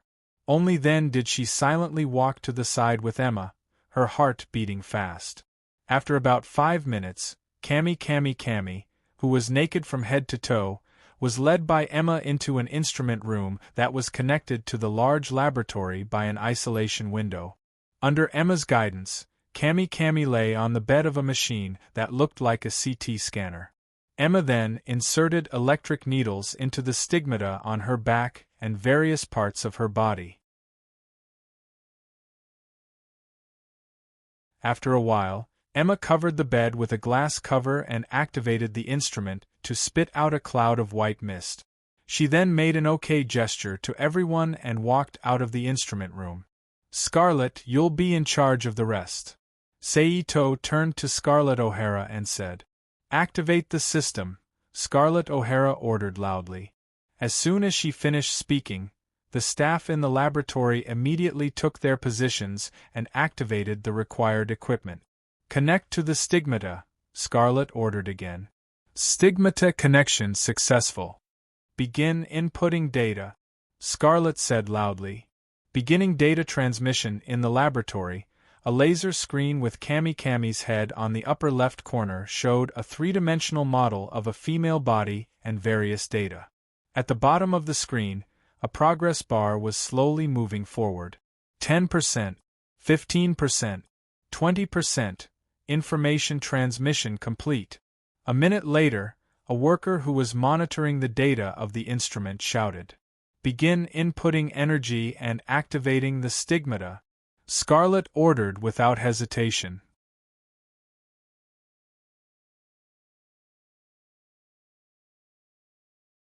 Chapter 1329. Energy infusion has begun. Stigmata activation process has begun. As soon as these words were spoken, Kami, who was lying in the dormant cabin and in a state of anesthesia, suddenly frowned. At the same time, a visible tremor appeared on Kami's body, as if she was an epileptic patient. In this case, traces of nova crystallization began to appear on Kami's body, which was similar to the traces that would appear when cryosphere was activated and Pandora's stigmata activity exceeded a certain standard. "What's the situation?" Scarlet, whose expression did not change at all, asked in a low voice.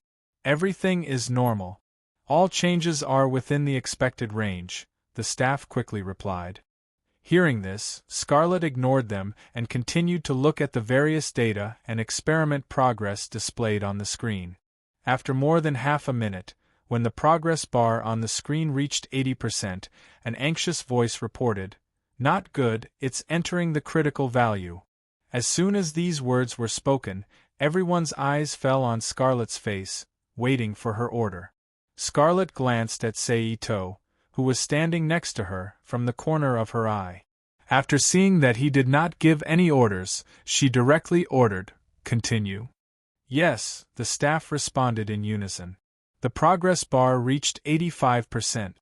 The alarm that the critical value had reached rang wildly. At the same time, a large number of nova crystallization energy lines gradually densely covered Kami's body. In terms of appearance, it was very fragile, like a glass product. It was so fragile that no one could bear to touch it. The progress bar reached 90%. The critical value had been broken, and the data representing Kami's body on the screen began to become chaotic. Scarlet, who saw all this, still did not give the order to stop. The progress bar reached 92%. "Activate the emergency procedure," Scarlet suddenly ordered. "Yes." As the staff's voice fell, a green liquid substance, which represented life energy, was sent into Kami's body through the slender fiber tube at the end of the electric needle connected to Kami's body, and began to treat her body. The progress bar continued to slowly move forward. 95%, 96%, 97%, inject the inhibitor. Just when there were so many stigmata lines on Kami's body that it seemed like she was going to crystallize, Scarlet ordered again. In an instant, a light yellow liquid began to appear on the slender fiber tube connected to the end of the electric needle. Together with the life energy that did not stop there, it began to flow into Kami's body. In less than 5 seconds, the stigmata lines that appeared on the surface of Kami's body began to dim. It slowly slowed down to a stop. It began to slowly shrink back into the stigmata. Energy infusion completed. At this time, a staff excitedly. "Reduce the frequency of the frequency." Scarlet slightly breathed a sigh of relief and ordered, "Yes." As the infusion of energy decreased, the activation of the stigmata weakened, and the effect of the inhibitor finally broke out. As a result, the divine mark lines on Shenwu Yue's body quickly disappeared. Following the end of the infusion of energy, they both disappeared from Shenwu Yue's body. There is no reaction. His vital signs are normal. His data is dropping rapidly. There is no abnormality. The staff quickly reported the data in front of them. "Send her to the ICU," Scarlet ordered. Immediately, 2 female researchers turned around and pushed a portable bed frame into the instrument room. They turned on the multifunctional hibernation canopy and removed the electrocution needles from Shen Wuyue's body one by one. They worked together to move her to the bed frame that was parked at the side. They covered her exposed body with a white sheet and pushed her into the ICU to observe her situation. "Thank you for your hard work."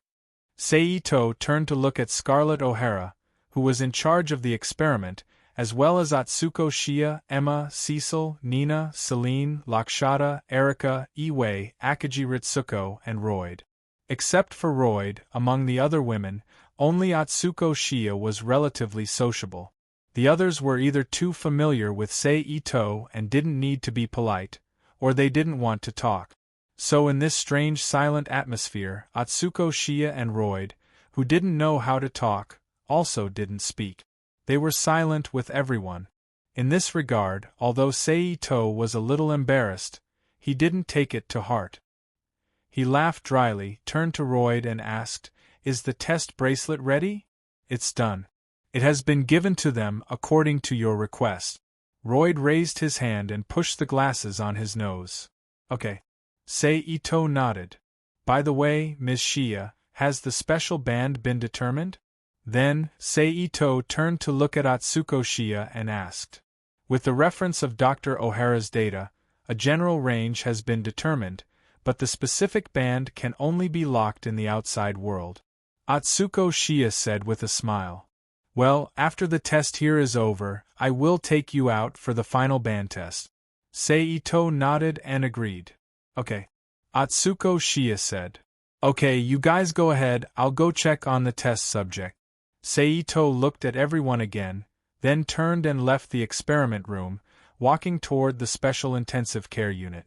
Soon, Seito came to the ward that was similar to the hospital's intensive care unit and saw Kaneko, who was still in a coma. He sat down on the bed and took out a screen. While peeling the apple with a knife, he waited for Kaneko to wake up. Seito didn't have to wait long. Just as he finished peeling the apple, Kaneko woke up with a painful groan. "You're awake?" Seito asked with a smile as he cut the screen into small pieces and put them in front of Kaneko's mouth. Kaneko, who came back to her senses, opened her mouth and bit into the apple in front of her and chewed. "How do you feel?" Seito asked as he peeled another piece of apple and put it in front of her. "I'm fine." Kaneko lifted her arms from under the sheet, clenched her fists, and sensed her condition. Then, she sat up, ignoring her exposed chest due to the sheet falling off, turned around, and stood up. In the next second, a mosaic-like cube flashed, and a Genex uniform once again appeared on Kami's naked body. "A daily application of the uniform." Seito asked with a smile, "How do you feel? Do you feel any discomfort?" "It feels weird." Kaneko, who turned around, frowned. Seito nodded, raised his hand, and threw a copy of the experiment's data on the bed in front of him. "Take a look. Once you're done, you'll understand what's going on." Kaneko reached for the data on the bed, lowered her head, and flipped through them one by one. As she flipped through them, Kaneko's expression changed, from the initial shock to the current excitement. "Is this all true?" Shin Woo-Yu asked. "Of course." Seito smiled. After receiving confirmation, Kaneko put the data in her hand down, quickly walked to the open floor of the ICU, and focused. Then, in an instant, the small squares from before appeared densely around Kaneko's body, and a second later, they turned into a futuristic Pandora vs. Nova battle outfit. "Where's the experimental field?" Kaneko, whose head was covered by a dark brown helmet, asked. Seito smiled, and teleported Kaneko out of the ICU, appearing in a desolate area in the northern part of the Rubik's Cube continent. "You may begin," Seito said. As soon as he finished speaking, Kaneko's body immediately moved, turning into a stream of light, and rushed into the distance under Seito's gaze. It was an acceleration technique, and it was the kind of super acceleration that was close to the speed of sound from the start. Then, Kaneko stepped into the sky, and instantly shot into the sky like a cannonball, and then hovered there, defying the laws of gravity. Then, Shinwu Yu extended her hands forward, and several slender cylindrical muzzles materialized in the small mosaics that appeared when the stardust weapon transformed. Several laser beams then flew out from the muzzles that materialized. Ha ha ha ha, this is awesome. This is awesome. Kaneko, who was a little excited, clasped her hands together, and a rapidly spinning, distorted ball immediately appeared in her palms, and the next moment she threw it to the ground. Boom! With a loud bang, a huge circular crater with a diameter of more than 10 meters appeared on the ground. Gravity ball attack. Then, Shin Wu Yu's Pandora weapon, the tracking dagger, appeared around her. Then, under her control, the dagger shone with a golden light and shot towards the ground like a meteor. Boom! In the bright golden light, several cracks, 1 meter wide, 2 meters deep, and about 5 to 6 meters long, appeared on the ground. Runic attack. Then, Kaneko's body changed again, and 2 shoulder cannons appeared on the shoulders of her armor, and 2 particle balls emitting strong energy waves were quickly being formed in the muzzles of the cannons. The next moment, 2 beams of light shot out, and a loud bang echoed between heaven and earth, and at the same time, a pale white mushroom cloud quickly rose from the ground. Ha ha ha ha, with this, what do I have to be afraid of? I'll definitely defeat that bitch Ylizabeth, defeat that monster Shifeng, and become number 1. In the air, Kaneko, who had seen everything that she had caused, laughed hysterically. However, as soon as she finished speaking, her body fell uncontrollably from the sky towards the ground.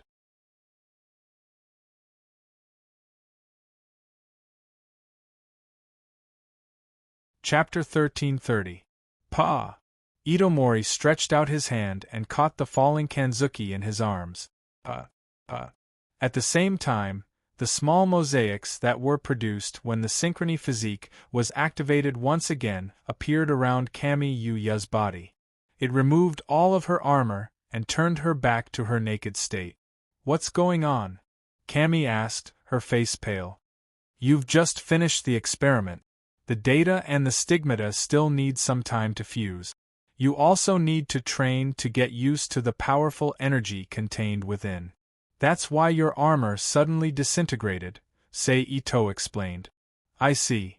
Shin Wu Yuya heaved a sigh of relief and relaxed. Then, her eyes flashed, and she said in a seductive voice, Does my body look good? Not bad, Ito said with a smile. Since you know about the Arenbar system, do you know about the other benefit of the Arenbar system? Kami wrapped her arms around Ito's neck and asked in a seductive voice. What is it? Ito asked with a half-smile. When you're having sex with a man, you can magnify and share this feeling, allowing both of you to reach the peak of pleasure. Kami seductively said to Ito, How about it? Do you want to give it a try? Here? Ito raised an eyebrow. If you want, you can do it, Kami said with a seductive smile as she licked her lips. Forget it. Let's go to your bedroom, Genex, Ito said with a shake of his head. Then, he had a thought. Han Sen took Shin Wu Yu and disappeared from the wasteland. They appeared in a well-decorated room. He threw the naked Shin Wu Yu onto the bed and pressed her down, kissing her passionately. During the kiss, Kami took the initiative to help Ito take off his clothes. Soon, he was naked as well. Wait! Just as Ito was about to enter, Kami suddenly stopped him. Ito raised his eyebrows. Arenbar! Shin Wu Yuya growled. In an instant, deep inside soulless pupils, a ball of light that was surrounded by 2 rings lit up. All right, Shin Wuya said. I'm going to try this so-called Arenbar state. Ito laughed when he saw this. Then, he exerted strength from his waist. He stabbed the stardust weapon he was born with into Shin Wu Yuya's stigmata. Ah! Kamino hugged Ito Seiji's body tightly with her arms. She tilted her head back and let out a long cry. In an instant, a strange feeling and stimulation were transmitted to the bottom of Ito Sei's heart through the connection between the two. This feeling is really. Seito exclaimed in his heart as he savored the excitement. Then, Seito did not hesitate and began to operate on Shen Wuya's body. Then, intense female moans and gasps echoed in the room, which had good soundproofing. Very quickly, another high-pitched and hurried moan sounded. Shen Wuya collapsed on the bed, her face red and her eyes half closed. She was panting heavily. This method is really exciting, but I can't let it end like this. Seito, who was lying on top of Shen Wuya's body, laughed strangely. Who said it's over? Let's continue. Shen Wuya, who had the potential to not admit defeat, opened her eyes wide and said loudly, "That's good." Itsunari laughed strangely and began to do it again. Then, the moans that had just stopped echoed in the room again. Of course, this didn't happen just once. Instead, it happened more than a dozen times before it finally ended with a hoarse shout. Both of them stopped. Just by relying on the human body of the stigmata, the effect is almost on par with the effect of Tao Wu, Dugu Feng, and Bai Qing. This is a bit surprising. Seito thought to himself as he played with Shen Wuya's full breasts and silently digested the special energy that he had gained from Shen Wuya's body through dual cultivation. This is. The next moment, Shen Wuya suddenly felt the abnormality in her body and was stunned. "Don't worry, that's your reward," Seito explained in a timely manner. Hearing this, Shen Wuya, who was still a bit confused, did not ask any more questions. She silently felt the changes in her body. Soon, a kind of physical and mental pleasure, a comfortable feeling like a hot spring, rose from the bottom of her heart. At the same time, a feeling that she had more control over the stigmata appeared in her heart. Could it be that, following this guy can increase the adaptability of the stigmata? Shen Wuya secretly guessed. This is even better. Not only can I increase the adaptability of the stigmata through this, but I can also continue to use the Arcane bar system to make him infatuated with me. Then, I can control him cleverly and get some benefits from him. Thinking of this, the smile on Shen Wuya's face became even more charming. She opened her mouth and gently licked Seito's neck seductively. After half a day, Seito sat up, turned over, and stood up beside Shen Wuya's bed. This is the teleport key. It will allow you to go back and forth between the previous place and the dormitory. From tomorrow onwards, you can start to train on your own. Seito, who was standing on the ground naked, turned his hand and produced a piece of metal about the size of a poker card. He used his mind power to engrave 2 teleportation formations on both sides of the metal card, and then handed it to Shen Wuya. Okay. Shen Wuya sat up and took the metal badge. She was very obedient. It's very simple to use. After you put on the armor, you can activate it with your mind. Of course, if you can master your mind power, you can also use it normally. Itose said as he wrapped his body with water and washed away the remaining filth and odor on his body. Shen Wuya, who was looking at the metal card in her hand, nodded to show that she understood. Take a rest.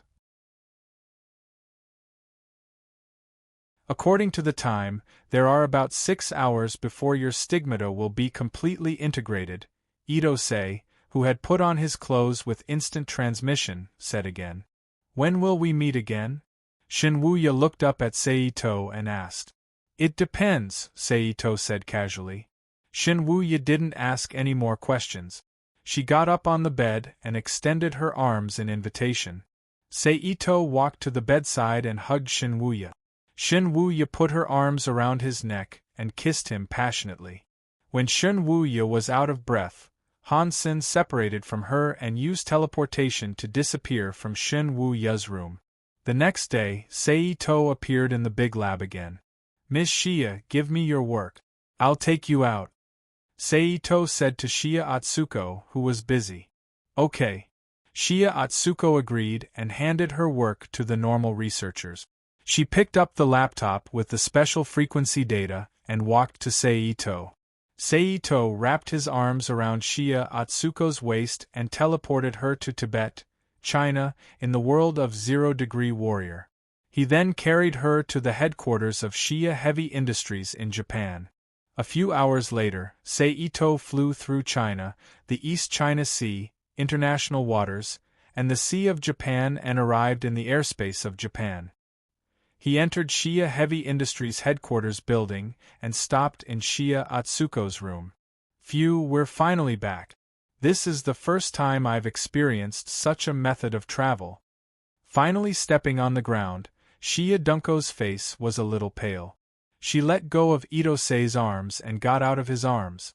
You'll get used to it, Itosei said with a smile. He put his hand on Shia Atsuko's shoulder and injected energy into her body to calm her nervous spirit and mood. Forget it. Shia Atsuko, whose face had regained its color, laughed dryly. Let's go to the laboratory and complete the final test work. Shia Atsuko continued. Then she tidied up her somewhat messy clothes, took the computer, and walked out of the room with Seito, and walked openly to the laboratory with the equipment needed for the experiment. Along the way, all the staff who saw Shia Atsuko had a strange look on their face, but they didn't say anything. They either nodded or greeted Shia Atsuko. During this process, Seito still used a special radio wave field formed by electromagnetic ability to make himself disappear from the monitoring equipment in the building and other people's perception. 10 minutes later, the two of them entered a laboratory. As a non-professional, Seito tactfully put away his ability, retreated to the side, found a place to sit down, and watched Shia Atsuko, who was busy setting up the computer and connecting it to the equipment in the laboratory. Zzz. Soon, a strange sound of radio waves came from the equipment in the laboratory. Shia Atsuko ignored the strange sound of the radio waves and stared at the data that appeared from time to time on the computer with a serious and dedicated face. After about 10 minutes, with Shia Atsuko's sudden low cry of "found it," the whole experiment was announced to be over. Sure enough, it's the same as what you and Dr. O'Hara said. Shia Atsuko was a little excited. Record this wave frequency, and then start to implement it according to the ideas discussed before. Walking to Shia Atsuko, Seito looked at the data jumping on the computer and the strange sound coming from the instrument. Okay, I'll contact my grandfather. Shia Atsuko agreed very happily.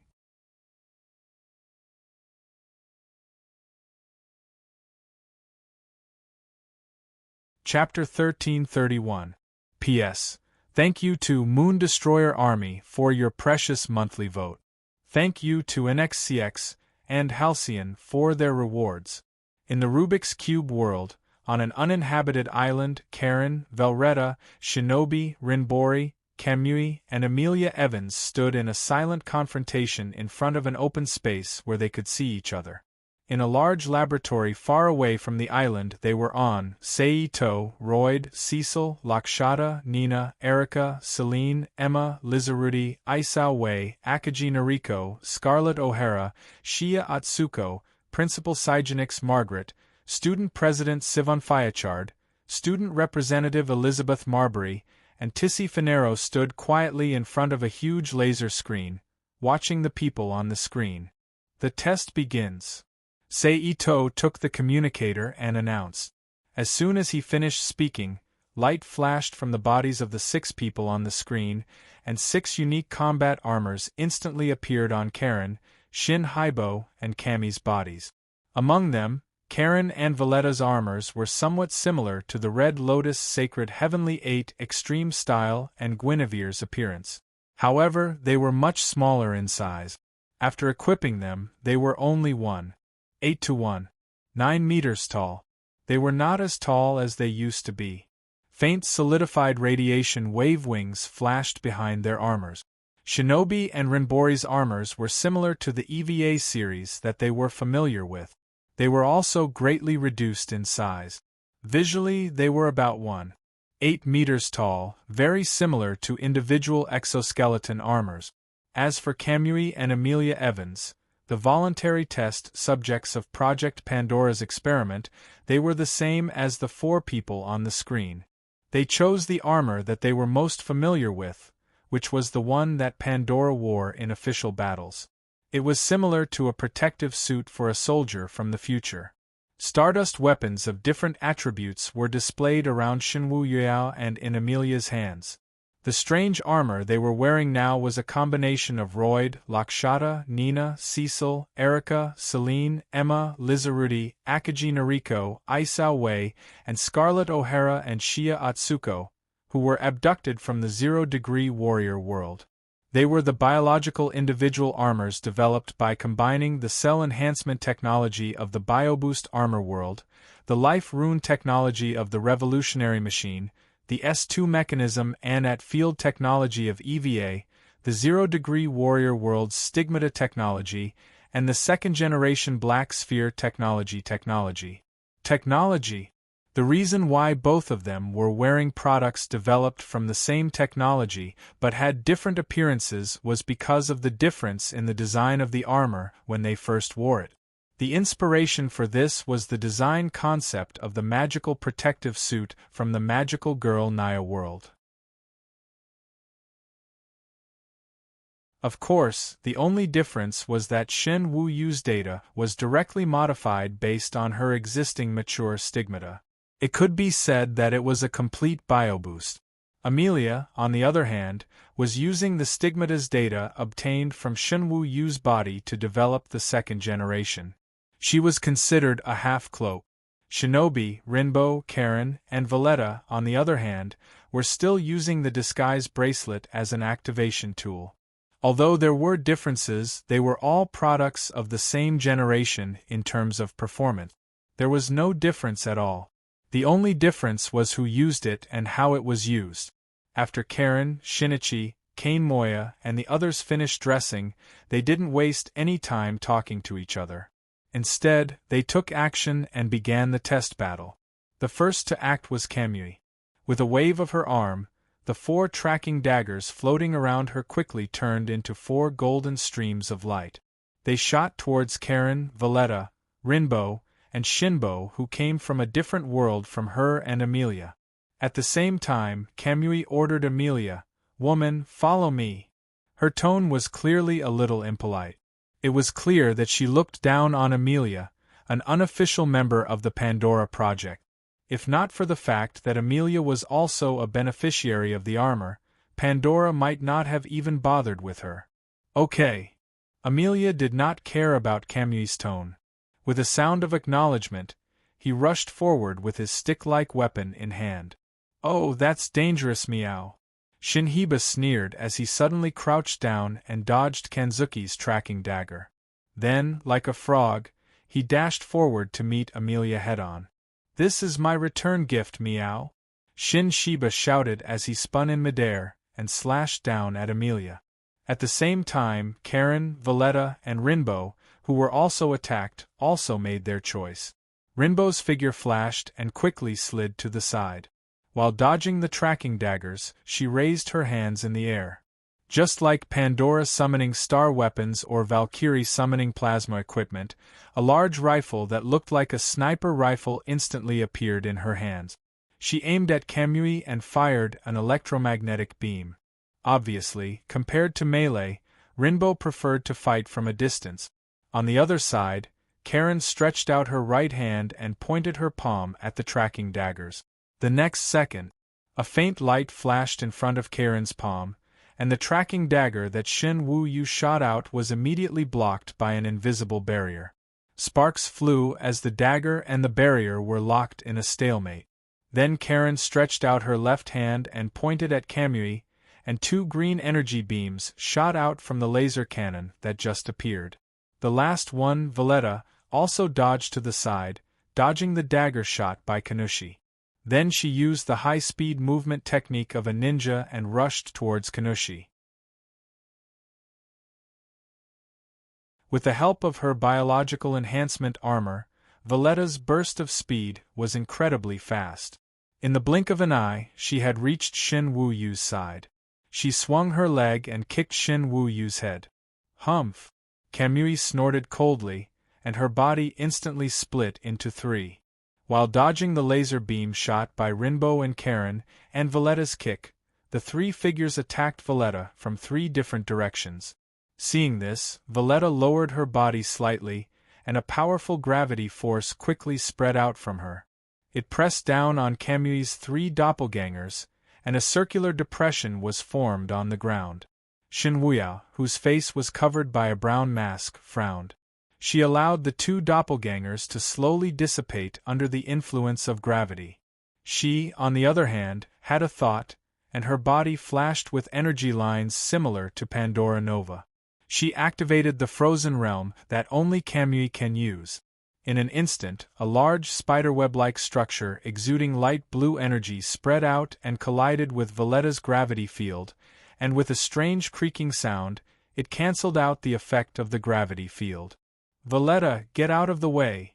At this time, Karen's voice suddenly sounded, and then a rapidly expanding gravity ball fell from midair at high speed toward Valletta and Kamui. Valletta, who believed Karen's words, didn't hesitate and immediately jumped back a long distance, and when her feet touched the ground again, she stepped back again. Kamui, who also heard the sound and figured out the reason for the attack under the warning system of her armor, looked up to the sky.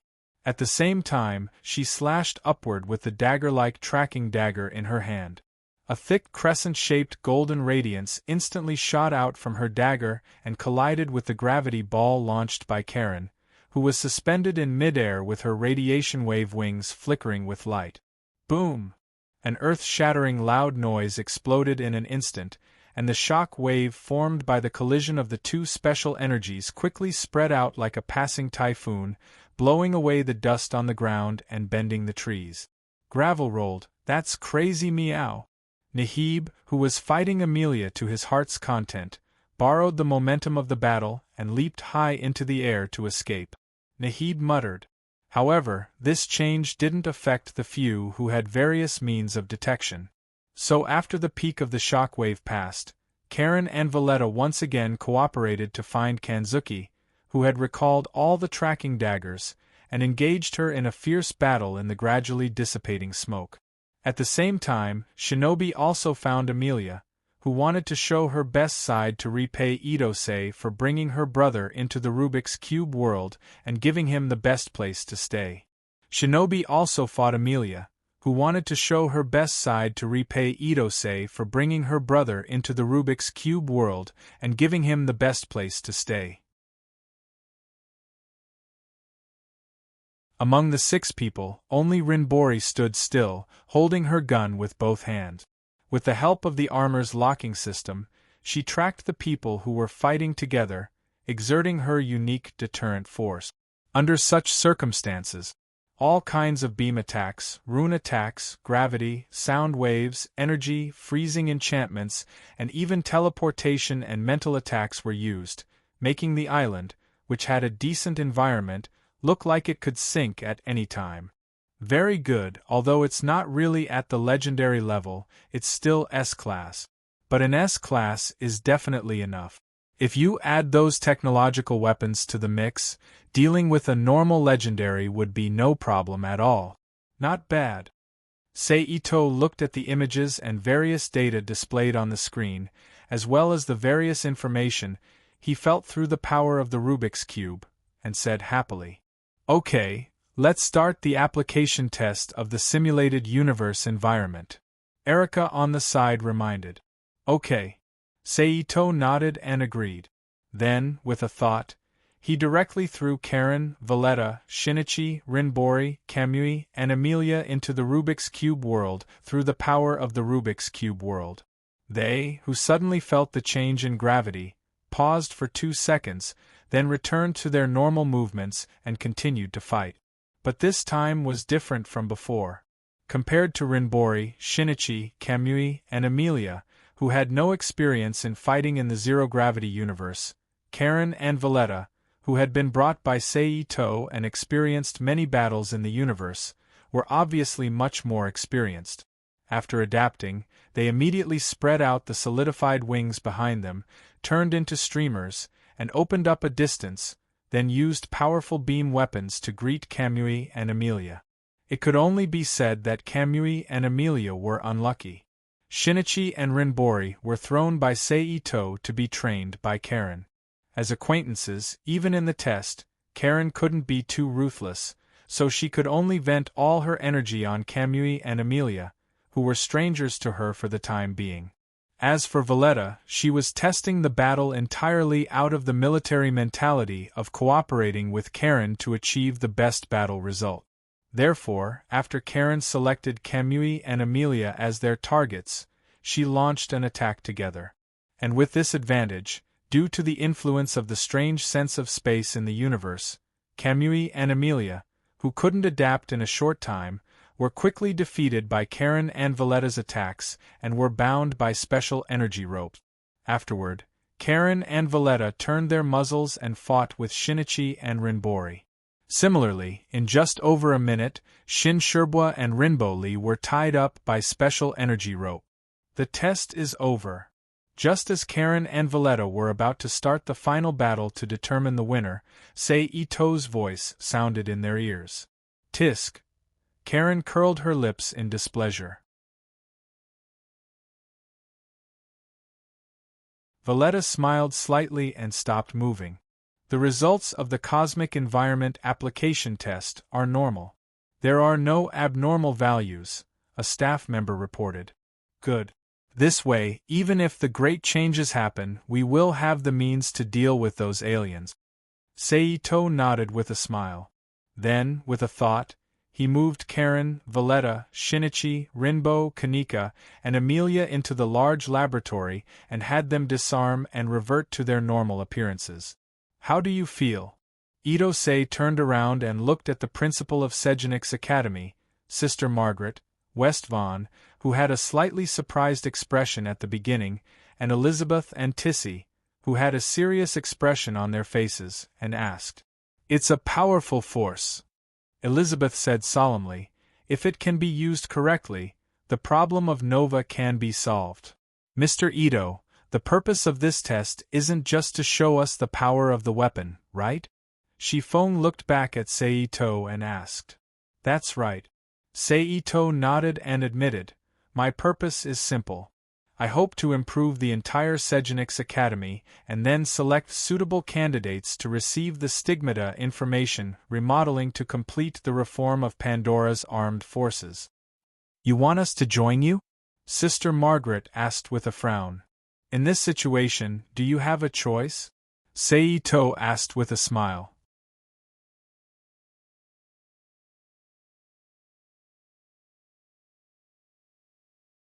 Chapter 1332.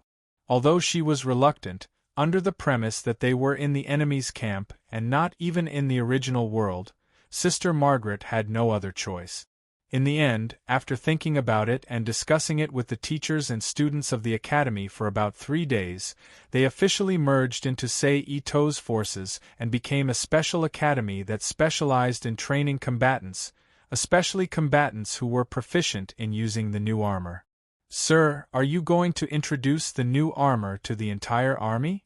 After the test experiment, Royd asked Seito, who sent Sister Margaret, the Westvaughn Student Council President, Vice President Tissy, Elizabeth, and the tester, Cami, back to Genex Academy.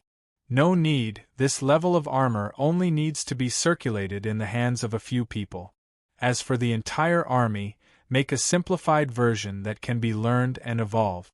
After all, not everyone is suitable to directly master this high-end power," Seito replied without thinking. "Okay," Royd nodded and agreed. "In addition, you can also design a batch of professional versions for those who are talented and specialized in a certain aspect to use," Seito said again after thinking about it. "I see," Royd replied. "In this way, the combat power of my subordinates will also break through the sky." Seito looked up at the laser screen in front of him that was repeatedly playing the test experiment of Karen and the others.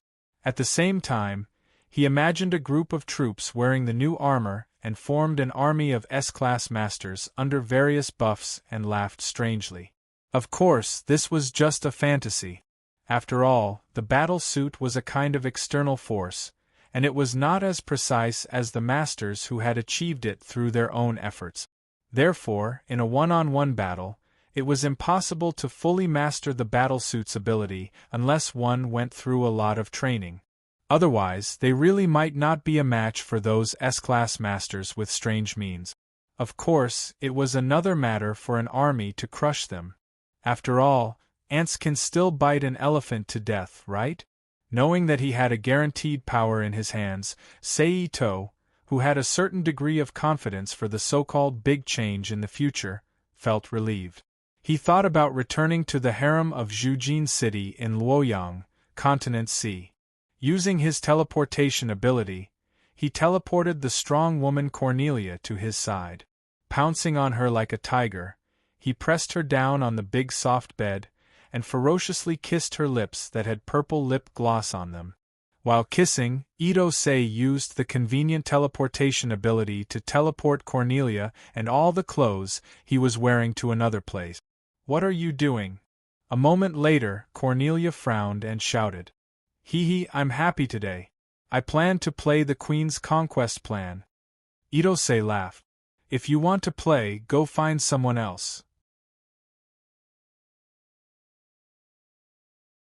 "I still have government affairs to deal with," Cornelia said unhappily.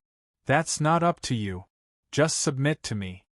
Seito laughed strangely, then lowered his head and kissed Cornelia's lips again. He stuck out his tongue and tangled it with hers.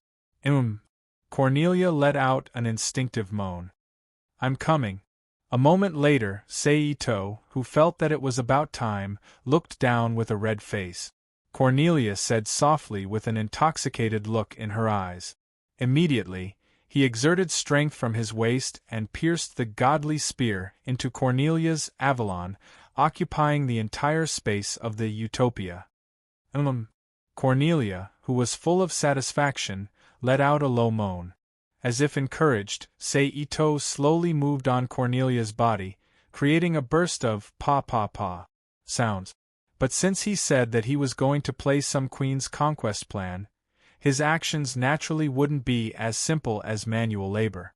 With Cornelia's cooperation, he carried out all kinds of methods, such as leaning forward, standing on the bridge, sitting up high, and going through the back door. The whole hall was filled with an erotic atmosphere and fanciful moans. After a long while, Cornelia suddenly opened her mouth and let out a long, hoarse moan. She collapsed weakly in Seito's arms. Seito maintained the state of being integrated with Cornelia, letting her neck rest on his arm. His right hand gently stroked her smooth and wet back, soothing Cornelia's emotions. "You're a bastard." After a moment, Cornelia, who came back to her senses, cursed in a low voice. "I wonder who was the one who cooperated so actively just now?" Seito asked with a smile. "Humph." Cornelia snorted coldly when she heard that. She stretched out her hand and pinched Seito's soft waist, twisting it. "Hiss. Where did you learn this from?" Seito pretended to be in pain. "It seems to be working well." Cornelia didn't answer Seito's question. Instead, she narrowed her eyes slightly and said. Seito was speechless. His right hand slid down and lightly patted Cornelia's butt. Then, the two of them played like this, chatting about the situation in Sea Continent. They learned about the changes in this world that he first swallowed. At the same time, they also told Cornelia some other things about themselves. They exchanged feelings. This night, Seito, Cornelia, and Huang Shunlei, Jiang Lihua, and the other three who were later found, happily passed by. The next day, Seito, who was dressed and had breakfast with his three beautiful wives, kissed Cornelia and the other two goodbye. He appeared in the room that Seito lived in the Rubik's Cube world. "You look like you're ready?" Seito looked at Seito, who was in the same clothes as when they first met, and said with a smile. "Yes." Seito replied with a smile. "Okay, let's go." Seito nodded and teleported Seito out of the Rubik's Cube world with his thoughts. They appeared in Seito's room in 0-degree warrior Seito's heavy industry. Go do your work, Seito said as he sat on Seito's bed. Okay. Seito nodded, then turned and walked out of the room, disappearing behind the closed door. Then, after about 5 days, Seito returned to Seito's room and found Seito sitting cross-legged on the bed cultivating. Sensing that someone had entered the room, Seito slowly opened his eyes and looked at Seito. Everything has been prepared. We will depart for Donges tomorrow morning, Atsuko Shia reported. Seito nodded, indicating that he understood. The next day was uneventful, and in the blink of an eye, it was the next day. Under the notification of the preset alarm, Seito and Seito both woke up from their sleep. That's right, both of them, because last night, Seito unceremoniously squeezed into the same bed as Seito, who came back to stay for the night. At first, Seito was a little nervous, but knowing that she couldn't resist, Seito didn't resist. She washed and changed her clothes as usual. She didn't know if it was for the convenience of Seito or because she was originally like this. Seito only wore a pair of white underwear and an oversized white nightgown. She didn't wear a bra or anything else. She lay on the bed with her back facing Seito. This time, Seito was quite obedient. He just put his hand on Seito's waist, hugged her into his arms, and fell asleep as if hugging a living pillow. Seito, who was nervous and confused, quietly breathed a sigh of relief. She felt an inexplicable sense of loss in her heart. After struggling for almost half an hour, she fell asleep in a daze. At this time, Seito, who woke up, blushed. She quickly retracted her left leg from Seito's body, turned over, and sat up. She pinched the wrinkled shirt with her right hand to cover her exposed chest. I didn't expect you to have a childish side when sleeping at night. You are so cute. Seito, who was lying on the bed, looked at Seito, who was a little flustered, and chuckled. Seito's slightly red cheeks blushed again when she heard the words. She turned around and stood up quickly. She ran into the bathroom that came with the small room to wash up. At the same time, she calmed down her chaotic emotions. Seito, who had seen some storms and waves, quickly sorted out her emotions. She changed her clothes and returned to the room calmly. She left the room with Seito, who washed and dressed neatly in her own way. They went to the helicopter platform on the top floor of Shia Heavy Industries. They took the prepared helicopter to fly away from Shia Heavy Industries and flew to the nearby airport. About 10 minutes later, the helicopter landed in an airport. Seito and Seito got off the helicopter and walked to a large transport plane under the leadership of a young woman in a black professional suit. They boarded the plane and flew to East Genex Academy together. After a few hours of flight, at about 3:30 p.m. local time, the plane landed at a military airport established in East Genex Academy. Thank you very much for safe landing guidance. I'm Seito from Shia Heavy Industries. With the usual smile on her face, Atsuko Shia walked down the plane with a portable electronic data board that was similar to the iPad of the future but had much more powerful functions. She introduced herself to the Tunj Nikos staff waiting outside the cabin to greet her. Behind her, Seito, who slightly disguised his face so that no one would recognize him as the culprit who caused the disappearance of the two important places in West Genex and Alaska, and another female staff member also walked out of the plane and stood next to Seito. There were 3 people who came to greet them. One was the former Pandora instructor who retired from Namboo's at the same time as Jean Yumi of West Genex that Seito took down. One was a pure technical staff member, and a student representing East Genex Pandora, Kathy Lockhart. Thank you very much for coming from afar. I'm Sophie Auld, the instructor of East Genex Academy. A woman with short blonde hair and 2 diamond earrings reached out her hand and said. Her legs were wrapped in black-gray silk stockings, a black short skirt, and a white casual shirt with half-rolled sleeves. You're tuning in to the Phoenix Nights YouTube channel. Don't forget to subscribe and join us on this journey to catch the most captivating stories.